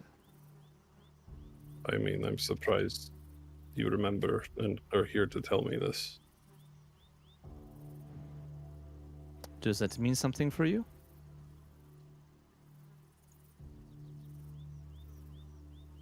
He looks over at her, kind of squinting a little bit. Do you really care? Of course, why wouldn't I care? Just because we don't know each other very well does not mean I don't have room to care. And she raises her hands and creates a thicker canopy above you, blotting out the sun from your eyes. This is my place of secrets. This is where I get to be someone that I am not allowed to be. That is what the darkness is for me as well. Well, I bring the darkness only for you. I suspect that your eyes don't much appreciate the sunlight. If I could put it out, I would. My farm and my orchard would not appreciate such a thing. She was a terrible woman. Set on war, conquering death. I could certainly sense she was not a good person to be around, even at my young age. But she loved it. That was her passion. Death.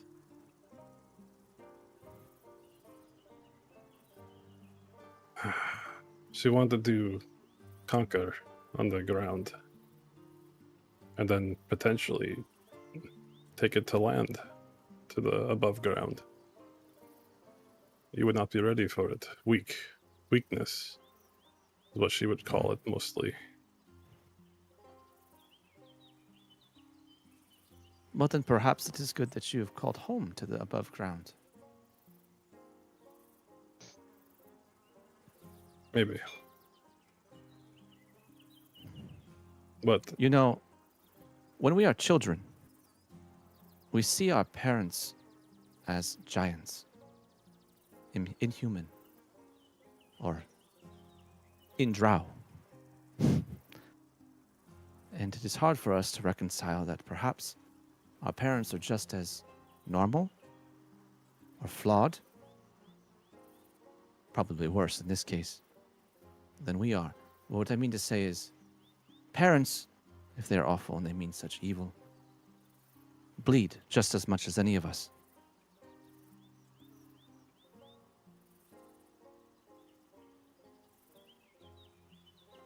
I can honestly tell you, I had never had parents, I had monsters. So I don't know what that's like. But there was one. I mean,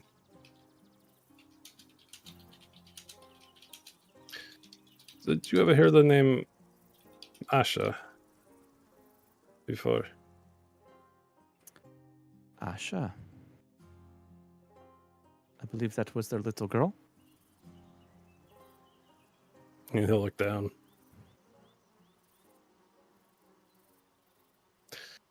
It doesn't matter. The important thing is now they're all dead. All of them are dead? Yes. But parts of them still live inside my mind, like the screams and... it's not important. I come here to help you, and I've spoken much more than I've spoken since I've been up here, if I'm being honest. Alan knows I do not need help with this orchard.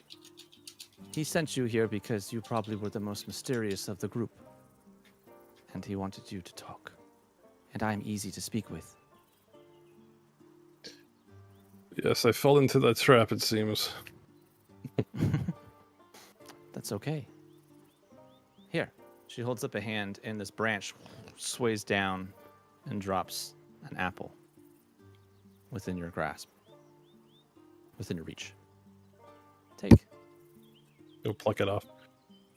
You don't have to eat it now, but I suspect if you wait until you're back with your halfling friend, you will not be able to enjoy it on your own.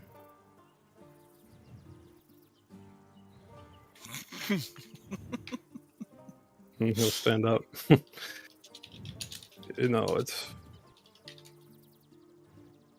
I've, for many years, put layer upon layer to not feel anything. Especially since me being in training of Morgallum. But once in a while it just springs up. Especially recently, and I don't like it. The Morgallum sever ties. That is how they create you. She steps forward and puts two fingers on your wrist and then moves your sleeve up and reveals some of the markings that I think you have on your arm.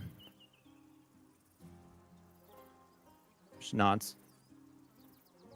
Yes, they would have to have severed all of your ties, I assume, to make you one with Rizrin. Right.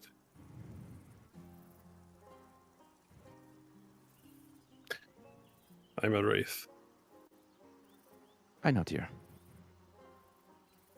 I know. But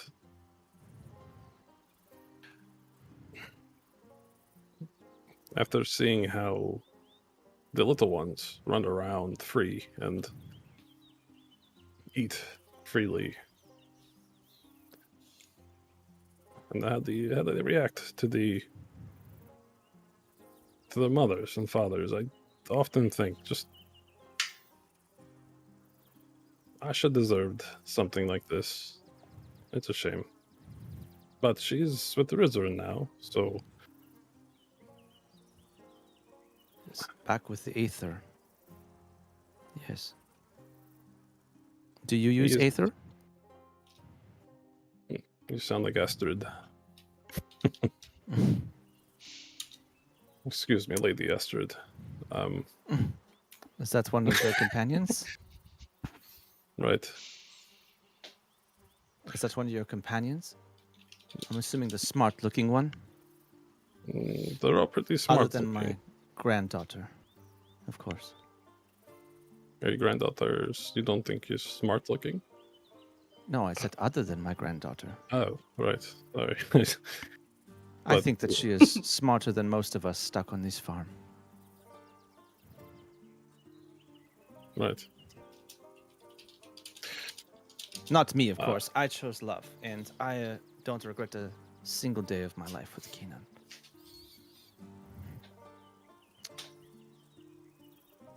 You know, though, Raven, you say that Asha deserved that kind of happiness. You know that you deserved that kind of life as well? It's okay. That's hard to accept. That is where we probably agree to disagree. I deserve my lot. I would invite you, not now, but when you are doing your meditations, close your eyes and picture the young boy that you used to be. Tell him the things that should have been told to you. Protect him. Bless you, Blair. Well, thank you.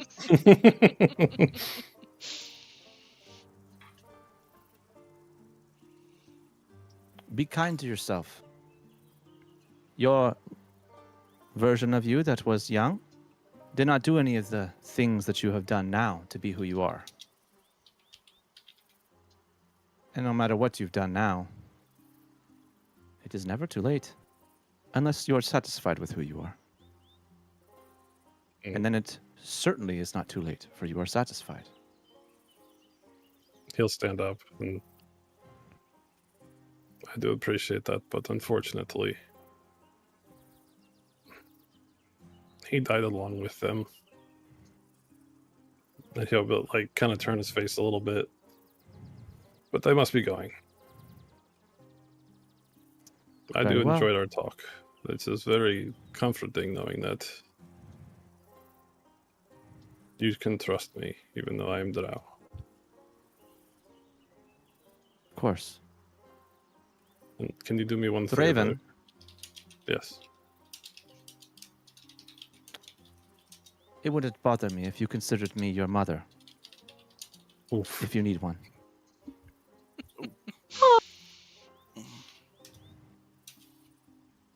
His fists I will know tighten I'm a much little too bit. young. I know I am much too young. But I promise I have enough room.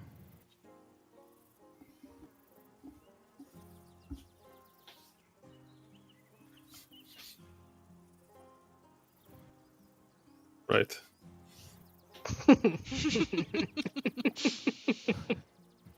He'll start walking away, and then he'll stop and look at her. Do me one favor, though. Never mention those names to me ever again. What names? Classy. And he'll nod. Hmm? He'll nod and start walking away. Just his mind is in a fucking whirlwind right now. It's just so walking. Draven, do me one favor. He'll stop. You may and lie. look. You may lie to me. You may lie to your companions.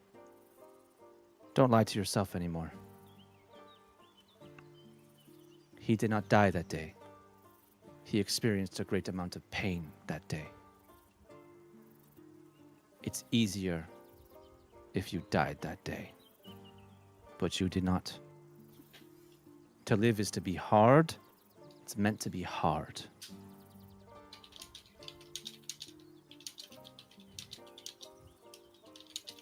Go on. He'll just, Unless you want a hug. I know you do. It's okay. he'll turn straight, and he'll just keep walking. It's okay. In time. These fucking farms. This is bullshit. Plan. Making me feel things. What the fuck? He also left the trees without his mask and hood up. Because Oh, did. shit! yeah, I didn't even because think he's of all that. fucked up. And Uh-oh. Yeah. Uh-oh. Yeah. uh-oh. And he didn't do any chores. I know. Any chores. Yeah. I grabbed you an don't get apple. supper tonight. You don't get it. Yeah. You don't get any supper tonight because you didn't. You were given an apple. You didn't collect an apple. He has a delicious tack he can eat. He's fine. Yes, you depart the tree line without your hood and mask up, and it makes sense because you are distracted by a whirlwind of a whole lot. Deirdre is a bit of a disruptor, it seems like. Yes. Mel, you find yourself in the chicken coop with Erin. Yeah. Erin is just running her mouth, just talking about all kinds of things, mostly about tales of knights and different warriors, and she's bragging about the fact that her grandfather is like this legendary hero of Vycelest. And she even says things like, you know, even before there were the heroes of Vishalists, my grandfather was actually a hero of Vishalists, and you know, that's pretty important. And no one really talks about it because he's just an old man that just lives here in this farm, but he was pretty important and he did a lot of good things. And then he swept my grandmother off her feet, moved her all the way out here, and now they just, you know, they ran this farm and they raised our family, and yeah, it's pretty cool because he just turned his back on a lot of like really cool things. Like he could have been a knight. He actually had an invite to be a knight, and then he didn't take it because he just wanted to be with my grandmother. That is an amazing love story. As I'm like picking up eggs, you know. I did cast Speak with Animals. You did, yeah. And, right. And you wanted, yeah. Yeah, I did it on the sly because I made the mistake of casting magic in front of Max, and that didn't go so great. So I didn't want to scare this little Mary. teeny person. So I did it on the sly, but I want to know, like, from the chicken's point of view, like how well they're taken care of, and make gathering the eggs even better. Mel is triggered by animal cruelty. Cruelty. Right, of course. So, yeah. I mean, not that I would expect it. Yeah, not that I would expect it, because the grandma, I have a sneaking suspicion that the grandma's a druid, so I wouldn't expect it. But I'm a little nosy. I want to see how the chickens are doing, if any of them are hurt. Right. Yeah. Yeah. Right. Yeah. Okay. Let's see. Actually, ask them the questions. Come on. Let's do the questions. Okay. Yeah. I'm gonna be like, gather round, so I can gather all the chickens around, and yeah, I'm gonna look them over, and I'll be like, I'm gonna look at them, look them over, and be like, is anyone hurting? Does anyone feel bad? No. Okay. Anyone hungry? Who's hungry? They all just start. I just like shake my top, and all the crumbs from the cakes and stuff land on the ground, and they can eat those up. Yeah, the chickens swarm in, just start. Like, don't mind, don't mind us. And I'm gonna like sneak around and start going to the hen house and getting the eggs out of their little nests. Yeah, you sneak. You're worried about their well-being as you go and steal all their eggs. And you do find out that yes, the chickens are actually fairly well taken care of. Like there have been some problems with, like, sometimes some predator will get into the coop. Some issues at some point in the past where like a dog did. Of course, and the family has done more to like kind of secure this coop against outside infiltrators. And of course, they do eventually slaughter some of the chickens, and that does come up. But they are not cruel, and they do try to do their best, it seems like, to take care of the animals until it's necessary. Nice. Okay. Gathering up some eggs, and I'm going to have the little girl like hold her apron out so we can make a little basket and gather up all these eggs. And yeah. So, oh, wow. Yeah, that's pretty cool. So that's a really good use of my apron. We actually have a bunch of baskets, but I forgot to grab them because I'm pretty curious about who all you are. Oh, yeah. So what? My name's Mel. Where are you from? Oh, I'm from down south of here in a crazy, spooky woods. Crazy, spooky woods? Yeah. My sister wow, and where's I, that? my sister and I have a big tree house, and we just go on adventures all the time, and the full moon comes around every month, and we have this big oak ceremony, and sometimes the queen even shows up. The queen? Yeah. Wow. How do you know the queen? Well, I don't know her that well, but she comes and she hangs out and celebrates with us, though she has missed quite a few ceremonies, so I'm gonna have to get her back out there soon, don't you think? It's probably because she's so busy. Right. Everyone, all the big people seem busy, don't they? Yeah. You guys seem pretty busy. It looks like you guys are in a rush. Are you guys gonna stay for dinner? Are you guys gonna stay the night? I think we're gonna stay the night and stay for supper, yeah. Oh, that's gonna be so cool. Oh, I'm so excited. I hope they make a lot of food, because I'm really hungry. Oh, yeah, we're going to make a lot of food. Yeah, we never have guests and then we don't feed them a whole lot. Oh, good. It's actually really exciting whenever we have guests, because then because Grandma makes a bunch of stuff, and it's going to be pretty fun. Oh, I'm so excited to meet your grandma. She's pretty cool. Yeah, I bet. She spends a lot of time in the orchard, though, and we're not really allowed to go out there when she's out there. Ooh, I would like to see this orchard. I wonder if she'll show it to me. Maybe, if you ask. Yeah, I'll ask really nice. Maybe she'll let me see it. She's pretty nice. Oh, cool. Well, if you can, put a good word in for me, so maybe she'll let me see it. What do you give me? Ooh, what do you want? What can I give a... Oh. Let's see. What can I give a small child that won't scare the shit out of them? Ooh! A crisp high five. A crisp high five. Wow, I was gonna give her my favorite fattest maggot, but maybe she wouldn't like that. You know, you don't remember when I gathered all my maggots and I remember. painstaking Oh, yeah. I remember. my champions? Oh, you remember? Yeah. Is that what you're gonna give her? Yeah, I'm gonna offer it to her. Okay. You pull out how big is this maggot?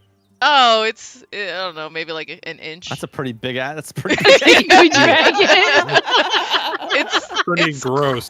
quite large. Oh my Yeah. god. You pull out this maggot, and she It's goes, in like a "Oh, vial." That's a really. Is that like? And she like, oh, she takes the vial. Is that like a caterpillar in No, this is a maggot, and it is a very special maggot. It is the champion of all maggots. there? Maggot, like the bugs that get on dead bodies. Yeah, like those ones. I don't want that. Oh, okay. Well, good. Keep it for myself. We have plenty of those. We can get those all the time because there's a lot of dead things out here in the farms, like everywhere. Because a lot of wildlife out here, and they just kind of die, and then like, obviously the maggots get it. Yeah, that's good. That's good. I don't know what I can give a child. Can I cast? Is there anything I can cast that would impress? You give me a secret? A secret? Okay. I can give you a secret. And I'll lean over and I'll whisper in her ear that I can cast magic. And I will cast fireflies. And I'll have them land on her. Whoa! That's so cool. Wow. Can I keep these? Well, they're around everywhere in nature, but these ones will stay and just land on you for just a few minutes, and then they'll go back home. Aw. That'd be cool if I could just have fireflies that land on me all the time. Right? It's so tempting. That's okay. I'll keep your secret. Don't worry. Thank you so much. Yeah. So a lot of people over here don't like magic. No. Yeah. Where I'm from, we do magic I don't know all the why. time. It's pretty helpful. Yeah, and we have a great time. Yeah. Yeah, it definitely is very helpful. You know, like whenever we don't have enough rain, if you could just make rain happen, that would be pretty helpful. Wouldn't that be great? That would be so great. Okay, so we actually get accused of using magic all the time because we've had our farm actually just survives things that like other farms don't survive, and no one really knows why. But well, that is interesting, isn't it? All right. Well, I gave you a gift, so if you just tell your grandma that I'm kind of cool beans, and maybe she'll let me see her orchard, and that would be super awesome. Absolutely. And she breaks for a sprint, busts out of the coop, and starts sprinting towards the orchard. Okay. Don't break the eggs! Don't break the eggs! With the eggs in her apron? Yeah, she's carrying them running. all. Yep. You see one egg and no. smash. Oh, She's no. like, did you run after her? Yeah, I'm chasing her because she got all the eggs. That's good. Yeah, that's good. You left the coop open. No! Oh my god! What is happening? Do I realize that I left the coop open? You're running after her, would you? Or are you like focused on chasing the little girl? No. Oh my god! No, I'm gonna chase her. I'll chase her, but if the chickens do get out, I can wrangle them by speaking to them again. So. Chickens are absolutely getting out. the door is open. I'm chasing after the little girl. Freedom! Oh, no. Chickens Freedom! everywhere. Oh no! All right, that's a good place if we can't come back for Thanksgiving. All right, great. Oh no! All right, you. This little girl. Actually, Draven. You're walking back. Oh, that's right. Yeah. You hear this, and you look up because you're probably all melancholy. You know, a little bit. I'm assuming. Oh, a little bit. He's in your own definitely shit. just in his own world, like trying to. Yeah. And you look up to see this little girl with these eggs in her apron, just staring wide-eyed at you. Who are you? Oh my God. She jumps, startles when you ask, drops the apron, all the eggs Oh my. fall to the ground, Oh no. Oh, and then she just straight up goes, "Ah!" and then spins around and runs the other direction. Draven will be like, oh fuck. Fuck.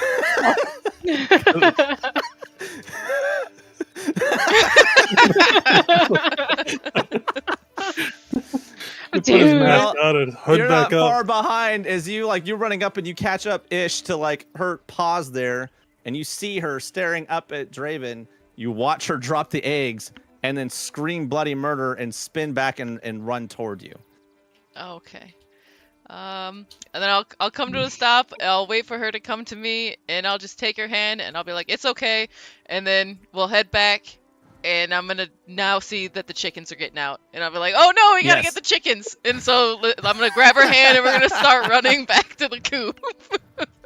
She is like just like every like 5 seconds looking back towards the orchard edge, where she encountered the monster. All right. It's Did you okay. see that monster? Did you It's see that okay. monster? Did you see that? What was it? It had red eyes. It's okay. It's okay. We'll figure out Bruh. after let's focus on the chickens, and then we'll take on this monster. Okay. I gotta go get my dad. Oh no. Help me with the chickens first. Otherwise, he'll be mad that the No, chickens I gotta are get my out, too. dad. He's gotta know because there's a monster here. He's gonna eat all the chickens. Dude, It's gonna eat all. It's gonna eat the dogs. He won't eat the dogs or the chickens. Don't trust me. It will not be that bad. Okay. Let's get the chickens in, and then you're free to go. Okay. Let's get these chickens in, so your dad's not mad about the chickens. She runs into the house. Okay. Well, I run to the chickens. Why? I still run no. to the chickens. And has 10 minutes gone by? Am I still talking to animals? Yeah. Okay. No, it hasn't been 10 minutes. All right, Yeah, I'm gonna- you're still able to talk to the animal. Cool. Yeah. I'm gonna talk them all into coming back into the coop and kind of count them to make sure none of them are like missing. Talk to the chickens and make sure no one's missing. Close up the coop, and I'm just gonna contemplate my life decisions that led me up to this moment. We have no eggs. Draven, what are you doing? Oh god.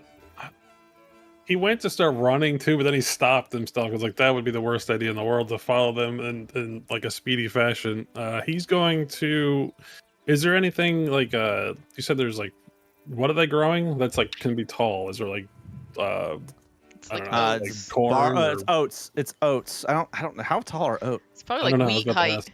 Yeah, like probably not. Oh, it's okay. Wait. No, wheat's pretty tall. Oats would be a little bit shorter. Okay. Well, he'll find mean- some like the woods, and he'll go into the. Like, he's gonna. Back into the orchard. You going back into the orchard? I don't know. Say this like he doesn't want to go back there. He doesn't want to see that woman ever again. She's making him feel stuff. That's not him. He's gonna. What else is around? There's a barn. There's the There's the oats, barn. which is not gonna have the Yep. orchard, and then everything else is just open plains. and Yeah. everything. Yeah, open plains, and then there's the farmhouse. Yeah. Well, that sucks. So he's going to. Fuck. I guarantee you, Draven's taller than the oats. I was gonna say, Oh yeah. Unless he's Oh, laying yeah. on his belly. He just drops. They will he's never gonna find he's gonna hastily go to the barn, where Mel was. So he's gonna Okay. just get over there as quick as he can. Yeah. Fuck. Okay. Pivoting over to let's see. We have Astrid, Bolem, Tegan, and Gareth. You guys have finished with the goat milking and also moving all the feed. He kind of enlists you, Bolem, to like help like pour out some of the food into some like the feeding trays and stuff like that, and like getting both of you guys to like help with moving the goats into like the stall areas, or like basically the area that they can eat. Yeah, and then it's at this point you guys hear this blood-curdling scream in the direction of the orchard. I And Gareth sprint and off Tegan- towards the scream. I shield on, mace out, running out. Yeah, 'Cause there's Gareth scream. and Tegan are running after you slower than you guys because they don't do any of this stuff. As you guys get out of the barn, you see this little girl run back to Mel. They like reunite and they start running back like away from a figure who you now recognize as Draven.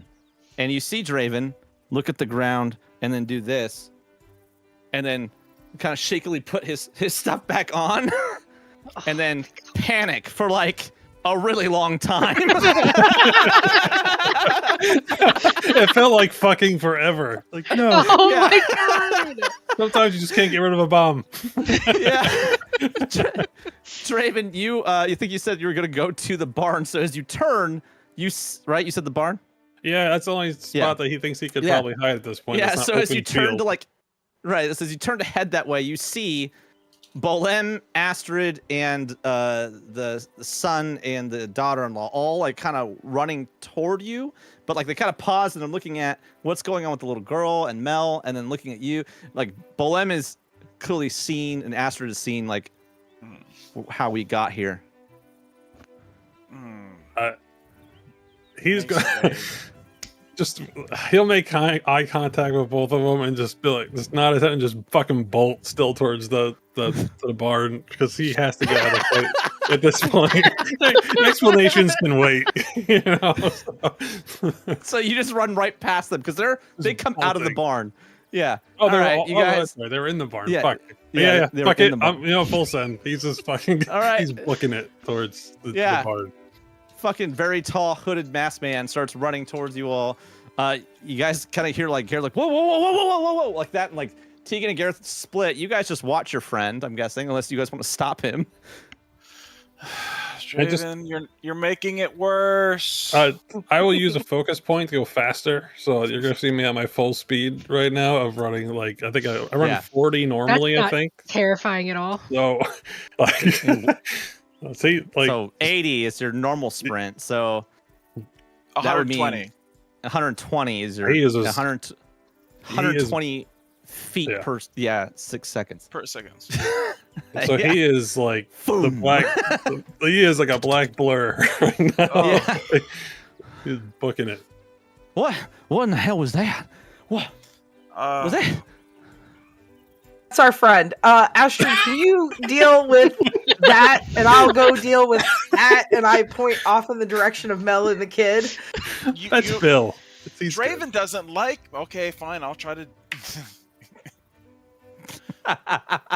Yeah, probably the opposite might have been better. All right.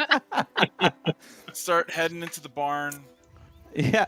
Sling my shield back over my shoulder. Oh, good lord. Blair, you are with your grandfather and David, right? Working on the fence. You guys are making pretty solid progress, and you are not taking all the work from David, letting him actually like get some practice in with this. And you are astounded by how actually good he is at honing in on hitting these nails with just a slight noise cue. So it seems like this has been like a constant thing, and you realize that you're watching your grandfather train David, much in the same way that he did for you, except way less cruel than he trained you. Like your grandfather beat the shit out of you constantly for years. I don't know what that makes you feel like or think, but I have a degree of understanding. I mean, David he's sickly, so yeah. I have a quiet understanding of why he is the way he is with him. Right. You also know that your grandfather is extremely protective of your youngest brother. Like, he does not stand for shit. You know that your father is not the best with David. It's not that he's mean to him. It's that you know that he's really struggled with what David's future might be, if that makes sense. Yeah. Worried that he really won't have much of one, right? Yeah. And I hope that's not our thing. Is the stream lagging for everyone else, or is it just on my screen? Not for me. Okay, good. I'm gonna close it then for now. All right. So it's at this point though that you now hear the blood-curdling scream from the orchard. It's much further away from you than everyone else really at this point. But you can see off in the distance a little too far for you to kind of make out exactly what's going on. But you do see your sister, you see Mel, you see who you think is Draven, and then you see like Bolem and Astrid run out of the barn with Gareth and Tegan. You see your father like exit the actual like farmhouse, your mother and Cecil all come out. It looks like this, I don't know, this like thing that's just waiting to happen. There's just a lot of tension all of a sudden. Mel and Aaron like run back to the coop. Mel is like busy trying to get the chickens back in, and then all of a sudden you see Aaron like book it for the house towards her father. Yeah, that's kind of the situation as it played out from your angle. I don't know if you would do anything about it. You see, yeah, your grandfather kind of go, well, no one's dead. Don't forget that she'll see Draven run at the speed of sound into the barn. Yeah. Yeah. Oh, yeah, there's also that. You see suddenly Draven, boom, like fucking dust cloud behind him. Oh, That's pretty hails. quick. I'm gonna go down and check on them, Gramps. All right. Thanks for your help. I'll be in there in a little bit. Maybe now, though. Maybe you can go diffuse the situation by talking to your father and your mother. Send Aaron to me. I'm kind of confused because I don't know what he gleaned from the situation, because to me it just looks like chaos. So He doesn't seem like concerned. He doesn't seem like at all worried about the situation. And seeing that, I'm a little calmer, but I'm a bit apprehensive. All right, Gramps, I'll go take care of it and talk to Mom, Pa, and she hurries. Right. I'll hurry down to them. Okay. All right. All this is kind of playing out at about the same time. Astrid and Draven, you are now like entering the barn. We got Bolem now heading over to basically catch up with Mel as you're like finishing with getting like the chickens in the coop, and then heading towards the little girl, not towards Mel. I'm sorry. So actually, Bolem and Blair headed in the same direction. So Mel, I don't know where you were gonna head after you finished with the chickens. Were you gonna go chase after Aaron as well, or no? I'm gonna stay are you just where gonna the hell stand I'm like, at what the and fuck? try not to make anything worse. Like everywhere I go is just calamity, and I'm just like, it's just trying to get some eggs, and now a whole day's eggs are gone, and now we're never gonna get invited for Thanksgiving, and That's not happening. I'm never gonna see the orchard. Roll perception. For Mel. who? Me? Oh shit! All right. Yeah. Perception.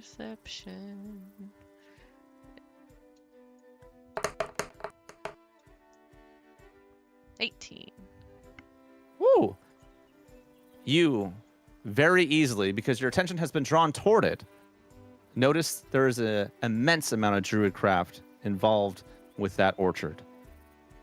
Ooh. And you feel a tug on your curiosity. Oh yeah, I'm going over there. Screw all this drama. I'm going to the everything orchard. else. like if anything, it's like, oh, like a little piece of home. Like, oh, I've been away from druids and I come from a community of it. Comfort. Like, oh, yeah. Like I need some comfort right now. And I'm Do you just walk there, or do you run? You're like, nah, I'm going in there. What do you do? I'm gonna walk hastily, but I'm not gonna like run or anything. All right, little like hop walk kind of. Yeah. All right, gotta get in there.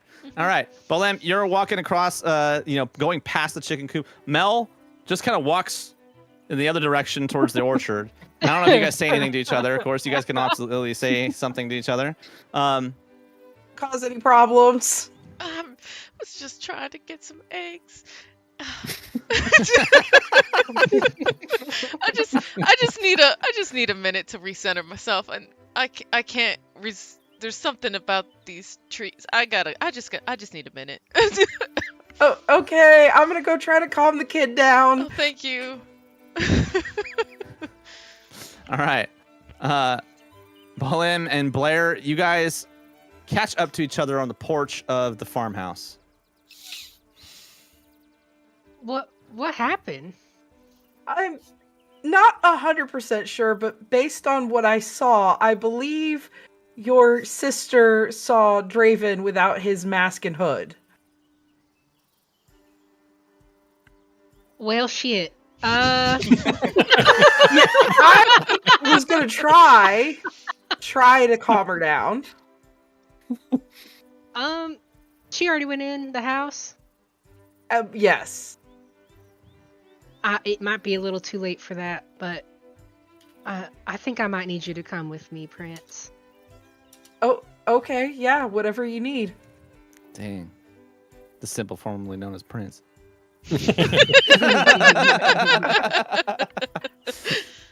All right. You guys head into the house. Astrid, you rush back into the barn. Draven, what are you doing? Looking for a great place to get out of sight. There's a lot of places within the barn to get out of sight. There's a whole area above on the second story of the barn. Sounds great. Like Going there. All right. Draven, don't go. I'm not coming up there after you. I don't think I could. There is a ladder that leads right up there. I just picture him like Looney Tunes style, just running up that ladder. I just expected Draven to do like a jump and a double jump and a triple jump. Yeah, I was gonna say he's gonna jump up to like a pull up and then like just like go up. No, he's looking down. Draven. Wait. What? They were gonna see you sooner or later. You might as well come down. We're probably gonna have to do a full introduction to clear this up. I don't know if I agree with you on this one, Astrid. Might be best. You know what? That is actually fair. I have not lived your life experience, so you probably know how to handle this a little bit better. Is there anything I can do to help right now? Yes. What's that? Tell them that you don't know where I went. And steer people away from the barn. I am a horrible liar, and there's no way I could convince them that you didn't run in here when a bunch of people saw you run in here at a supernatural speed. Why don't you just go back and hide in the orchard if you're needing a place to hide? No.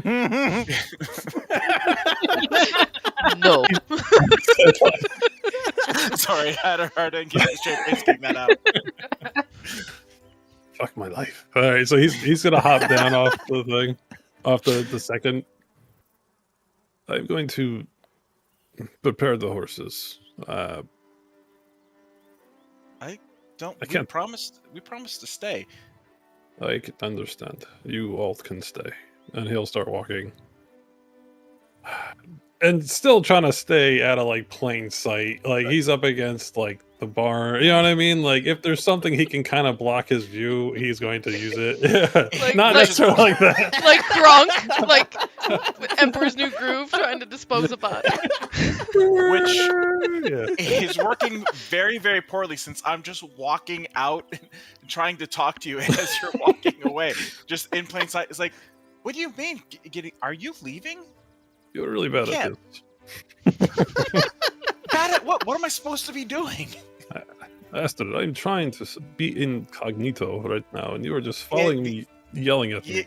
There is absolutely. If you wanted cover, you should have gone to the orchard. There is no trees. There's no way you're getting toward.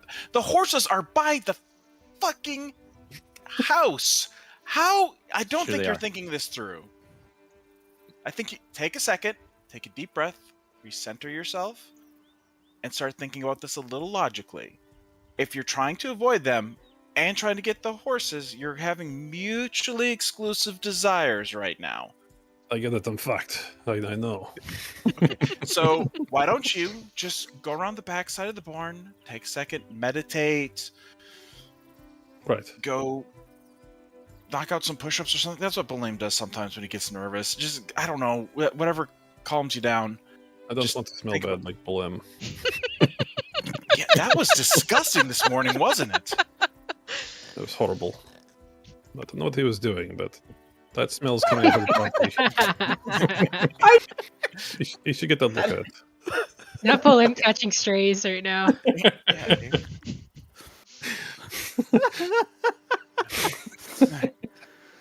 Astrid laughs a little bit. Feeling a little better now? Come on. I'm going to...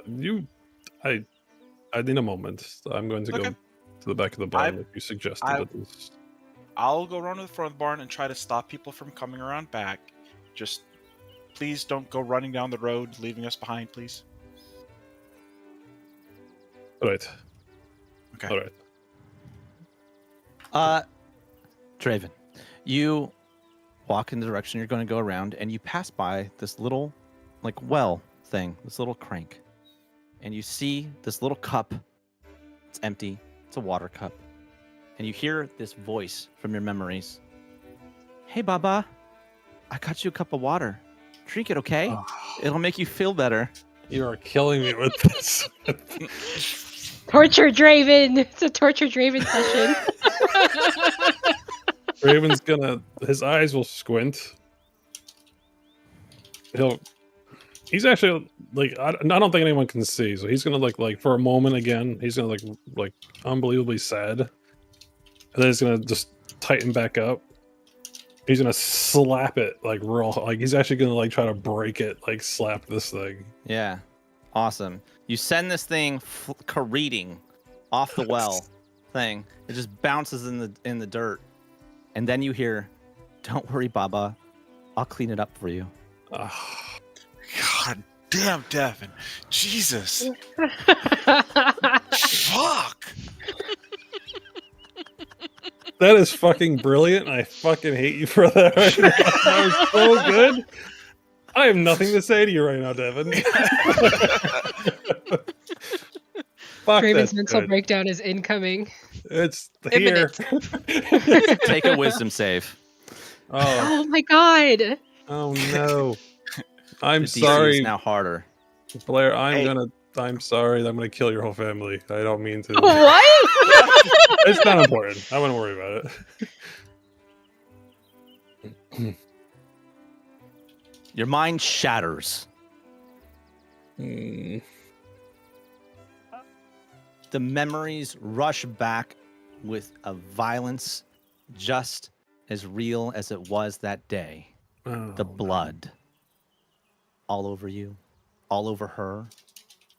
The blades dripping. The malice in her eyes. The crazed look. The absence of a soul. As it bears down on you. It drains years of your Morgallum training. That severance from your past. It disappears like the veil between the ethereal realm and this world. You are left in the middle of this field, right by the well, having just walked away from Astrid, just outside of this barn, in the midst of the most horrendous memories that you have assaulting you.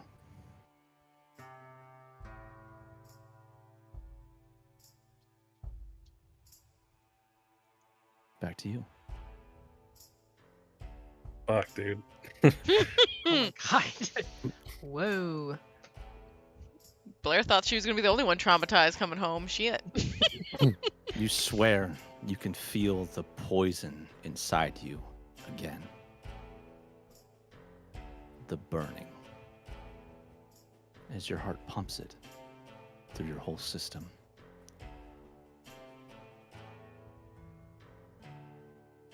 Fuck. I was not ready for you to go there. Fuck.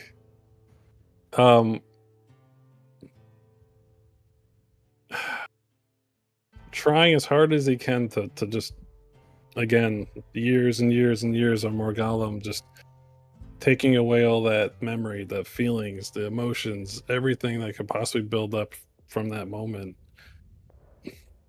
His fists will just tense, completely white knuckle.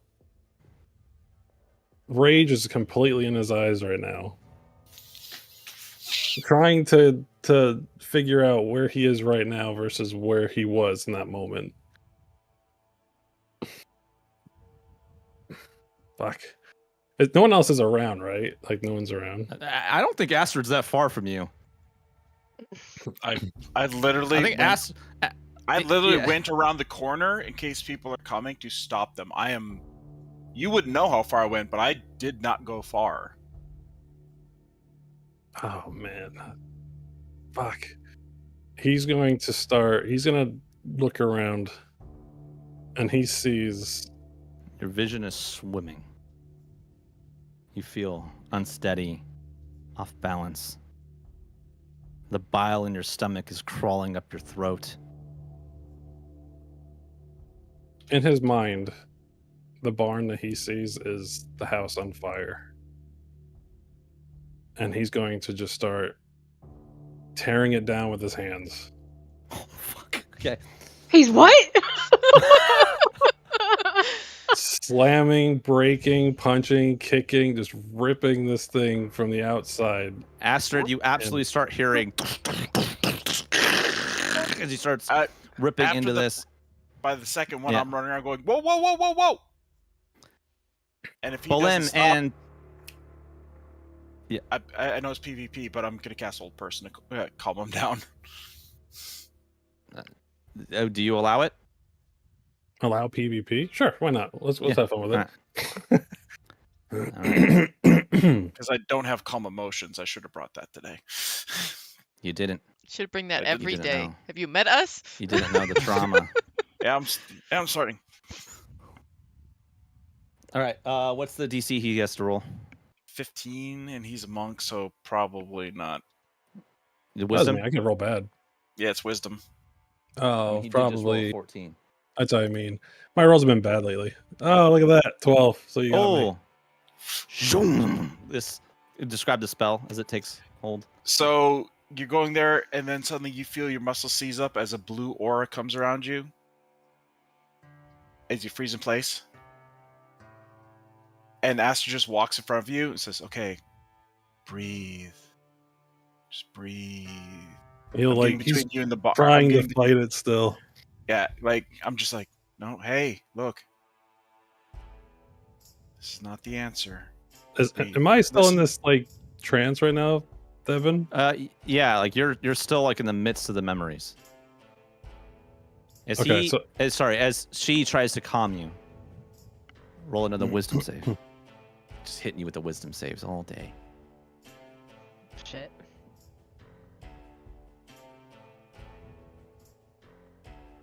You somehow hear this echoey voice. Breathe. Breathe. It's okay. And you breathe. Fill your lungs. And you start to try to settle your world. You pull yourself from your memories. Unfortunately, you note that the door that the Morgellum built for you in your mind through all that training is no longer there. Oh no. Fuck. Bolin and Blair, you guys walk into the building, into the farmhouse together. Blair having invited you in or asked for you to come in. You guys inside find your father kind of kneeling beside Aaron, who is like, there's a monster out there, and I saw it. It had red eyes, it had dark skin. It had this like crazy silver hair, and it was just staring at me, and it was coming from the orchard. I don't know where Grandma is. I think she was in the orchard. And your father's like, I need you to calm down, sweetie. It's all right. Calm down. There's no monsters. There's no monsters. He tries to calm her. He looks up at you two walking in. Look, see, your sister's here now. And she brought the prince. Isn't that neat? Trying to get her distracted. And she's just like rambling and rambling and rambling. You see your mother kind of sitting there with like her hand over her chin, like watching this happen. Cecil is like leaning up against a wall, looking bored. What do you guys do? I'll rush in and immediately see what's going on between Aaron and my dad. Mm-hmm. Aaron, please calm down. He's not a monster. He's our friend. Your friend? He would never friend. hurt. He would never hurt you. Oh no. Oh no.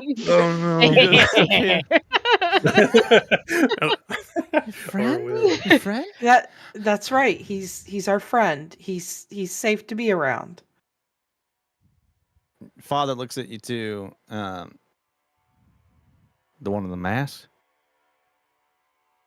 Yes. Paul, Got it. Well, he's a drow, but he's not like other drow. Drow? He was chosen by the king and queen to help us on our mission. He's good. What kind of crazed mission are you all on? That don't matter. What matters is he won't harm Aaron. He won't harm none of y'all.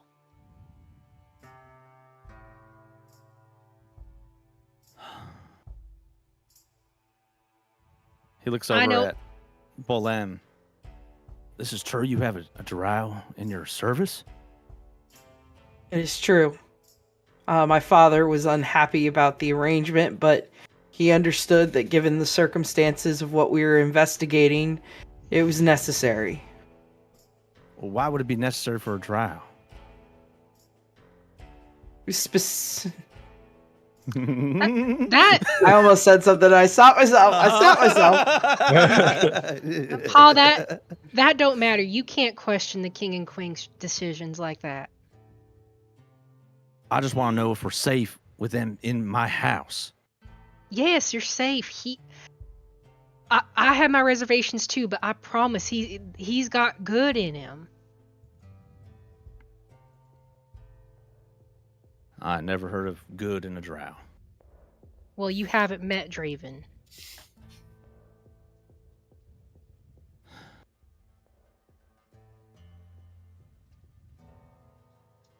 Aaron, how about you go see your grandpa? I think he's over by the fence with David.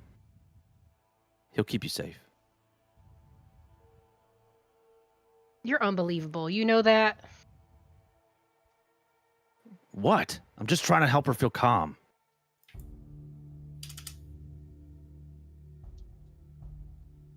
Look, we're not going to be staying long. I just wanted to stop, say hello, and I wanted to talk to you, and that was it. Hear your mother. Honey, you don't have to go.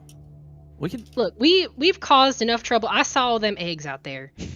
Sorry about that. They're like, what happened to the eggs? Wait, what happened to the eggs? What happened is you put my friends to work, and they never worked on a farm a day in their damn life. I thought it'd be good for your friends. They look like a bunch of fancy folk. Well, they are. So why would that clue into you that they should be working on this farm? Well, if it's a damn prince, sorry, Prince. Oh, sorry, Your Highness. No offense taken. They don't have a lot of experience with common folk stuff. Look, that don't matter. We need to get out of here. We're causing more than enough issues than I expected. And I didn't want this. I didn't want to trouble you like this. Honey, it's not a trouble. It's not a trouble. Please don't go yet. If you want to run tomorrow. No. Stay with us now, and let's at least spend some time together before you leave. Again. No. We have somewhere we need to be. But I couldn't leave without at least stopping by. And I have to talk to you about Maxon and Mary. What about Maxon and Mary? Well, Mary something stands up off the wall. Come on, Aaron. Let's go in the other room. He crosses over and gently grabs Aaron, and they walk out of this area. You hear a door shut softly.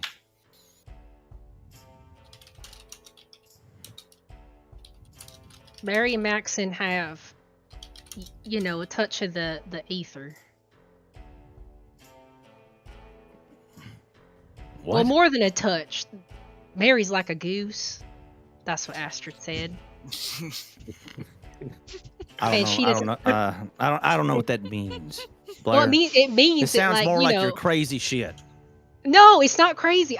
Paul, just listen. She's like a goose, and geese gotta fly. But if they're in the pen too long, they don't like flying. And yeah, what I'm trying to say is my friends are wanting to help them better themselves. Maxon is gonna train with the knights, and Mary's gonna go to school, and I think it'll be for the best. God. Sure, damn it all, girl. You trying to tear this family apart? Even more than you already have? It's already torn apart. Who knows? When was the last time Maxon was here? You see him grind his like teeth. His jaw flexes a bit. And Mary's already been at the temple. When was the last time she was here? She visits at least once a week. Well, that's good for her. With Saren. But all I'm saying, Paul, is that they got something special about them, and they have opportunity.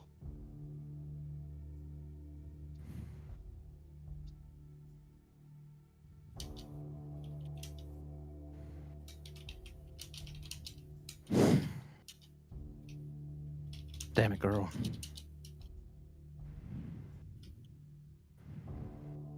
I feel like every time you bring your dreams in here, it's just tearing everything apart. Oh, yeah? Well, who tore the family apart when you sent Lynette off? I did what I had to in order to keep this farm alive. At the expense of what? Lynette? She's going to get a great education living there. Oh, so you do value education on your terms. It's in the area. It's regional. You sold her, and you know that ain't right. It's not selling her. It was giving her an opportunity. So you also lack opportunity on your terms. In the region. Where are you going to send Maxon off to? Where are you going to send Mary off to? They're going to go to Vashalest. That's not anywhere near us. And they can visit if they so choose. Maxon's never going to come back here. And whose fault is that?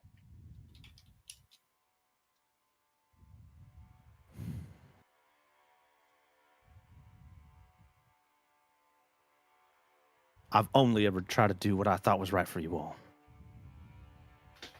You never let us choose what was right for ourselves. How was I supposed to choose that when you were just running around acting like you're some kind of knight, using some kind of weird accent? This is the first time I've heard you use your actual freaking voice in over a year. I was like, in my head, like she usually uses her real accent around her dad. Oh, does she? Oh, okay. Because he smacked the shit out of her. So. Never mind. All right, belay. You're running around town pretending to be some sort of high and upcoming traveled freaking hero. You went off to the freaking capital after you killed a bunch of wolves. Like that was enough. I got invited. I don't even know how you duped the prince and the king and queen into thinking that you are some sort of hero that you should be on this team. It's not a dupe. She has already proven herself, sir.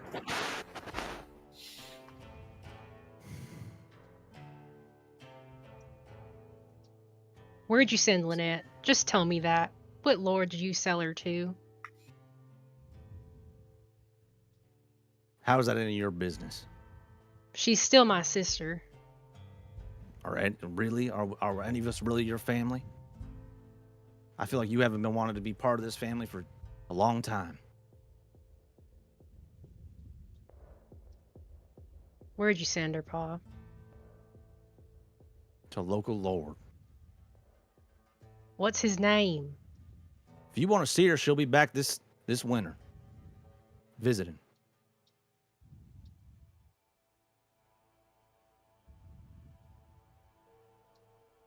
I'm going to lean in and I'm going to whisper to Blair, how bad do you want to know?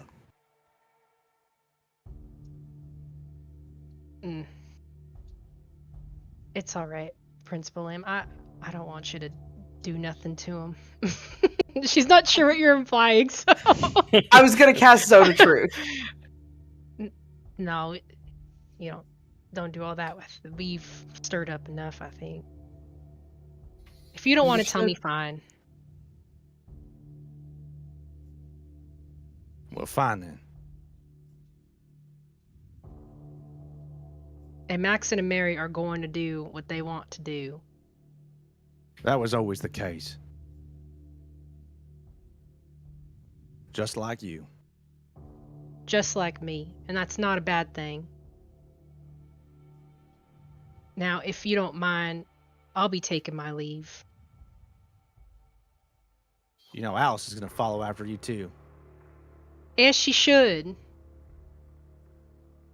Maybe. She hasn't had near the amount of training that you've had. If she wants to go off and be a huntress, she can. You don't need no training for that. Not the things that she wants to hunt.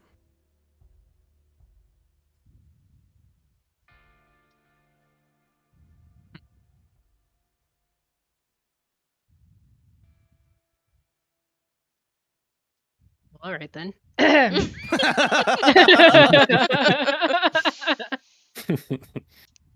She can hunt what she likes, and I know she'll be damn good at it.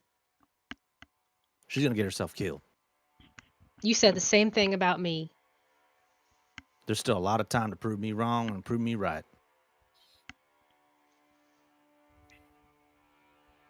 Is that the last thing you want to say to me?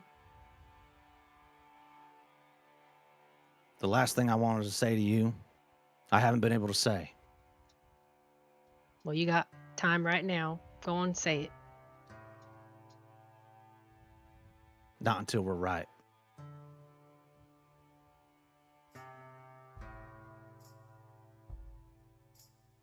All right, then. There's nothing left to be said. Bye, Paul. Bye, Mom. And I'll take Bulim's hand and leave. Your mom, when you say goodbye, like gasps and like covers her face.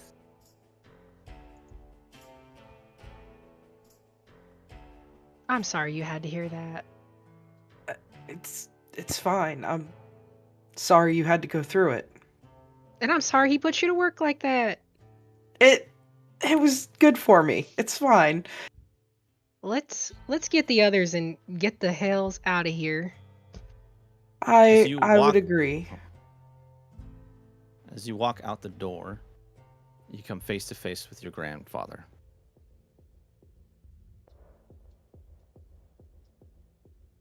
What's going on? I'm leaving, Grandpa. Why? We weren't going to stay long. We've got somewhere we have to be, and we've taken more than enough time to get there already. You can stay in my cabin. I need to talk to my friends, and we'll see where we're gonna go from here. But I appreciate it. Girl, you're not leaving without seeing Alice.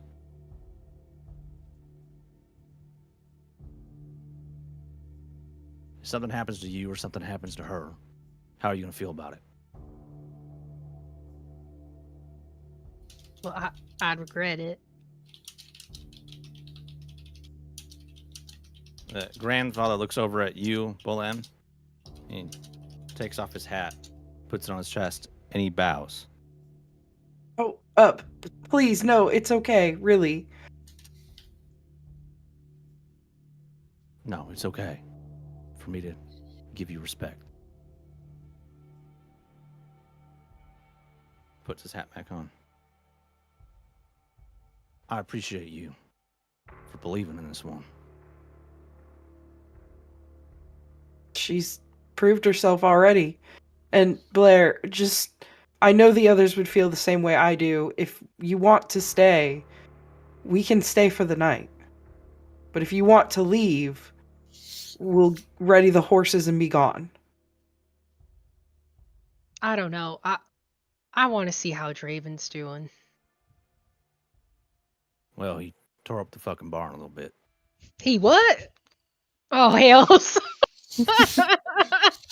What he going to do that for? It's all right. David needs some more practice.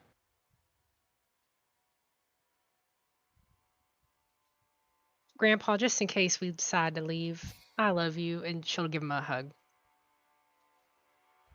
He starts the hug with one arm, holds you close, holds you for a moment before he pulls you into both of his arms. Just kind of shakes you a little bit in his embrace. Kind of pulls you back and kisses you on the forehead. I'm sorry I stirred shit up again. It's good for this place.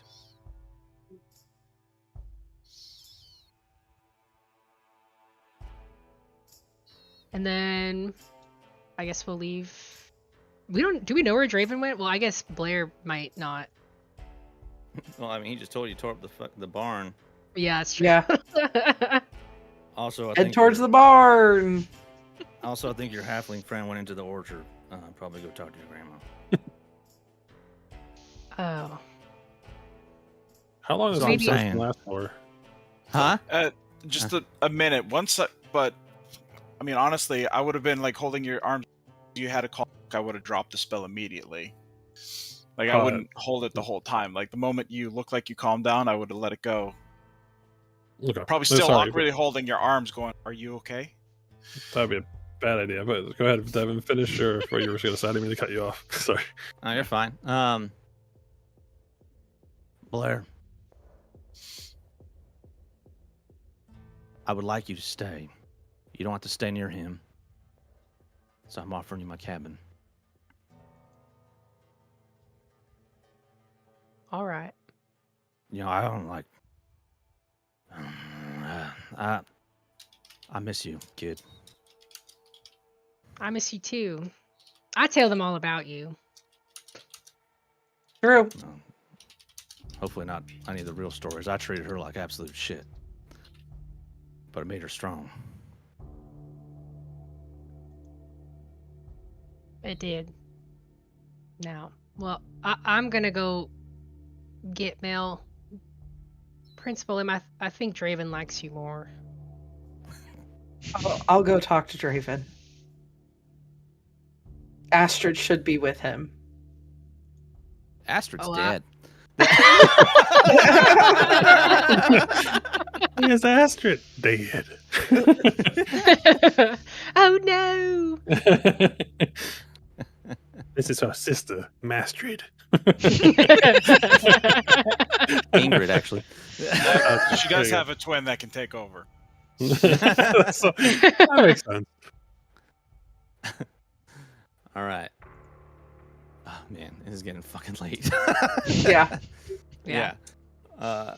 Sorry, I gave you guys an exciting session. How dare you? I know. I'm really sorry. Fuck. Oh man. All right. Yeah. Mel, you walk into the orchard, and it doesn't take you long to encounter the root bench that's sitting there, and a little old lady sitting on it, picking apples off of this tree that is like bent over, providing them to her. I'm walking to the orchard and just immediate like relief, just sense of belonging, just probably the most comfortable I've been since I've left my home. And I'm gonna just go to the nearest tree and just kind of hug it. And just lean on it for a little bit and just kind of just breathe. And like I'm kind of ignoring the grandma. She's doing druid shit. Like that's normal. That's fine. This is just so nice that I just want to take it in for a second. Yeah, I hear you. Yeah, she doesn't say anything. She just watches you and goes back to her apples. I'm gonna talk to her in Druidic, and I'm gonna I'm gonna say what a lovely, lovely grove you have cultivated here, my kin. This is a marvel even amongst our kind. Thank you, sister. I appreciate it. Sorry I appreciate that you to have intrude. come here. Never an intrusion when another druid comes. That is why I have it here. A home away from home. Indeed, that is what I feel being in this presence. I feel my party members and I have made quite the ruckus at the homestead, and I apologize. It is needed. Is there anything I can help you with over here? No, you can just come sit, enjoy some of the apples that I know that you would like to enjoy. Oh, thank you so much. And I'm gonna walk over and just plop down like heavily and just start eating wait apples. for an apple to get to me. Maybe one in each Some hand. of the trees I see some of the trees lean toward you. Yeah. Just get me some apples. Start eating them. How is the boy these days, or as you call it, Dal? Oh, very well, very well. Wild as ever and full of life. It is a place to behold. I've heard a lot of good stories about it. I was happy to learn that our queen came from there. Indeed, she still visits, though not as often as we would like. You've brought very strange company. Yes. I feel we haven't quite got good feet under us. This whole path we've walked has not been an easy one. Yeah. It will be. You are walking with my granddaughter, who is touched now by Shura. You walk with an adopted prince who has an interesting connection to your home. Devin, you're kind of low. Oh, sorry. You walk with my granddaughter, who is now connected and touched by Shura. And you now walk with an adopted prince who has a connection to your very home and does not understand it yet. You have a daughter of a siren amidst you, a Morgalem connected to a Drow warlord, Like, and you. You just met us, and you know more about our group than I do. Like, is I commune a lot. this a skill that can be taught? No. Eat another apple. I commune a lot and I am close to my end. Your aunt. My end. Oh, your aunt. Aunt. End. END. Oh, end. Oh, I thought you had an I end. am close to walking with. I am close to returning to the world. Ah. Happens to all of No. us. Yes.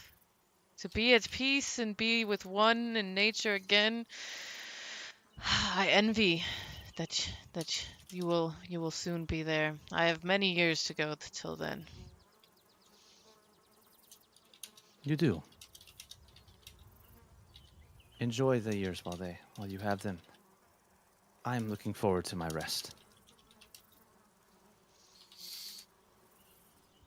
What will happen to this grove when your end comes? It will survive. Oh, good. Maybe if I I've made visit sure with of it. Blair, I will make sure of it. Please do, or just enjoy yourself. You know that. You know I'll do that anyway. Eat another apple. I eat when I'm stressed, okay? Or just anytime. I just eat all the time, yeah.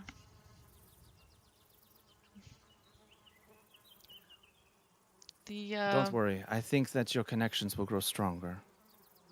Your mission is very dangerous. It is not from here. This thing that falls from the sky. It is not from our world. Do you have any tips? Any advice? Be ready to experience things that you will not understand. And be ready to do things that no one should have to do.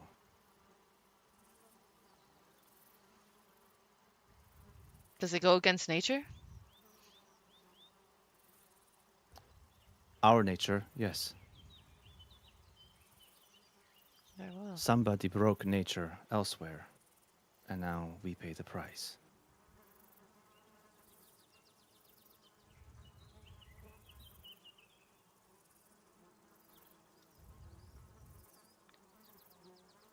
She stands up.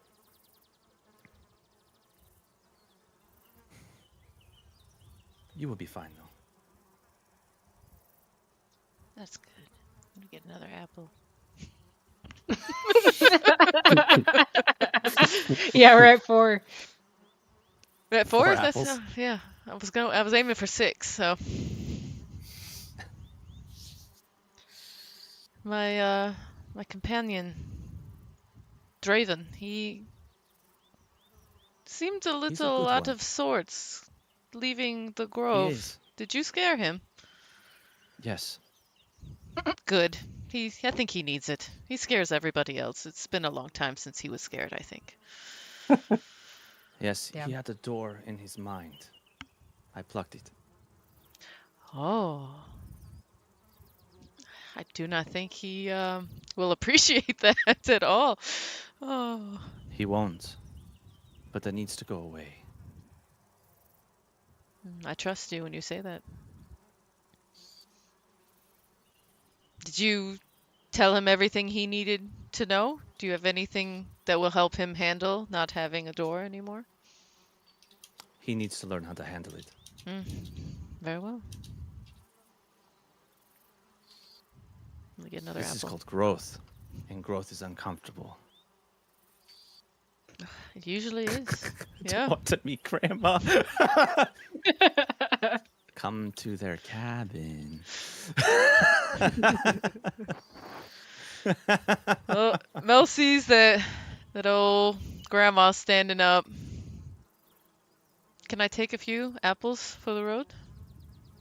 Absolutely. I'm gonna get a You couple. can take at least a dozen. So good, so good. I'm gonna put some. In about an hour, dear, you're going to feel extremely full, more full than you ever have before. I would recommend not eating anymore. Oh, okay. Okay. They are not normal apples. Nice. Oh, I'm so happy. I'm gonna stand up with my apples, and I feel like she's kind of shushing me out, so we're gonna leave. No, she like waves her hand and creates like this basket out of the roots. Swings her hand and it breaks apart, and then she kind of walks it over to you. Use that for your apples. Amazing. Oh, it feels so good to be here. I'm sure I will see you later if my granddaughter makes the right choice. If I don't, please watch the doctor when you get close to the shard. Okay. Watch the doctor. Oh shit. We will return. I trust that Blair will make the right choice. She's a good one. She might, but she is very scared of this family, and I do not blame her. She may or may not be ready to confront. I hope that she's ready now, because if she waits, I will not be here. Very well. But watch the doctor. I will. She has a goal that she thinks she can find there.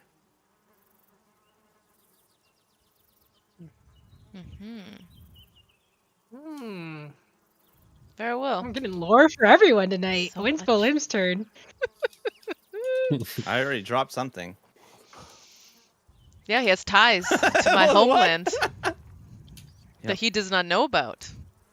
Oh, that's right. Yeah, and I know that Draven's door is missing, and I gotta watch the doctor, and you've got choices to make, and your grandma's gonna return to the earth soon, and I mean, it's joyous for us. It is to complete the cycle, you know, that is a great moment, but most people don't think of it that way, so much to... As long as Draven doesn't expedite that, we're okay. and low-key, Mel is kind of excited to be the prospect of being so full later. Like, I'm very excited for this. You know, it has been a long time since I felt very full like that, and it is it's like I came out of there like feeling great. Like I got the druid and a grandma and some apples, and I'm gonna feel full, and I've learned something about all of my friends, and this is great. I forgot that I ruined a day's worth of eggs, and yeah, got a little pip. That was about a week of eggs, actually. A week of it. Fine, though. Don't collect your eggs every day. Oh no. Oh no. No, it's fine. Okay. I don't want to tell you too much. I think it would be too much. A little bit more. A little bit more? A little bit more. Beware the child. Okay. Watch the doctor, beware the child. Bullim. Wait, what child?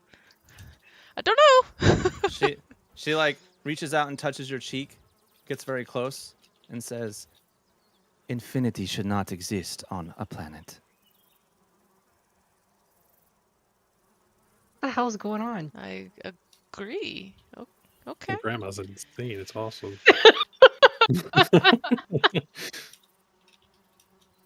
What child? Will I recognize the child? I'm not the child. No, you will not recognize the child. Okay. Oh, What child is this? Okay. You may know it as Infinity. It may introduce itself as the third. As the what? The third. The third. Oh, the third. What the? Okay. I'm so lost. Me too. That's okay, granddaughter. Nothing new. All right.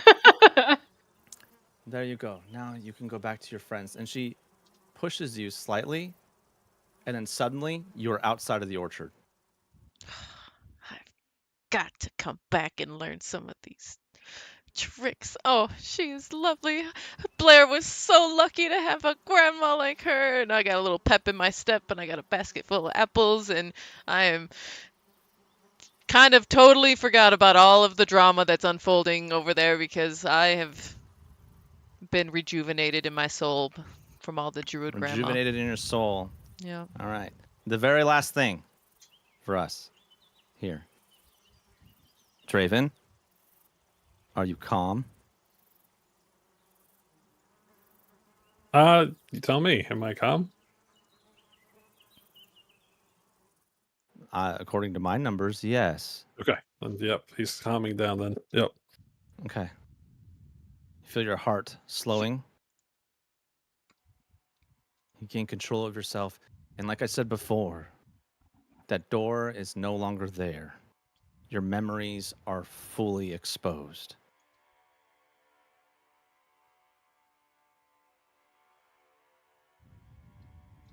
Astrid, you see Draven appear calm. Okay, I release the spell and I keep my hands near him. I was like, "Are you good?" He's just staring blankly into your face because you're right next to him. Okay. Just keep the calm. You don't have to talk about it, but if you want to talk about it, I'm here. You're here. Yes. And if you don't want to talk about it, please hold these boards in place so I can cast Mending on what you just did.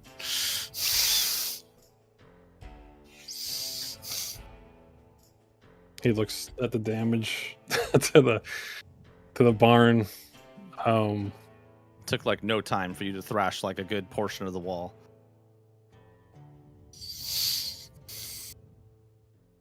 What did you cast on me, Astrid? It's a spell I actually really don't like using. Person. It's really good if you take some alive. You can take them and like put them in manacles or tie them up or something like that. I'm really sorry for using it on you, but you look like you were in some sort of fugue state.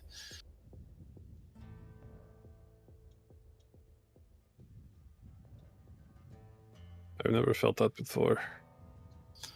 Well, I haven't really cast it on many people before, so I honestly didn't know if it would work. I could not move. Yeah, that's... Well, good to know it works. You could have killed me. He'll take a step closer to you. How? I got you to hold still. Like, there's not a lot I can do. Like, maybe I might have been able to shove you. Mike, by the way, is cutting out again. Oh, it's like how? I could have just like shoved you over and ran away. I mean, that's my plan for that spell is freeze people and run. I don't like. I would. Okay, you're holding still. What do I do? I'm not a fighter. I'm a nerd. I hope in the future you don't look to regret that decision. And he'll walk away from you. So that's a no to help with... Yeah, he said fuck the barn. I'm gonna be up late again. And that is where we will end tonight. Oh, good session, guys. Yeah, that was a great session. Oh I don't my even care that it God. went on long. Good Yeah, stuff. it ran really long. I'm really It sorry, did. guys. I I'm really don't. sorry. I mean, I'm off tomorrow. I don't mind. That's what I'm saying. I don't care. Sam, you were a trooper. I saw you getting tired, man. I was like, oh god, I gotta end Yeah, this near soon. the end, I was starting to struggle near the end. Yeah. I felt I got a little bit of a second win because I saw you actually like really enjoying the session. I was like, all right, we still got Sam. Yeah. Keep going. Yeah. Yeah. All right. Yeah, a lot of lore drop. I'm sure I'm gonna get some messages from Sam later because I know he's already tracking exactly what I just did. Yeah, 100% tracking it. Yep. Yeah. I'm glad someone is, because I am lost. Who's the third one? The child. What is that? Uh-oh. Maybe... Is this tying into some of the shit that happened in Deabros? Yeah. About that. Oh no! Which is why I told Devin a while back, I'm so glad we did the choice that Team Do did, because now we get to play an Aelmyr again. It was all worth it. I'm still lost, so. Mel, There's again. only one other. Yeah, I call you Mel. Liz, sorry, I keep calling you Mel. In character. Mel, out of character. Liz, great fucking. It's so fucking good with the music again today. Like it was so good. Like with the chaotic, like fucking like craziness on the barn. You had like the little like violin, like like farm music playing that was kind of like upbeat. I'm like, this is so fucking good. Like the barnyard equivalent of